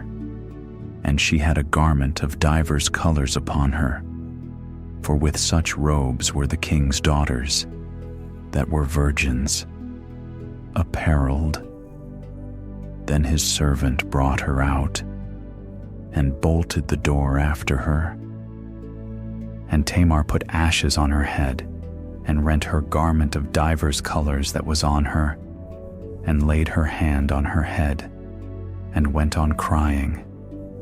And Absalom her brother said unto her, Hath Amnon thy brother been with thee? But hold now thy peace, my sister. He is thy brother. Regard not this thing. So Tamar remained desolate in her brother Absalom's house. But when King David heard of all these things, he was very wroth. And Absalom spake unto his brother Amnon, neither good nor bad. For Absalom hated Amnon, because he had forced his sister Tamar. And it came to pass after 2 full years, that Absalom had sheepshearers in Baal-Hazor, which is beside Ephraim. And Absalom invited all the king's sons. And Absalom came to the king, and said, Behold now, thy servant hath sheepshearers. Let the king, I beseech thee, and his servants go with thy servant. And the king said to Absalom, Nay, my son, let us not all now go, lest we be chargeable unto thee. And he pressed him, howbeit he would not go, but blessed him. Then said Absalom, If not, I pray thee, let my brother Amnon go with us. And the king said unto him, Why should he go with thee? But Absalom pressed him, that he let Amnon and all the king's sons go with him. Now Absalom had commanded his servants, saying, Mark ye now, when Amnon's heart is merry with wine, and when I say unto you, Smite Amnon, then kill him. Fear not. Have not I commanded you? Be courageous, and be valiant. And the servants of Absalom did unto Amnon, as Absalom had commanded. Then all the king's sons arose, and every man gat him up upon his mule, and fled. And it came to pass, while they were in the way, that tidings came to David, saying, Absalom hath slain all the king's sons, and there is not one of them left. Then the king arose, and tare his garments, and lay on the earth, and all his servants stood by, with their clothes rent. And Jonadab, the son of Shimea David's brother, answered and said, Let not my lord suppose that they have slain all the young men the king's sons. For Amnon only is dead, for by the appointment of Absalom, this hath been determined from the day that he forced his sister Tamar. Now therefore let not my lord the king take the thing to his heart, to think that all the king's sons are dead, for Amnon only is dead. But Absalom fled, and the young man that kept the watch lifted up his eyes and looked, and behold, there came much people by the way of the hillside behind him. And Jonadab said unto the king, Behold, the king's sons come, as thy servant said, so it is. And it came to pass, as soon as he had made an end of speaking, that behold, the king's sons came, and lifted up their voice and wept. And the king also and all his servants wept very sore. But Absalom fled, and went to Talmai, the son of Ammihud, king of Geshur. And David mourned for his son every day. So Absalom fled, and went to Geshur, and was there 3 years. And the soul of King David longed to go forth unto Absalom, for he was comforted concerning Amnon, seeing he was dead. 2 Samuel, chapter 14. Now Joab the son of Zeruiah perceived that the king's heart was toward Absalom, and Joab sent to Tekoa, and fetched thence a wise woman, and said unto her, I pray thee, feign thyself to be a mourner, And put on now mourning apparel, and anoint not thyself with oil, but be as a woman that had a long time mourned for the dead, and come to the king, and speak on this manner unto him. So Joab put the words in her mouth. And when the woman of Tekoa spake to the king, she fell on her face to the ground, and did obeisance, and said, Help, O king. And the king said unto her, What aileth thee? And she answered, I am indeed a widow woman, and mine husband is dead. And thy handmaid had 2 sons, and they 2 strove together in the field, and there was none to part them. But the one smote the other, and slew him. And behold, the whole family is risen against thine handmaid. And they said, Deliver him that smote his brother, that we may kill him, for the life of his brother whom he slew. And we will destroy the heir also. And so they shall quench my coal, which is left, and shall not leave to my husband, neither name nor remainder upon the earth. And the king said unto the woman, Go to thine house, and I will give charge concerning thee. And the woman of Tekoa said unto the king, My lord, O king, the iniquity be on me, and on my father's house, and the king and his throne be guiltless. And the king said, Whosoever saith aught unto thee, bring him to me, and he shall not touch thee any more. Then said she, I pray thee, let the king remember the Lord thy God, that thou wouldest not suffer the revengers of blood to destroy any more, lest they destroy my son. And he said, As the Lord liveth, there shall not one hair of thy son fall to the earth. Then the woman said, Let thine handmaid, I pray thee, speak one word unto my lord the king. And he said, Say on.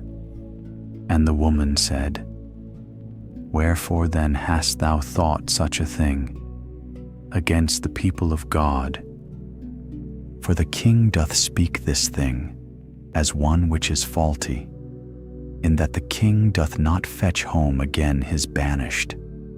For we must needs die, and are as water spilt on the ground, which cannot be gathered up again.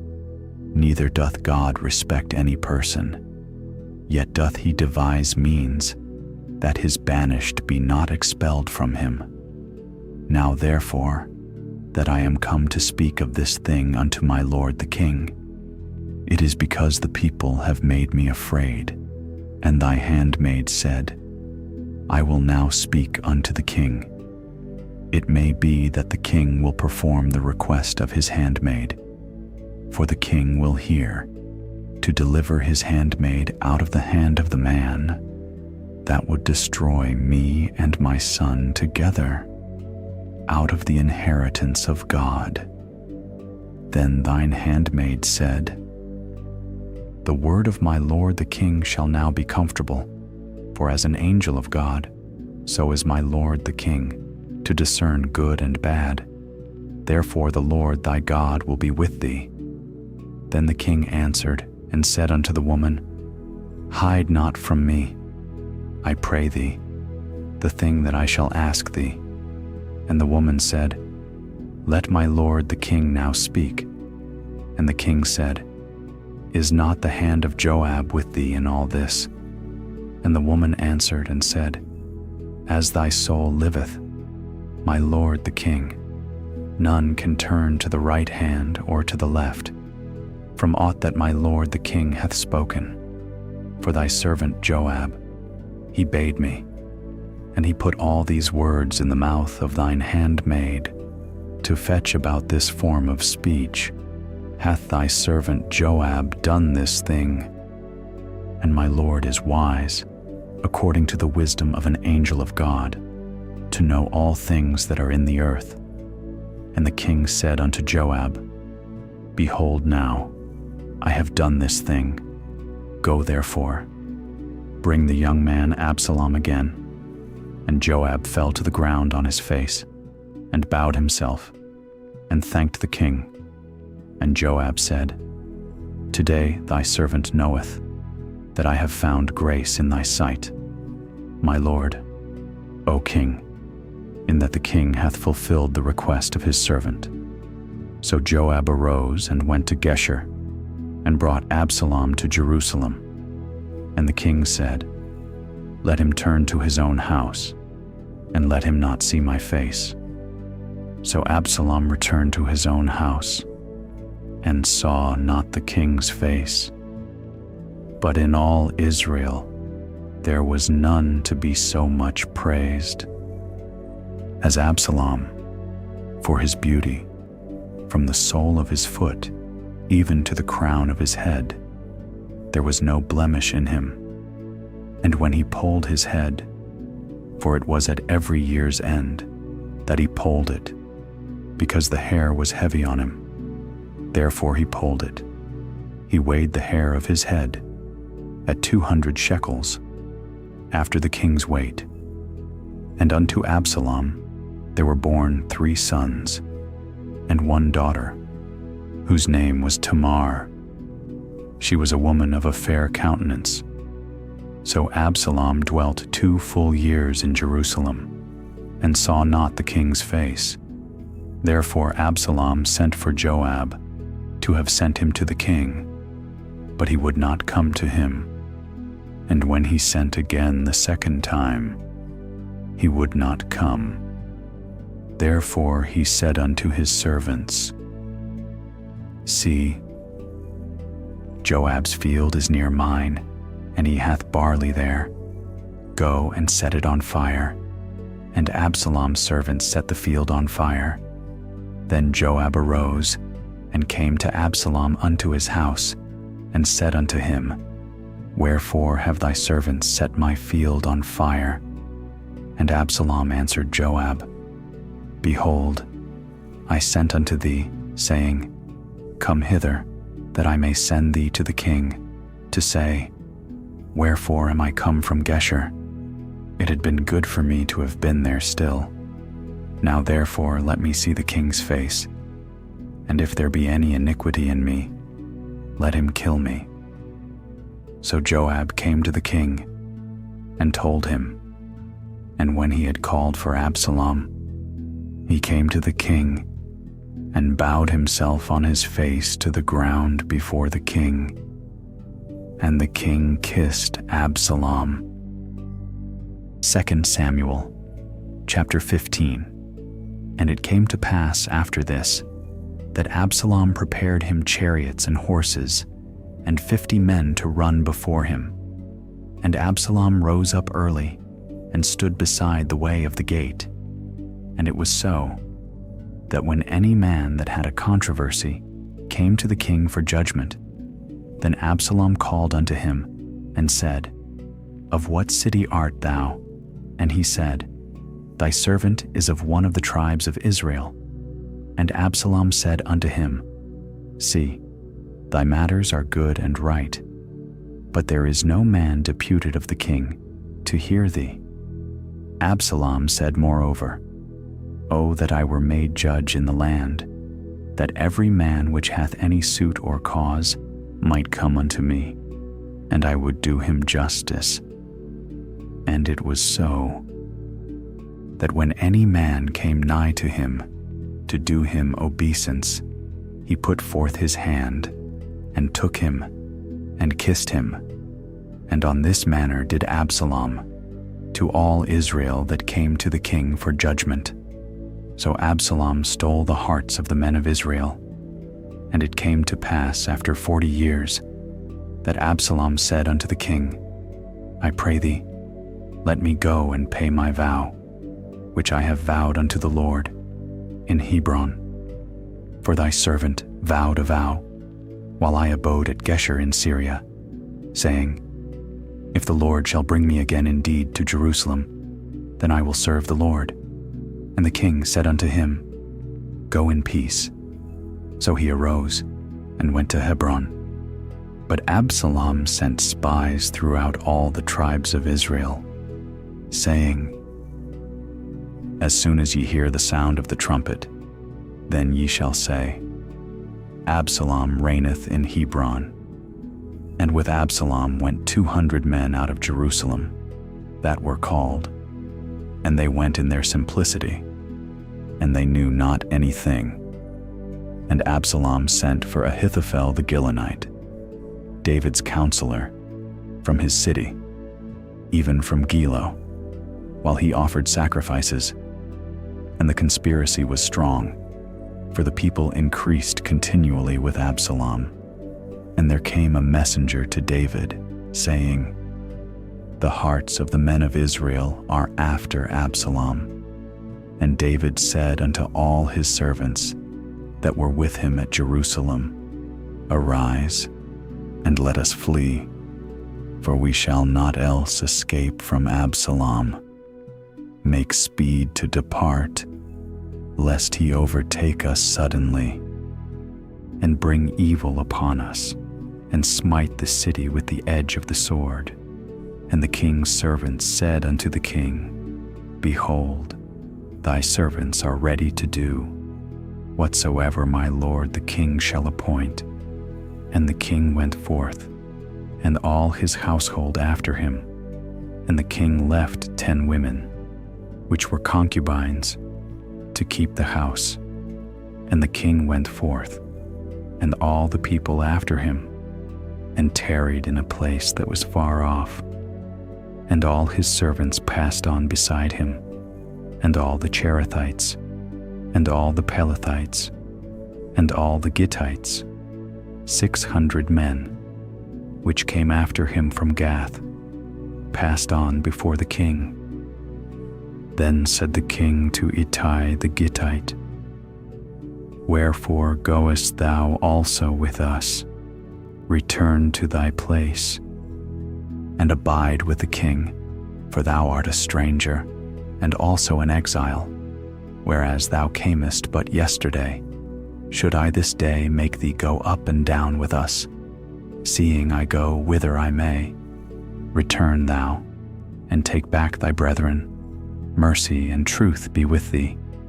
And Ittai answered the king, and said, As the Lord liveth, and as my lord the king liveth, surely in what place my lord the king shall be, whether in death or life, even there also will thy servant be.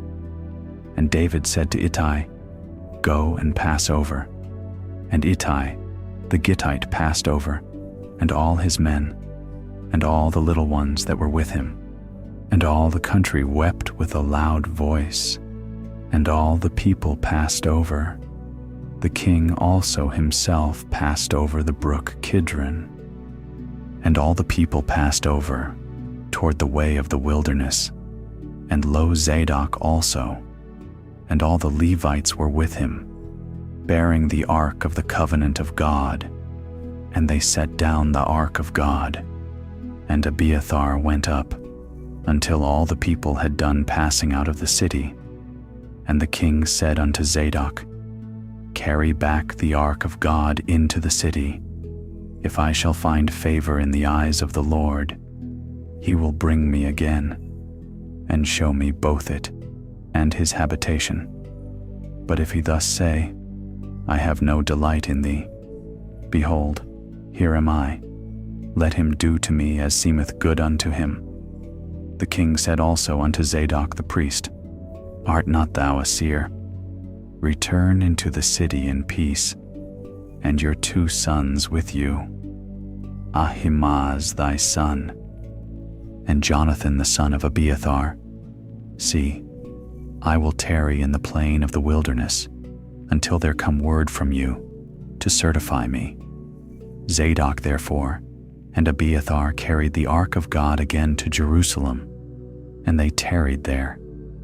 And David went up by the ascent of Mount Olivet, and wept as he went up, and had his head covered, and he went barefoot, and all the people that was with him covered every man his head. And they went up, weeping as they went up, And one told David, saying, Ahithophel is among the conspirators with Absalom. And David said, O Lord, I pray thee, turn the counsel of Ahithophel into foolishness. And it came to pass that when David was come to the top of the mount, where he worshipped God, behold, Hushai the Archite came to meet him, with his coat rent, and earth upon his head, unto whom David said, If thou passest on with me, then thou shalt be a burden unto me. But if thou return to the city, and say unto Absalom, I will be thy servant, O king, as I have been thy father's servant hitherto, so will I now also be thy servant. Then mayest thou for me defeat the counsel of Ahithophel. And hast thou not there with thee Zadok and Abiathar the priests? Therefore it shall be, that what thing soever thou shalt hear out of the king's house, thou shalt tell it to Zadok and Abiathar the priests. Behold, they have there with them their 2 sons, Ahimaaz Zadok's son, and Jonathan Abiathar's son. And by them ye shall send unto me everything that ye can hear. So Hushai David's friend came into the city, and Absalom came into Jerusalem. 2 Samuel, chapter 16. And when David was a little past the top of the hill, behold, Ziba, the servant of Mephibosheth, met him, with a couple of asses saddled, and upon them 200 loaves of bread, and 100 bunches of raisins, and 100 of summer fruits, and a bottle of wine. And the king said unto Ziba, What meanest thou by these? And Ziba said, The asses be for the king's household to ride on, and the bread and summer fruit for the young men to eat, and the wine, that such as be faint in the wilderness may drink. And the king said, And where is thy master's son? And Ziba said unto the king, Behold, he abideth at Jerusalem. For he said, Today shall the house of Israel restore me the kingdom of my father. Then said the king to Ziba, Behold, thine are all that pertained unto Mephibosheth. And Ziba said, I humbly beseech thee, that I may find grace in thy sight, my lord, O king. And when King David came to Bahurim, behold, thence came out a man of the family of the house of Saul, whose name was Shimei, the son of Gera. He came forth, and cursed still as he came. And he cast stones at David, and at all the servants of King David, and all the people, and all the mighty men were on his right hand and on his left. And thus said Shimei when he cursed, Come out, thou bloody man, and thou man of Belial. The Lord hath returned upon thee all the blood of the house of Saul, in whose stead thou hast reigned, and the Lord hath delivered the kingdom into the hand of Absalom thy son. And behold, thou art taken in thy mischief, because thou art a bloody man. Then said Abishai, the son of Zeruiah, unto the king, Why should this dead dog curse my lord the king? Let me go over, I pray thee, and take off his head. And the king said, What have I to do with you, ye sons of Zeruiah? So let him curse, because the Lord hath said unto him, Curse David. Who shall then say, Wherefore hast thou done so?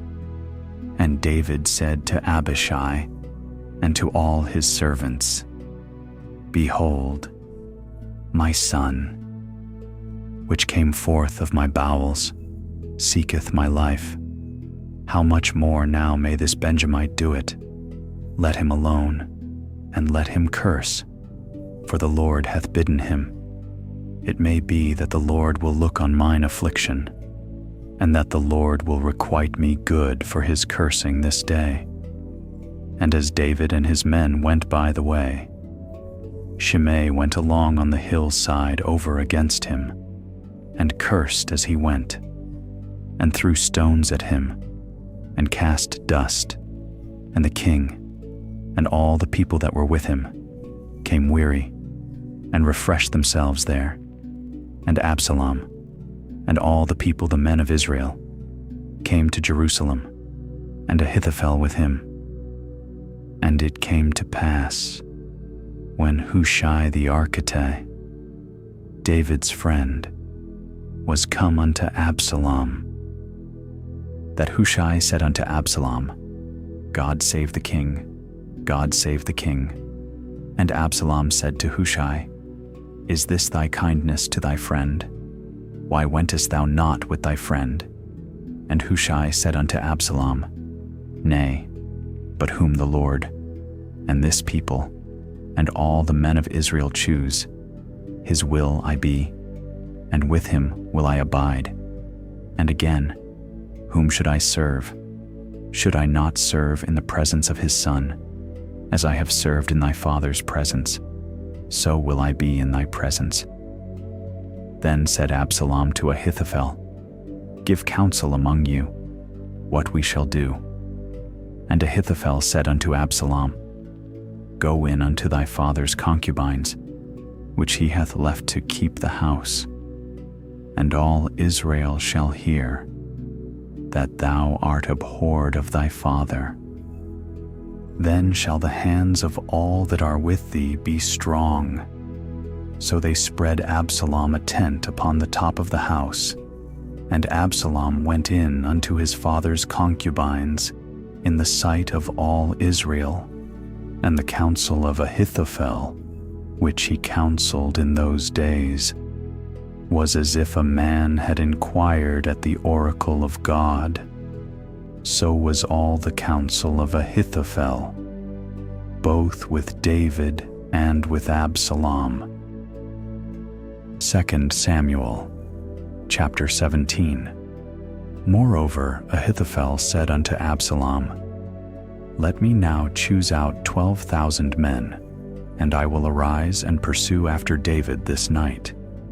And I will come upon him while he is weary and weak-handed, and will make him afraid.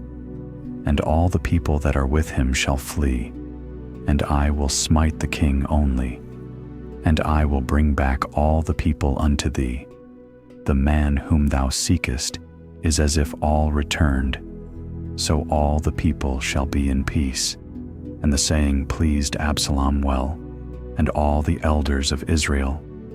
Then said Absalom, "Call now Hushai the Archite also, and let us hear likewise what he saith."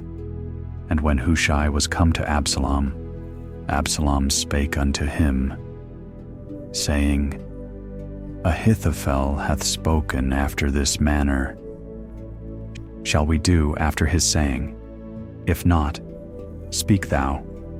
And Hushai said unto Absalom, "The counsel that Ahithophel hath given is not good at this time.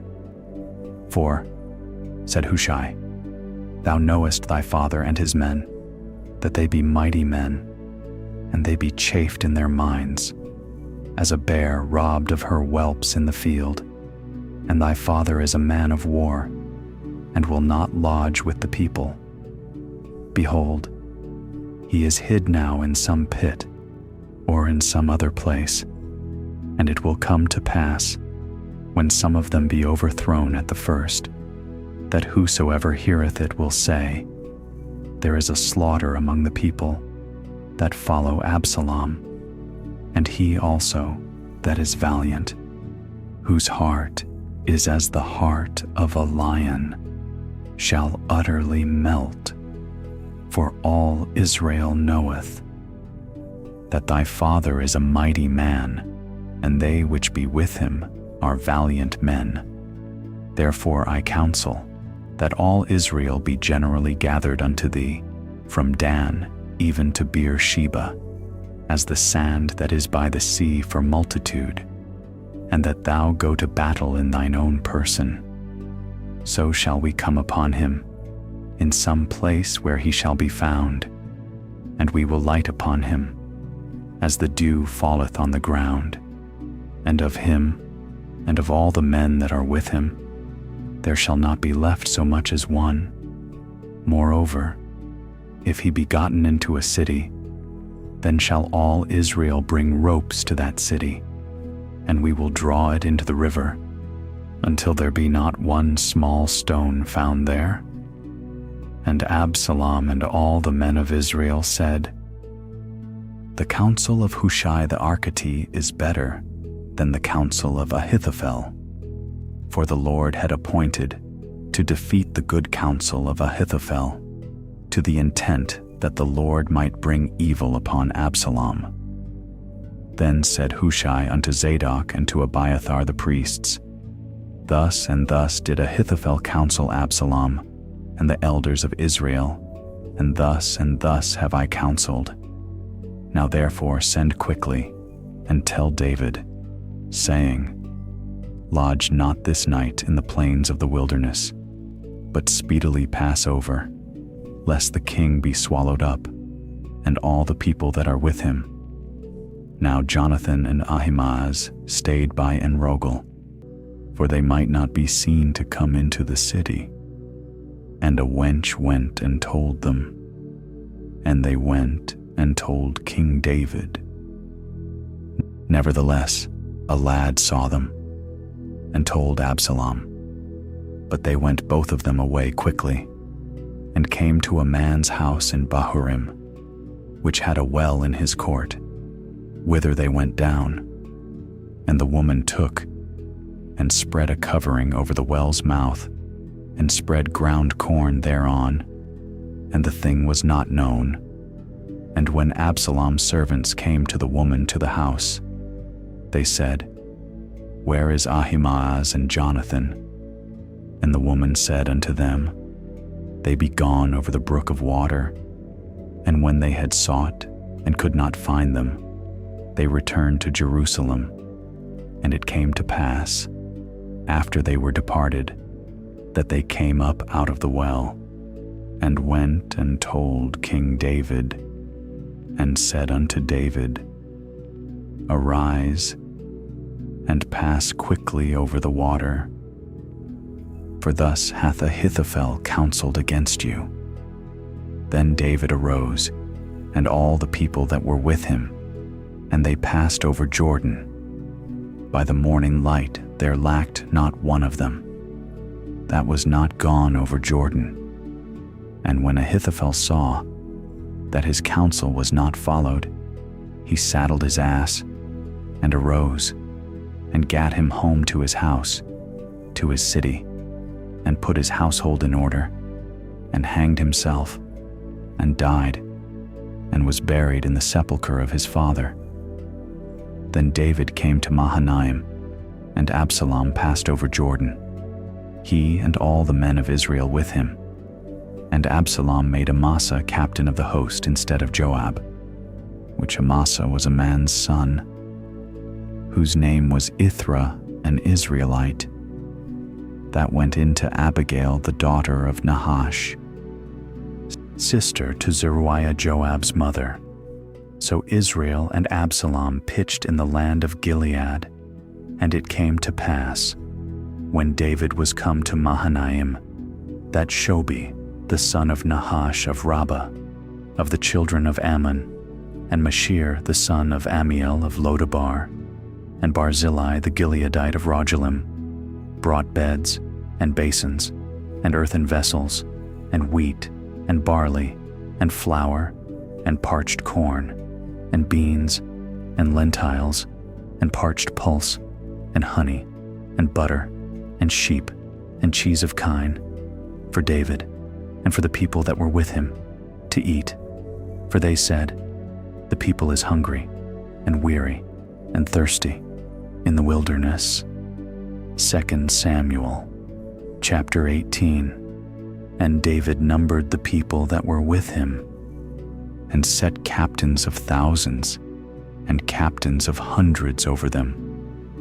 And David sent forth a third part of the people, under the hand of Joab, and a third part under the hand of Abishai, the son of Zeruiah, Joab's brother, and a third part under the hand of Ittai the Gittite. And the king said unto the people, I will surely go forth with you myself also. But the people answered, Thou shalt not go forth, for if we flee away, they will not care for us, neither if half of us die, will they care for us. But now thou art worth 10,000 of us. Therefore now it is better that thou succor us out of the city. And the king said unto them, What seemeth you best I will do. And the king stood by the gate side. And all the people came out by hundreds and by thousands. And the king commanded Joab and Abishai and Ittai, saying, Deal gently for my sake with the young man, even with Absalom. And all the people heard, when the king gave all the captains charge concerning Absalom. So the people went out into the field against Israel, and the battle was in the wood of Ephraim, where the people of Israel were slain before the servants of David. And there was there a great slaughter that day of 20,000 men, for the battle was there scattered over the face of all the country, and the wood devoured more people that day than the sword devoured. And Absalom met the servants of David, and Absalom rode upon a mule, and the mule went under the thick boughs of a great oak, and his head caught hold of the oak, and he was taken up between the heaven and the earth, and the mule that was under him went away. And a certain man saw it, and told Joab, and said, Behold, I saw Absalom hanged in an oak. And Joab said unto the man that told him, And behold, thou sawest him, and why didst thou not smite him there to the ground? And I would have given thee 10 shekels of silver, and a girdle. And the man said unto Joab, Though I should receive 1,000 shekels of silver in mine hand, yet would I not put forth mine hand against the king's son. For in our hearing the king charged thee, and Abishai, and Ittai, saying, Beware that none touch the young man Absalom. Otherwise I should have wrought falsehood against mine own life, for there is no matter hid from the king, and thou thyself wouldest have set thyself against me. Then said Joab, I may not tarry thus with thee. And he took 3 darts in his hand, and thrust them through the heart of Absalom, while he was yet alive in the midst of the oak.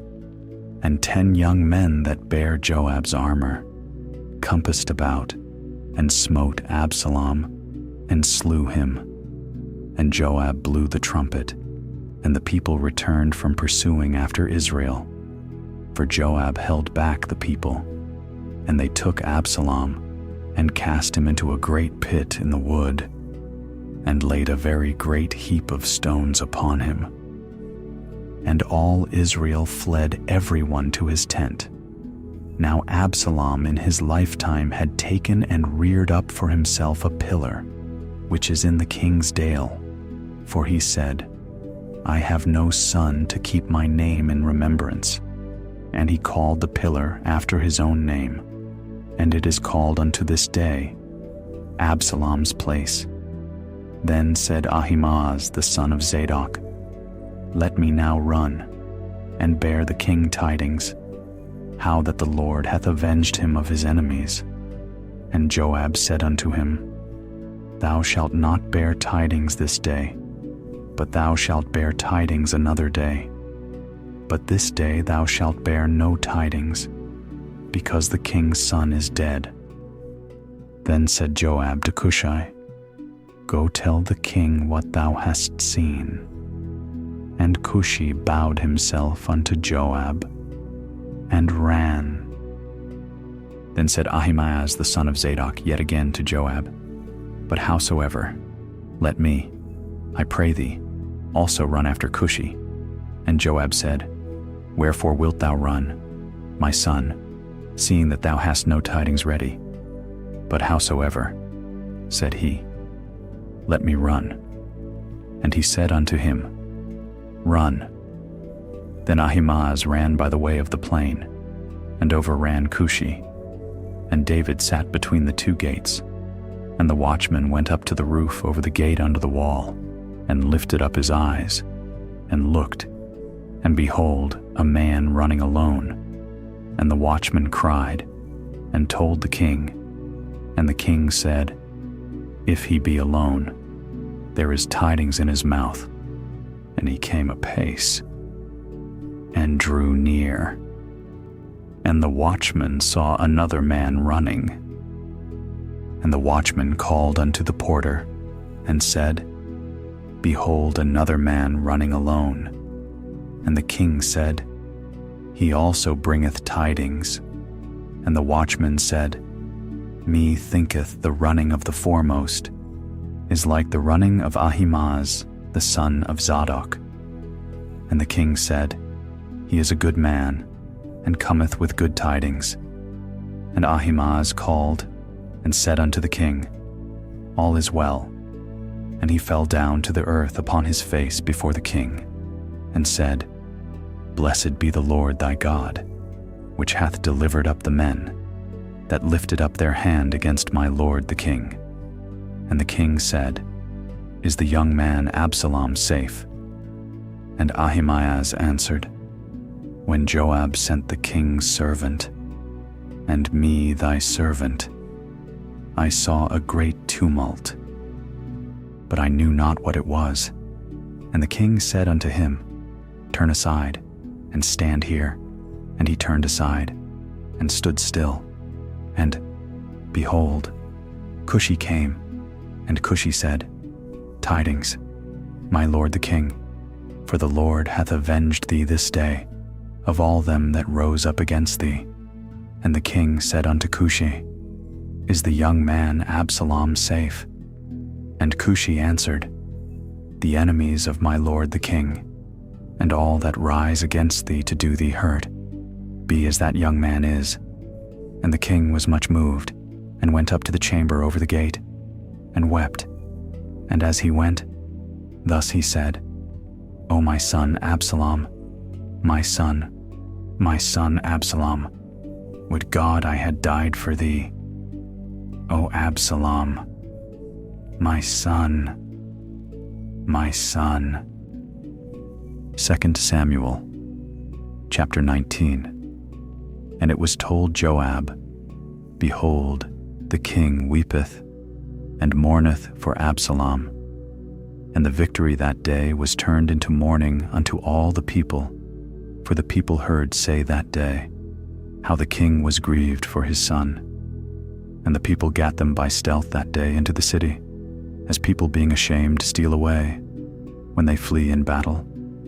But the king covered his face, and the king cried with a loud voice, O my son Absalom, O Absalom, my son, my son. And Joab came into the house to the king, and said, Thou hast shamed this day the faces of all thy servants, which this day have saved thy life, and the lives of thy sons and of thy daughters, and the lives of thy wives, and the lives of thy concubines, in that thou lovest thine enemies, and hatest thy friends.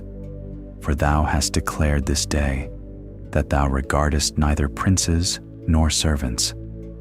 For this day I perceive that if Absalom had lived, and all we had died this day, then it had pleased thee well. Now therefore arise, go forth, and speak comfortably unto thy servants.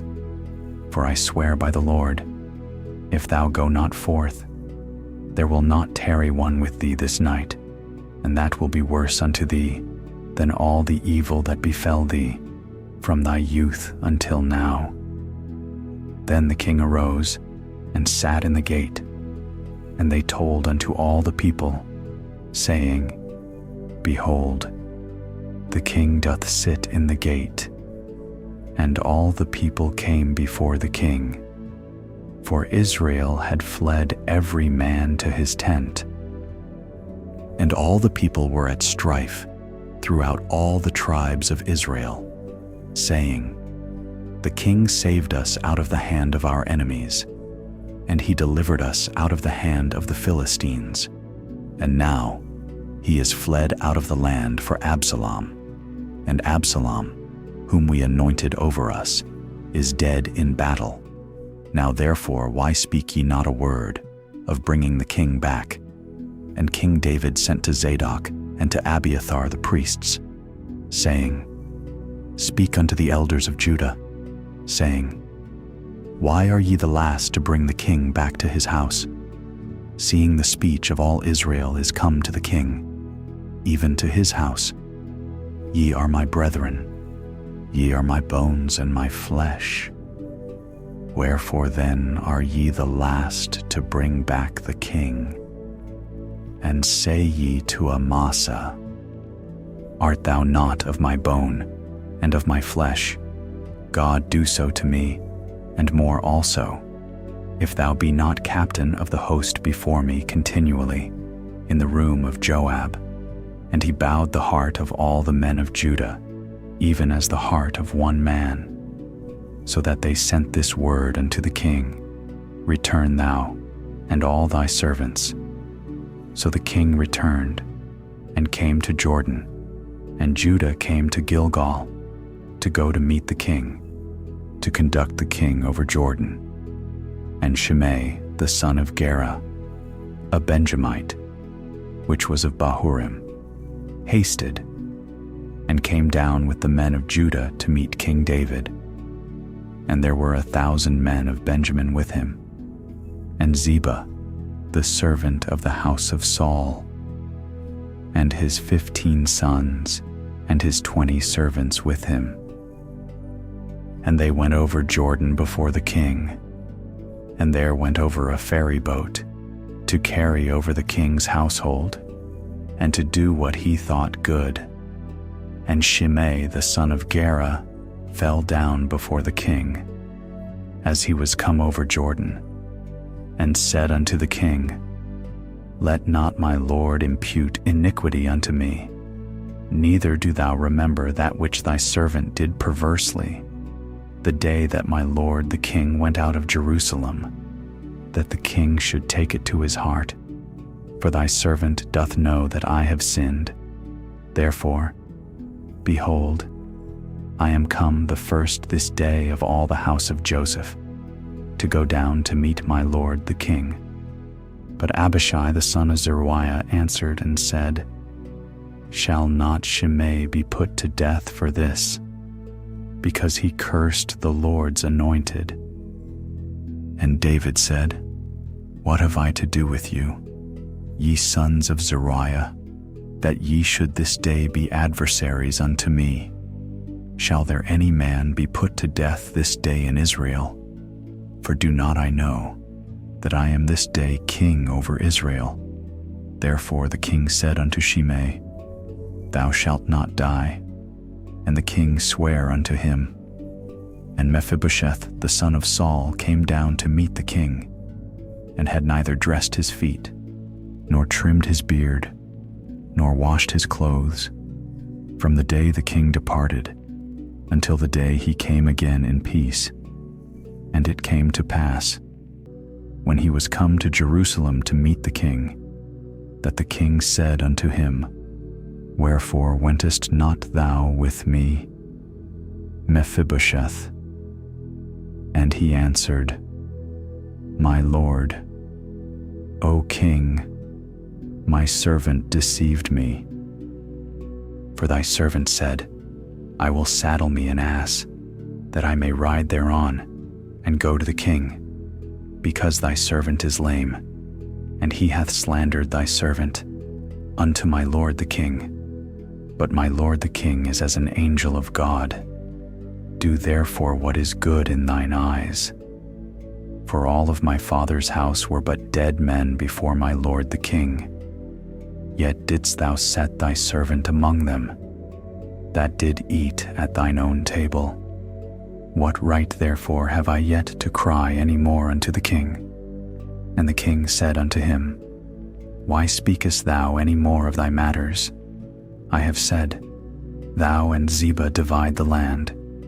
And Mephibosheth said unto the king, Yea, let him take all. Forasmuch as my lord the king is come again in peace unto his own house. And Barzillai the Gileadite came down from Rogelim, and went over Jordan with the king, to conduct him over Jordan. Now Barzillai was a very aged man, even 80 years old, and he had provided the king of sustenance while he lay at Mahanaim, for he was a very great man. And the king said unto Barzillai, Come thou over with me, and I will feed thee with me in Jerusalem. And Barzillai said unto the king, How long have I to live, that I should go up with the king unto Jerusalem? I am this day 80 years old, and can I discern between good and evil? Can thy servant taste what I eat, or what I drink? Can I hear any more the voice of singing men and singing women? Wherefore then should thy servant be yet a burden unto my lord the king? Thy servant will go a little way over Jordan with the king, and why should the king recompense it me with such a reward? Let thy servant, I pray thee, turn back again, that I may die in mine own city, and be buried by the grave of my father and of my mother. But behold thy servant Chimham, let him go over with my lord the king, and do to him what shall seem good unto thee. And the king answered, Chimham shall go over with me, and I will do to him that which shall seem good unto thee, and whatsoever thou shalt require of me, that will I do for thee. And all the people went over Jordan. And when the king was come over, the king kissed Barzillai, and blessed him, and he returned unto his own place. Then the king went on to Gilgal, and Chimham went on with him, and all the people of Judah conducted the king, and also half the people of Israel. And, behold, all the men of Israel came to the king, and said unto the king, Why have our brethren the men of Judah stolen thee away, and have brought the king, and his household, and all David's men with him, over Jordan? And all the men of Judah answered the men of Israel, Because the king is near of kin to us, wherefore then be ye angry for this matter? Have we eaten at all of the king's cost, or hath he given us any gift?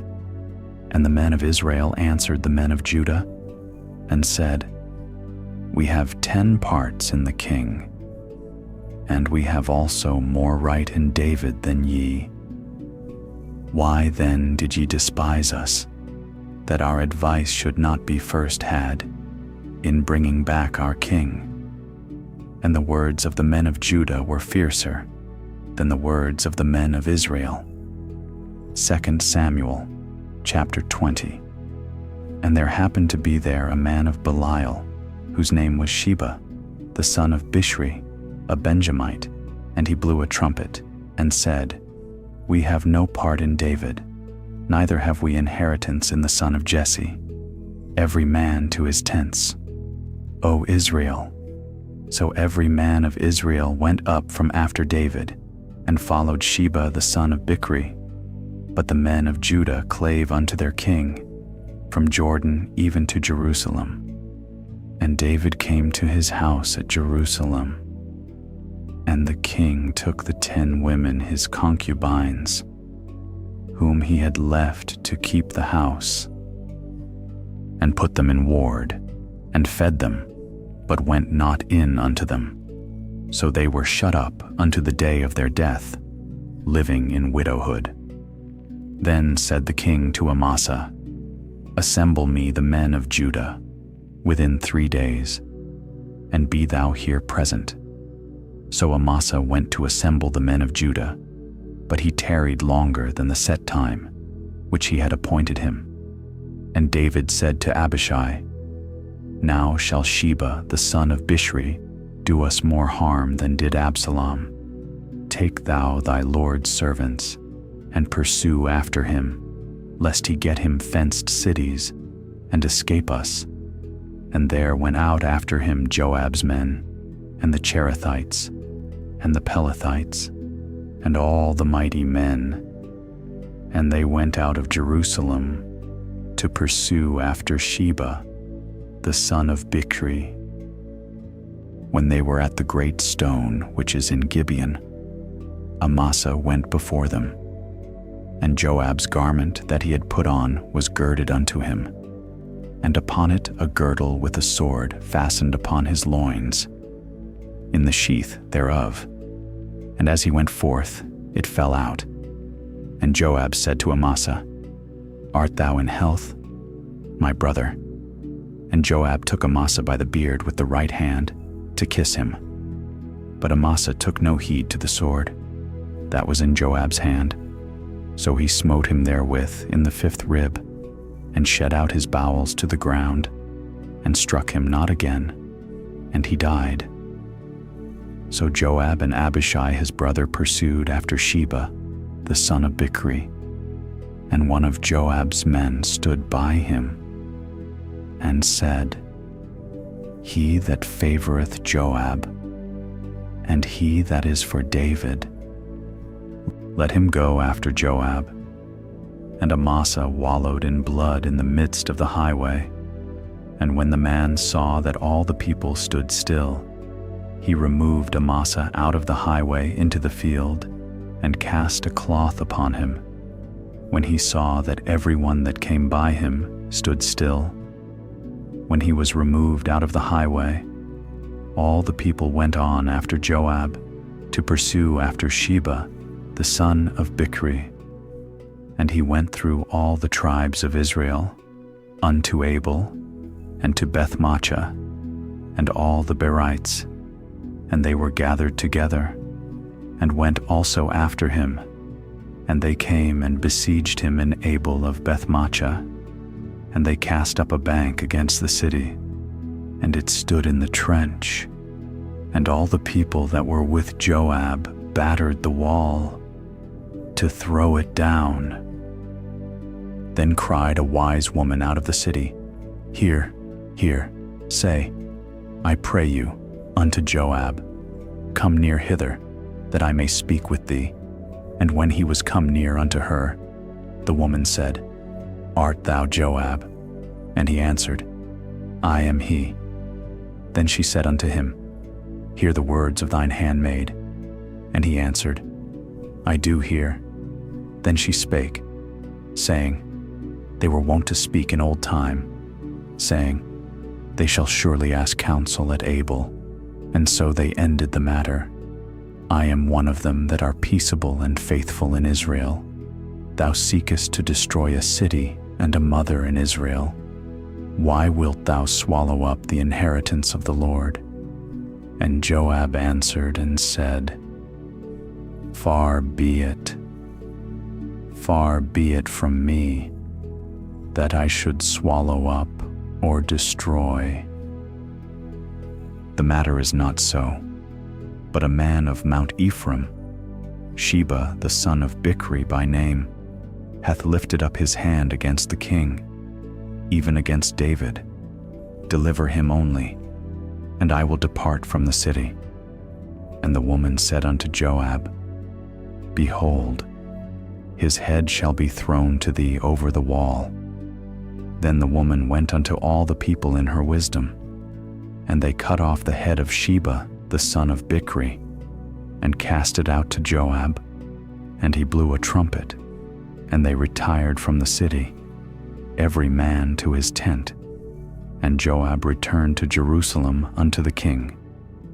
Now Joab was over all the host of Israel, and Benaiah the son of Jehoiada was over the Cherethites and over the Pelethites, and Adoram was over the tribute. And Jehoshaphat the son of Ahilud was recorder, and Sheva was scribe, and Zadok and Abiathar were the priests, and Ira also the Jairite was a chief ruler about David. 2 Samuel chapter 21. Then there was a famine in the days of David, 3 years, year after year, and David inquired of the Lord, and the Lord answered, "It is for Saul, and for his bloody house, because he slew the Gibeonites." And the king called the Gibeonites, and said unto them, Now the Gibeonites were not of the children of Israel, but of the remnant of the Amorites. And the children of Israel had sworn unto them, and Saul sought to slay them, in his zeal to the children of Israel and Judah. Wherefore David said unto the Gibeonites, What shall I do for you? And wherewith shall I make the atonement, that ye may bless the inheritance of the Lord?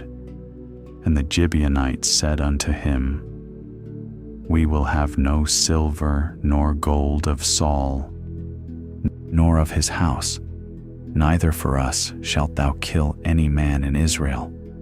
And he said, What ye shall say, that will I do for you.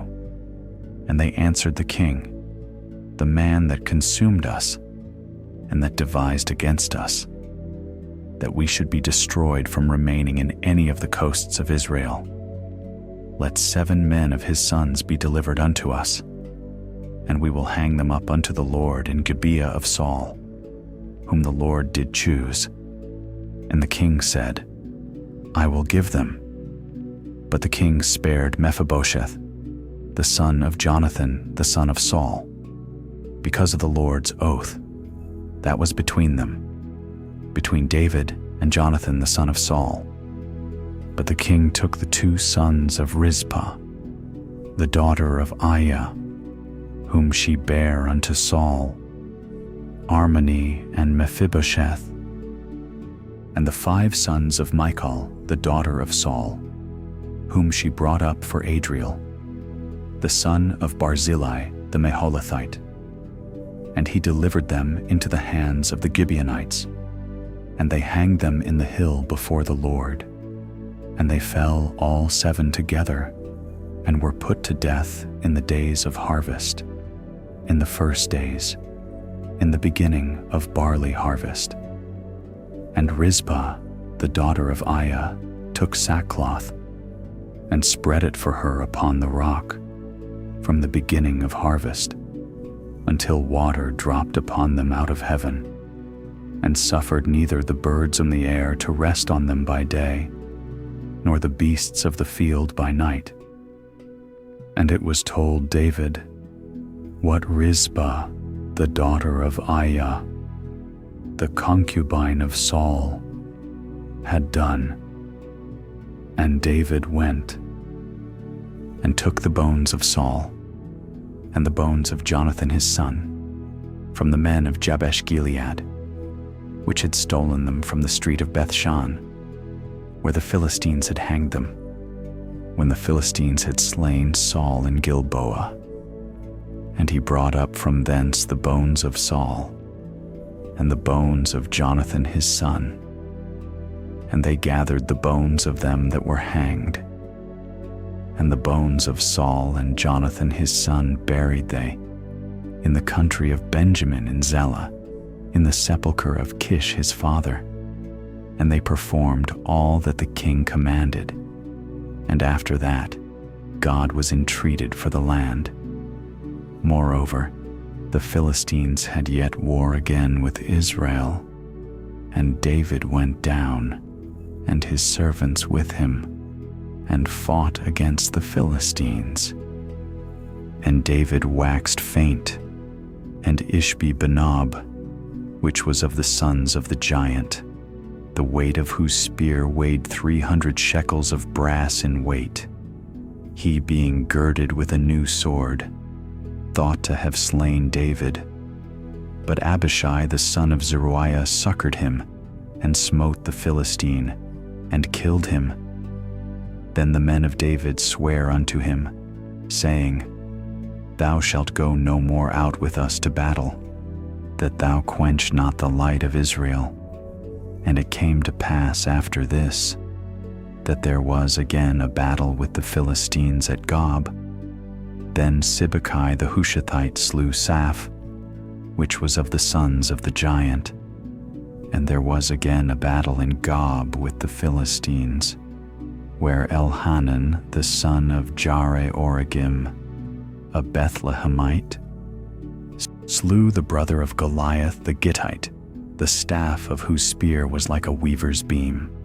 And there was yet a battle in Gath, where was a man of great stature, that had on every hand 6 fingers, and on every foot 6 toes, 24 in number, and he also was born to the giant. And when he defied Israel, Jonathan the son of Shimea, the brother of David, slew him. These 4 were born to the giant in Gath, and fell by the hand of David, and by the hand of his servants. 2 Samuel, chapter 22. And David spake unto the Lord the words of this song, in the day that the Lord had delivered him out of the hand of all his enemies, and out of the hand of Saul. And he said, The Lord is my rock, and my fortress, and my deliverer. The God of my rock, in him will I trust. He is my shield, and the horn of my salvation, my high tower, and my refuge, my Savior. Thou savest me from violence. I will call on the Lord, who is worthy to be praised. So shall I be saved from mine enemies. When the waves of death compassed me, the floods of ungodly men made me afraid. The sorrows of hell compassed me about. The snares of death prevented me. In my distress I called upon the Lord, and cried to my God. And he did hear my voice out of his temple, and my cry did enter into his ears. Then the earth shook and trembled. The foundations of heaven moved and shook, because he was wroth. There went up a smoke out of his nostrils, and fire out of his mouth devoured. Coals were kindled by it. He bowed the heavens also, and came down, and darkness was under his feet. And he rode upon a cherub, and did fly, and he was seen upon the wings of the wind.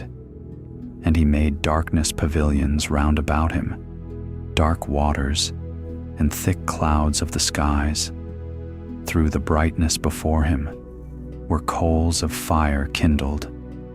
The Lord thundered from heaven, and the Most High uttered his voice, and he sent out arrows, and scattered them, lightning, and discomfited them. And the channels of the sea appeared. The foundations of the world were discovered, at the rebuking of the Lord, at the blast of the breath of his nostrils. He sent from above. He took me. He drew me out of many waters. He delivered me from my strong enemy, and from them that hated me, for they were too strong for me. They prevented me in the day of my calamity, but the Lord was my stay. He brought me forth also into a large place. He delivered me, because he delighted in me. The Lord rewarded me according to my righteousness. According to the cleanness of my hands hath he recompensed me.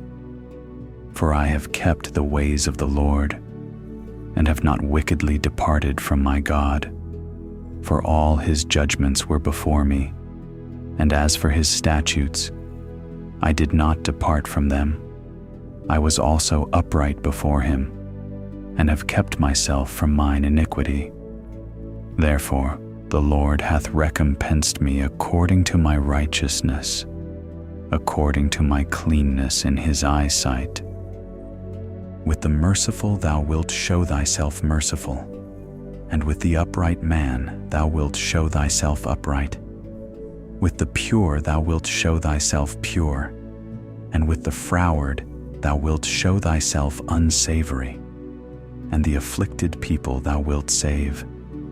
But thine eyes are upon the haughty, that thou mayest bring them down. For thou art my lamp, O Lord, and the Lord will lighten my darkness. For by thee I have run through a troop. By my God have I leaped over a wall. As for God, his way is perfect. The word of the Lord is tried. He is a buckler to all them that trust in him. For who is God? Save the Lord. And who is a rock? Save our God. God is my strength and power, and he maketh my way perfect. He maketh my feet like hinds' feet, and setteth me upon my high places. He teacheth my hands to war, so that a bow of steel is broken by mine arms. Thou hast also given me the shield of thy salvation, and thy gentleness hath made me great. Thou hast enlarged my steps under me, so that my feet did not slip. I have pursued mine enemies, and destroyed them, and turned not again until I had consumed them. And I have consumed them, and wounded them, that they could not arise. Yea, they are fallen under my feet. For thou hast girded me with strength to battle. Them that rose up against me hast thou subdued under me. Thou hast also given me the necks of mine enemies, that I might destroy them that hate me. They looked, but there was none to save, even unto the Lord. But he answered them not.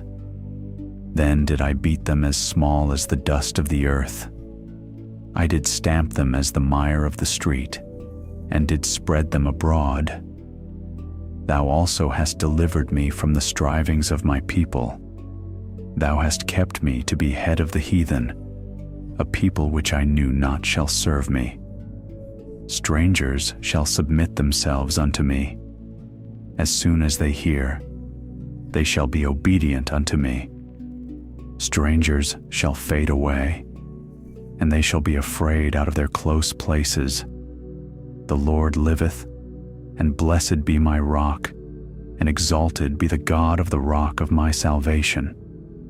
It is God that avengeth me, and that bringeth down the people under me, and that bringeth me forth from mine enemies. Thou also hast lifted me up on high above them that rose up against me.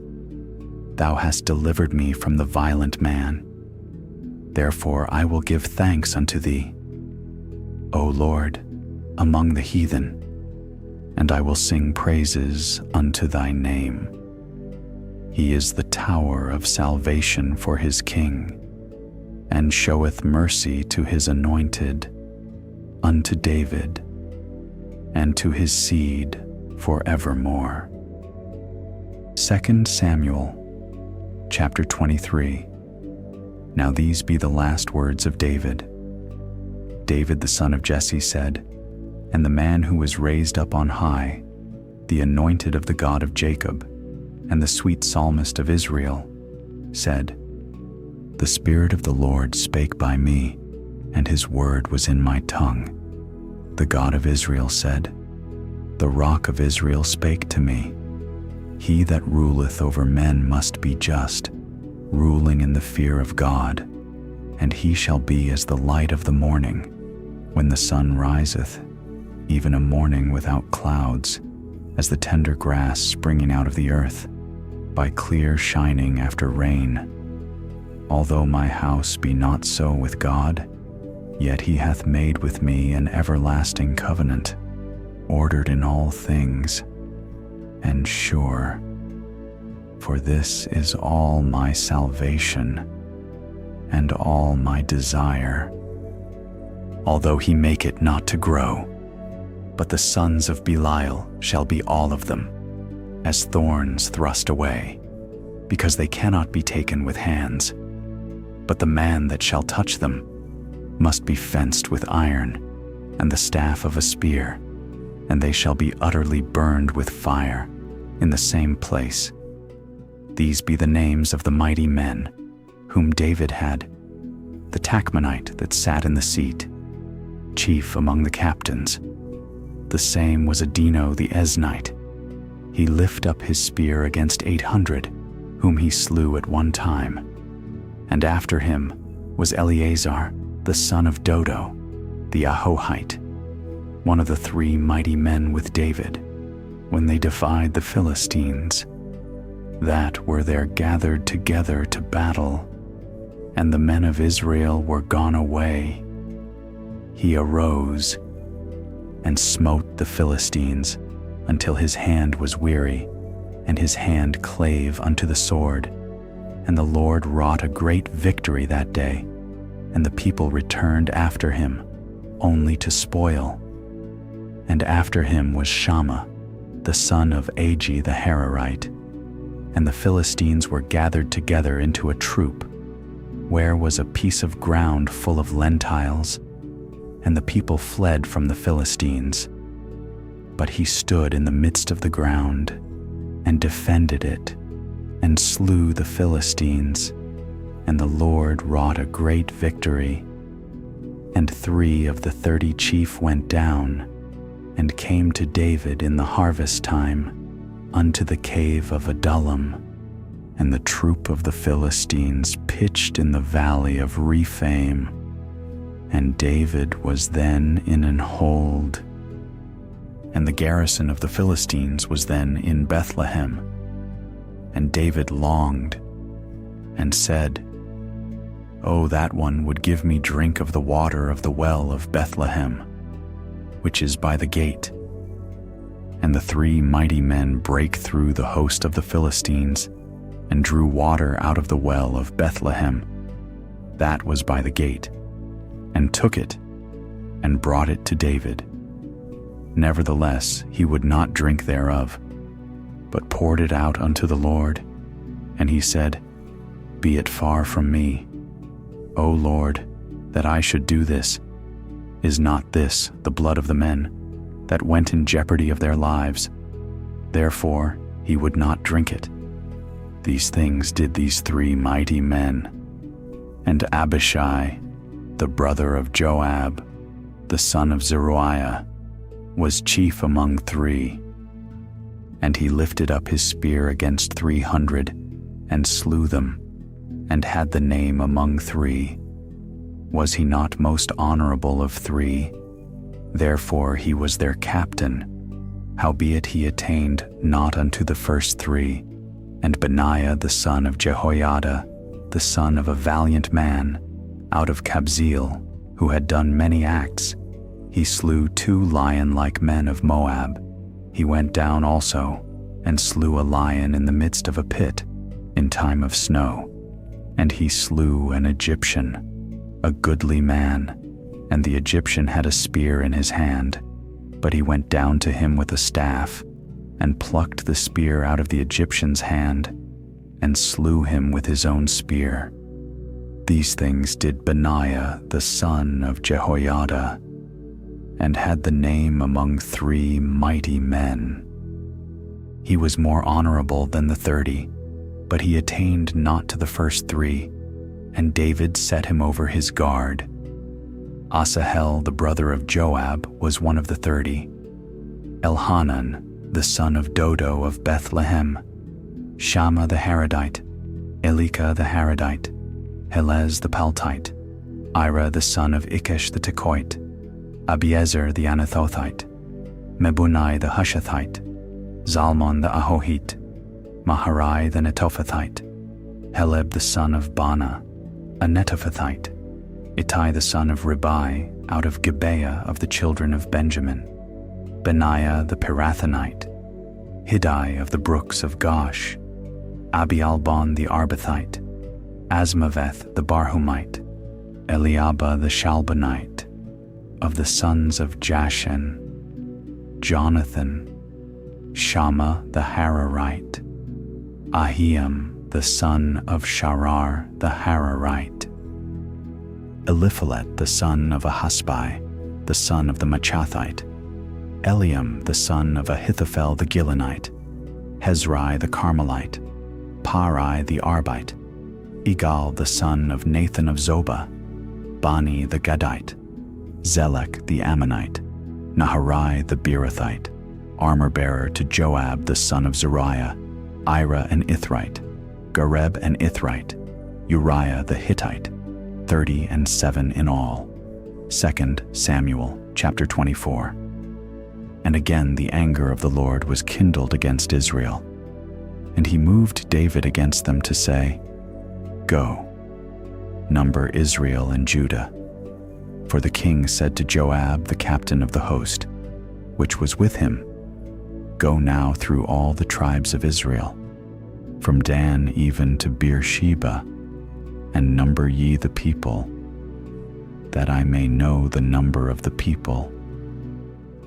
And Joab said unto the king, Now the Lord thy God add unto the people, how many soever they be, 100-fold, and that the eyes of my lord the king may see it.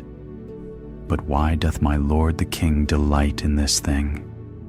Notwithstanding the king's word prevailed against Joab, and against the captains of the host.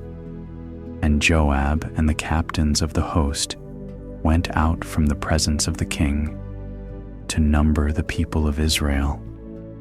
And they passed over Jordan, and pitched in Aroer, on the right side of the city that lieth in the midst of the river of Gad, and toward Jazer. Then they came to Gilead, and to the land of Tahtim Hodshi, and they came to Danjan, and about to Zidon, and came to the stronghold of Tyre, and to all the cities of the Hivites, and of the Canaanites. And they went out to the south of Judah, even to Beersheba. So when they had gone through all the land, they came to Jerusalem at the end of 9 months and 20 days. And Joab gave up the sum of the number of the people unto the king. And there were in Israel 800,000 valiant men that drew the sword. And the men of Judah were 500,000 men. And David's heart smote him. After that, he had numbered the people. And David said unto the Lord, I have sinned greatly in that I have done. And now, I beseech thee, O Lord, take away the iniquity of thy servant, for I have done very foolishly. For when David was up in the morning, the word of the Lord came unto the prophet Gad, David's seer, saying, Go and say unto David, Thus saith the Lord, I offer thee 3 things, choose thee one of them, that I may do it unto thee. So Gad came to David, and told him, and said unto him, Shall 7 years of famine come unto thee in thy land? Or wilt thou flee 3 months before thine enemies, while they pursue thee? Or that there be 3 days pestilence in thy land? Now advise, and see what answer I shall return to him that sent me. And David said unto Gad, I am in a great strait. Let us fall now into the hand of the Lord, for his mercies are great, and let me not fall into the hand of man. So the Lord sent a pestilence upon Israel, from the morning even to the time appointed. And there died of the people from Dan even to Beersheba 70,000 men.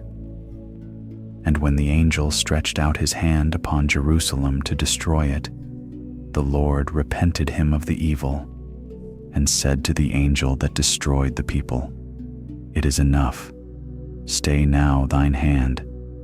And the angel of the Lord was by the threshing place of Araunah the Jebusite. And David spake unto the Lord, when he saw the angel that smote the people, and said, Lo, I have sinned, and I have done wickedly. But these sheep, what have they done? Let thine hand, I pray thee, be against me, and against my father's house. And Gad came that day to David, and said unto him, Go up, rear an altar unto the Lord, in the threshing floor of Araunah the Jebusite. And David, according to the saying of Gad, went up as the Lord commanded. And Araunah looked, and saw the king and his servants coming on toward him. And Araunah went out, and bowed himself before the king on his face upon the ground. And Araunah said, Wherefore is my lord the king come to his servant? And David said, To buy the threshing floor of thee, to build an altar unto the Lord, that the plague may be stayed from the people. And Araunah said unto David, Let my lord the king take and offer up what seemeth good unto him. Behold, here be oxen for burnt sacrifice, and threshing instruments and other instruments of the oxen for wood. All these things did Araunah, as a king, give unto the king. And Araunah said unto the king, The Lord thy God accept thee. And the king said unto Araunah, Nay, but I will surely buy it of thee at a price. Neither will I offer burnt offerings unto the Lord my God, of that which doth cost me nothing. So David bought the threshing floor and the oxen for 50 shekels of silver. And David built there an altar unto the Lord, and offered burnt offerings and peace offerings. So the Lord was entreated for the land, and the plague was stayed from Israel. Prayer and blessing. Heavenly Father, thank you for your word. Thank you for the life of Samuel, for the life of Saul, for the life of David. Thank you for every warning and every mercy. Thank you for showing us that you are holy, that you are just, and that you are full of compassion. Lord, as we rest tonight, let your peace cover our hearts. Let your word remain in us. Let every fear grow quiet. Let every burden become lighter. Let every troubled thought be still. Teach us to trust you. Teach us to obey you. Teach us to walk humbly before you, and to remember that your mercy is greater than our weakness. Please watch over this night. Give gentle sleep. Give calm breathing. Give deep rest. And let tomorrow begin with your grace. May the Lord bless you and keep you. May the Lord make his face shine upon you and be gracious unto you. May the Lord lift up his countenance upon you and give you peace. Good night. Amen.